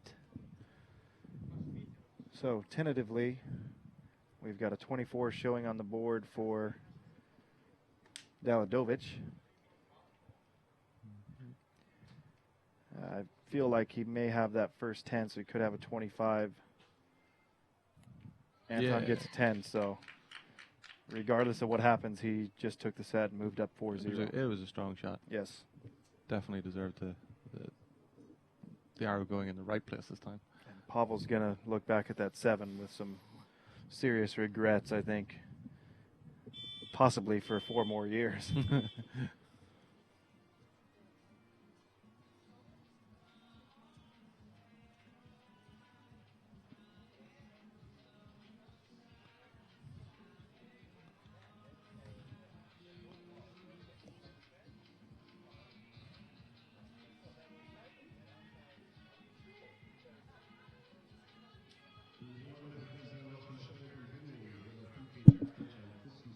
And on the women's side of the bracket, after the first end, Lara Nurmsalu had a 2-0 lead over Naomi Folkard.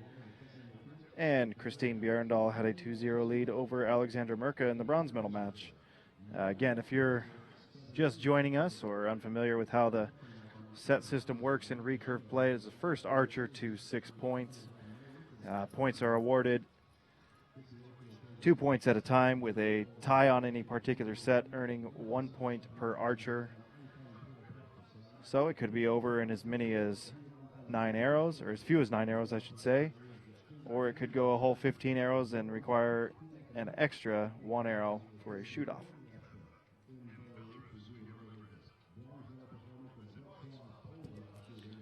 As an independent watcher, I'm hoping that this one starts going to a 1 hour shoot-off. Yes, as someone who has no dog in this fight, I would like to see this, get even tighter. Maybe that's a little bit, I don't know what you would say, but it's self-serving for us. Yeah. And really just adds to the... But all the viewers are looking for a shoot-off. Everyone wants to see that as well. I mean, it's going to add to one guy's heartbreak for sure, but the other guy is going to have that lifelong memory of the day he earned his spot in the Olympics.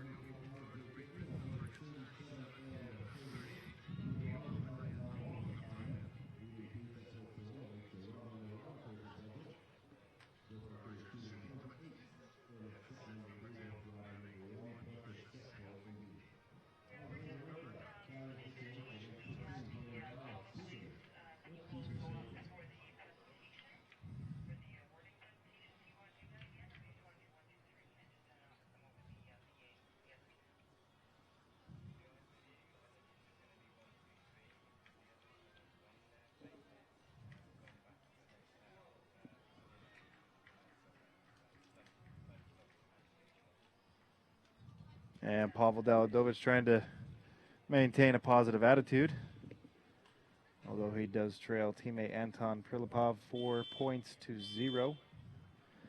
And we are for the third end, which could be our final end.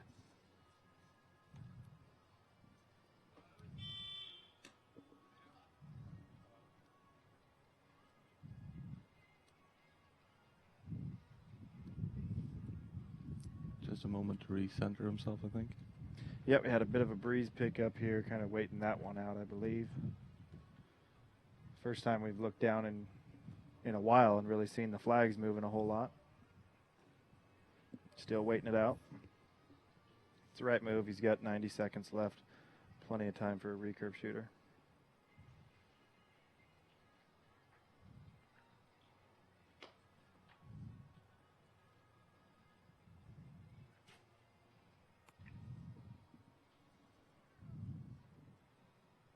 Bit of movement. And Pavel, first one to fire, has an 8. Anton lets down. That's going to put him under the gun a little bit, needing to Get 3 away in a minute. Work a little quickly, which probably won't be an issue. There's a 10. Good shot. And Pavel had a 9 on that arrow.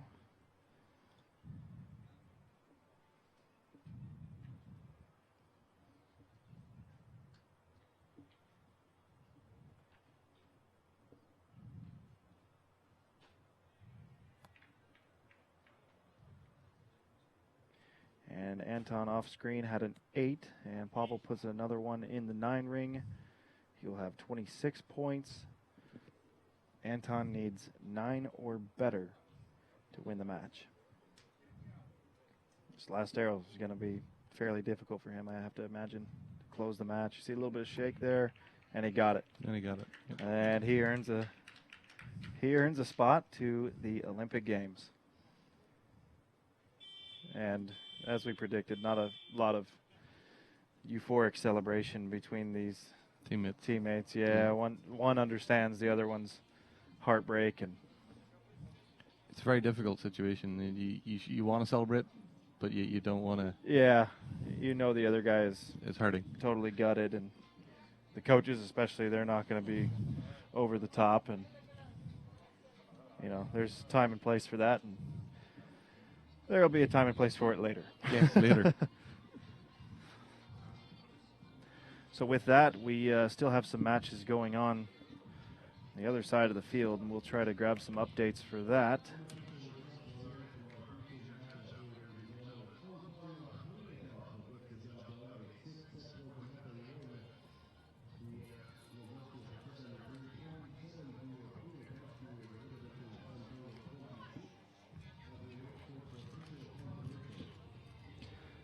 So on the women's side of the field, after 2 ends, Laura Nurmsalu of Estonia held a 4-0 advantage over Naomi Folkard. So that match could have ended here on this third end. And the bronze match saw a 2-2 tie between Christine Bjerendal of Sweden and Alexandra Merka of Moldova.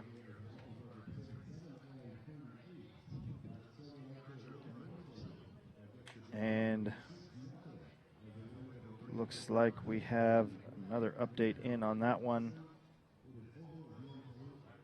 Yes, and Lara Nurmsalu claims gold, taking a 6-0 victory over Naomi Folkard, and Alexandra Merka moves ahead of Christine Bjerendal 4 points to 2. And in our other men's match, in the bronze medal final, Withaya Thamwang of Thailand has a 3-1 advantage over Robin Ramekers, and we're actually just getting another update on that one now.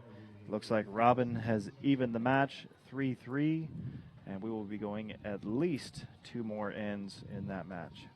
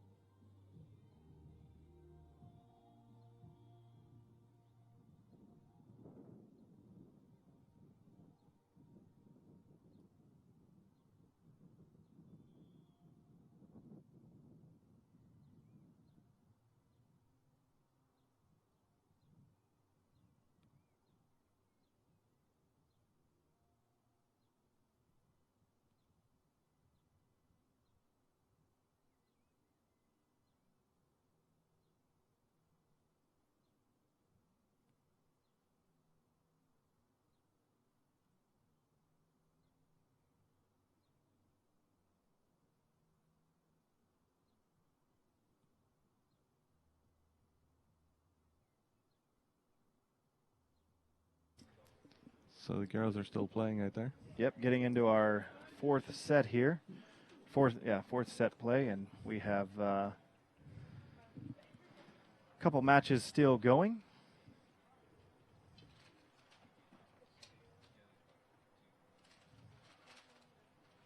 And we do have, I believe, a secondary tournament still happening, which is what we might be seeing on this side.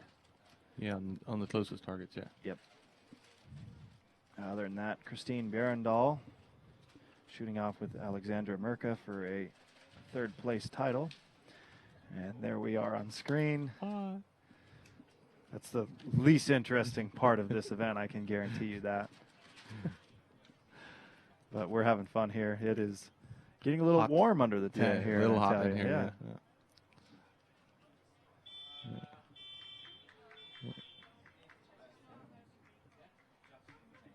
We might have to pick up lunch on the way home, though. Yep, and it's I think we missed lunch. we're a couple hours past due on lunch, so I'll be making a pit stop somewhere along the way. But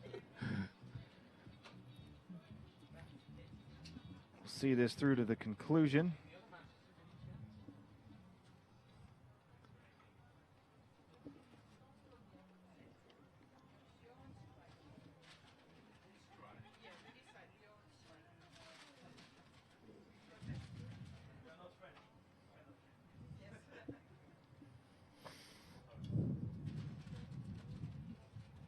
And again, we will be going at least one more end further.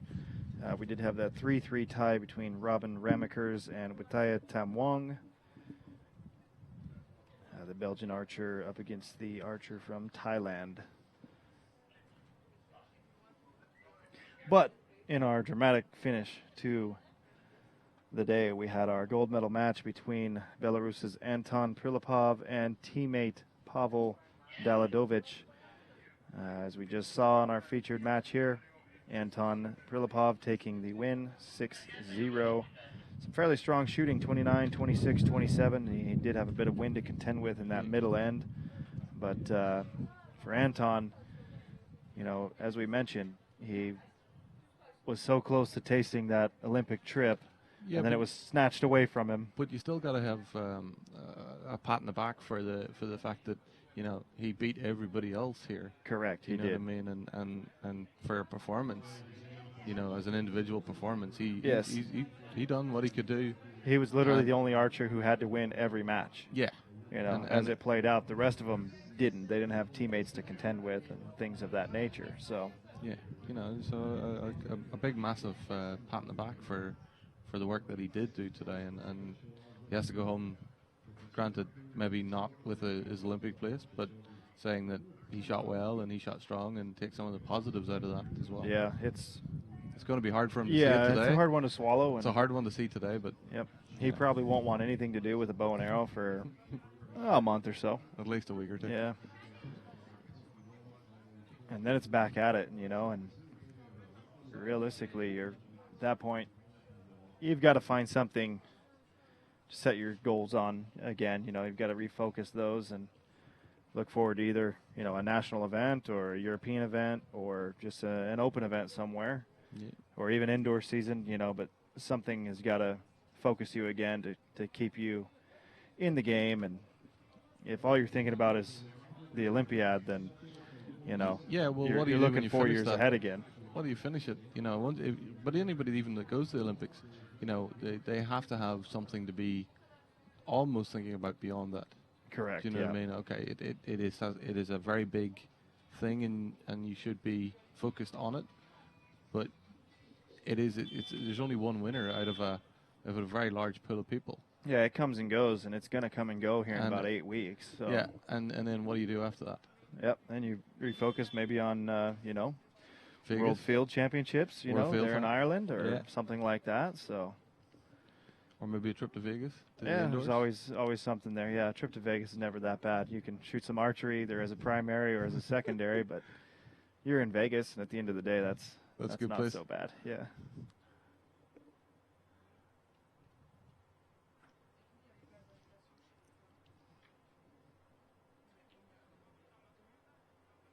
And here we are on screen. This is some of our archers who were involved in that secondary match on the women's side. And again, that had some implications because of multiple team members being involved, and also archers who I don't believe had ever met the competition quota. So there is a certain score you must achieve in order to attend the Olympic Games. I believe that is 600 for the women. And if you don't achieve that and you've earned a spot, then your spot becomes basically null and void. So these two archers shooting off for what is essentially a long shot to get in, but they do still have a slim chance. I suppose there's also, you know, alternate spots available and things of that nature, and should a country have an injury and be forced to withdraw. So a little update on the other side of the field. Alexandra Mersa has taken the 6-2 victory over Christine Berendal. So congratulations to Alexandra. We got to watch her on her featured match earlier as she shot her way into the semifinals and into the Rio Olympic Games.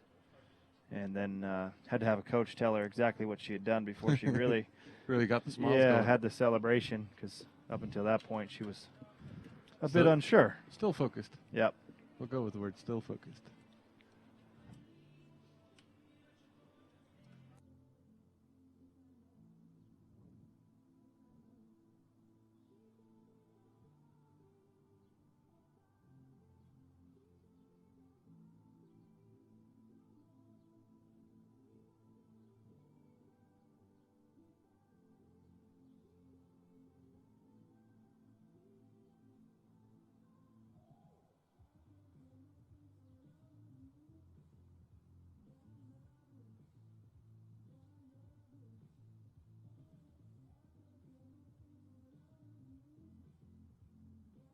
All right, ladies and gentlemen, the excitement continues as we have ourselves a shoot-off here on targets 21 and 22 with Aya Tamwong, Robin Ramakers of Belgium. It'll come down to that very final arrow.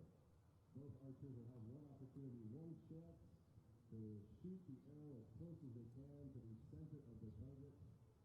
The victor being the archer who will place the arrow as close as possible. And it sounds like on the men's side in our bronze medal match, we are going to have a one-arrow shoot-off.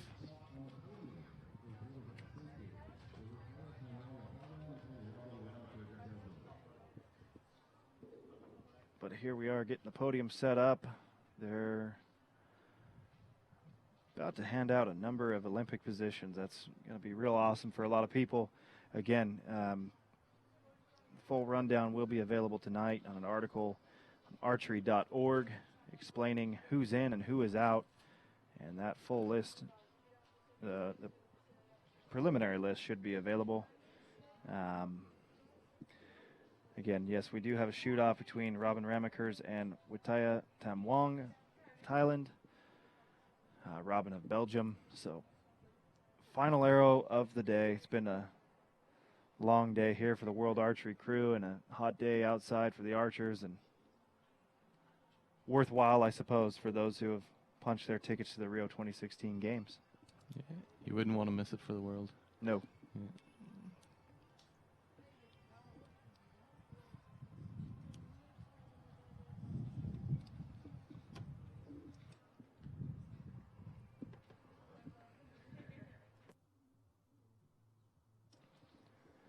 And Martin's going to step up to the spotting scope he brought with him and take a look at, see what we can figure out on the shoot-off arrow.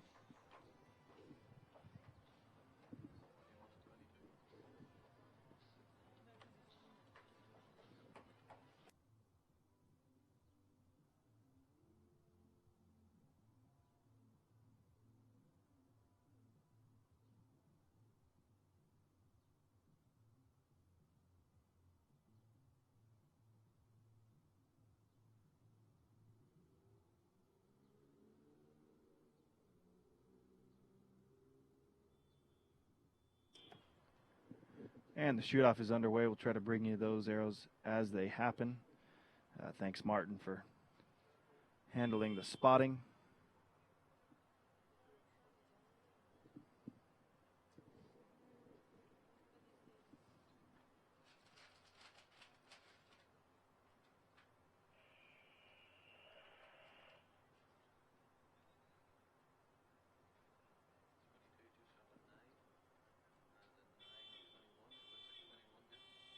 And it looks like the match will go to a measurement. So we have 9s for both archers. It's very close, but from what we're looking at, the victory could go to Wataya Tamwong from Thailand, but it does look like there's going to be a measurement involved.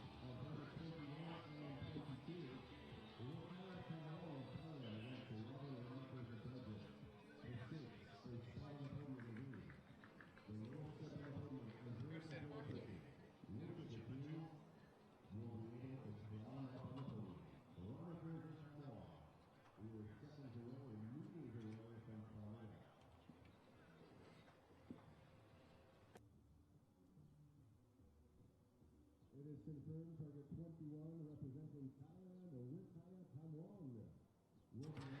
And the result is confirmed. The bronze medal on the men's side of the field will go to Wataya Tamwong from Thailand, taking the victory over Robin Ramakers. And that should do it for us, folks. We have a medal ceremony coming up, which will be shown live on the screen here. And as I mentioned before, full results can be seen on archery.org. Those should be posted sometime this evening. But for Martin Cunningham, I'm Steve Anderson. And for everybody at World Archery, thanks for tuning in.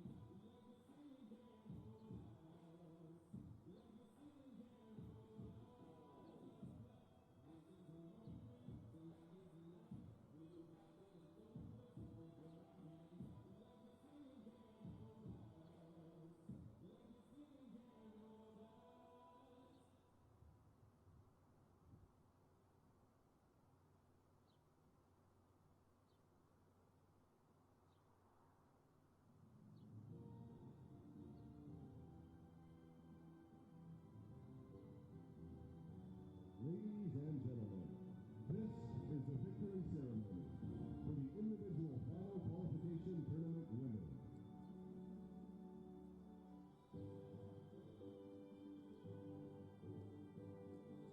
Shields and medals will be presented by Mario Scarcella, World Archery First Vice President. Bronze medal representing Moldova.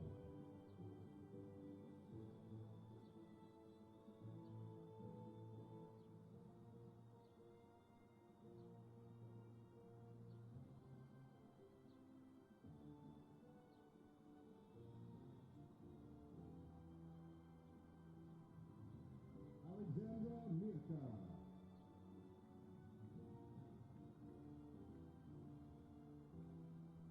Silver medal, representing Great Britain.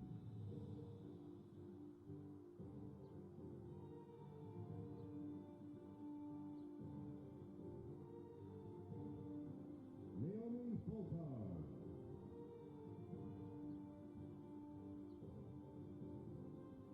Gold medal, representing Estonia.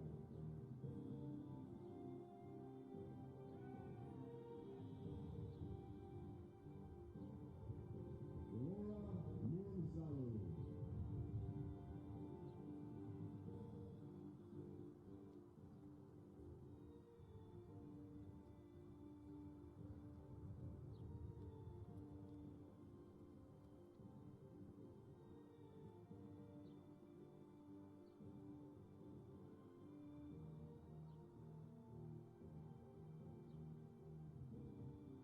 The women's quota places for Rio 2016, representing Sweden, Christine Bjerendal. Representing Great Britain, Naomi Fulcar. Representing Moldova, Alexandra Mirka. Representing Estonia, Laura Mursalu. Representing Finland, Taru Kofa. And representing Spain, Adriana Martin.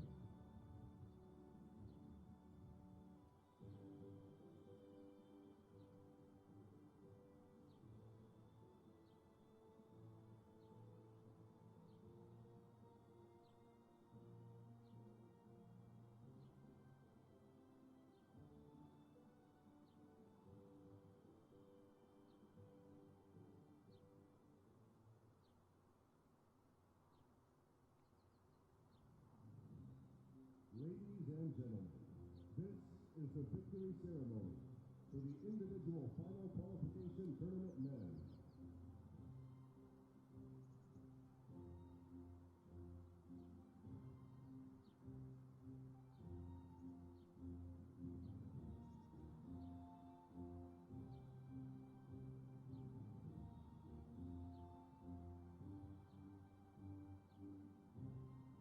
Shields and medals will be presented by San Juan Posavinta, World Archery Vice President. Bronze medal, representing Thailand.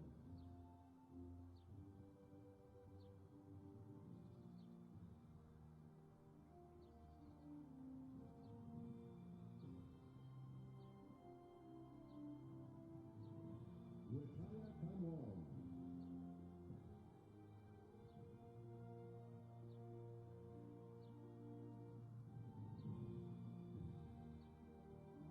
Silver medal, representing Belarus.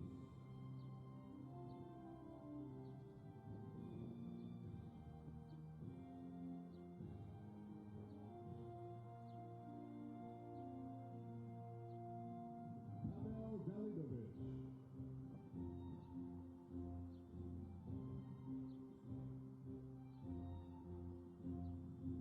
Gold medal, representing Belarus.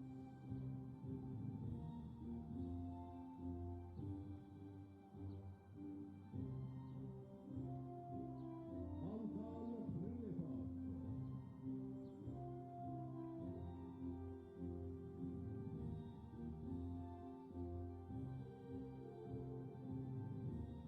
And ladies and gentlemen, the men's quota places for Rio 2016 go to Belarus's Anton Prilipov. Representing Belgium, Robin Ramakers. Representing Thailand, Ritaya Kamwon. Representing Norway, Bård Vesteng. Representing Slovakia, Boris Kalas.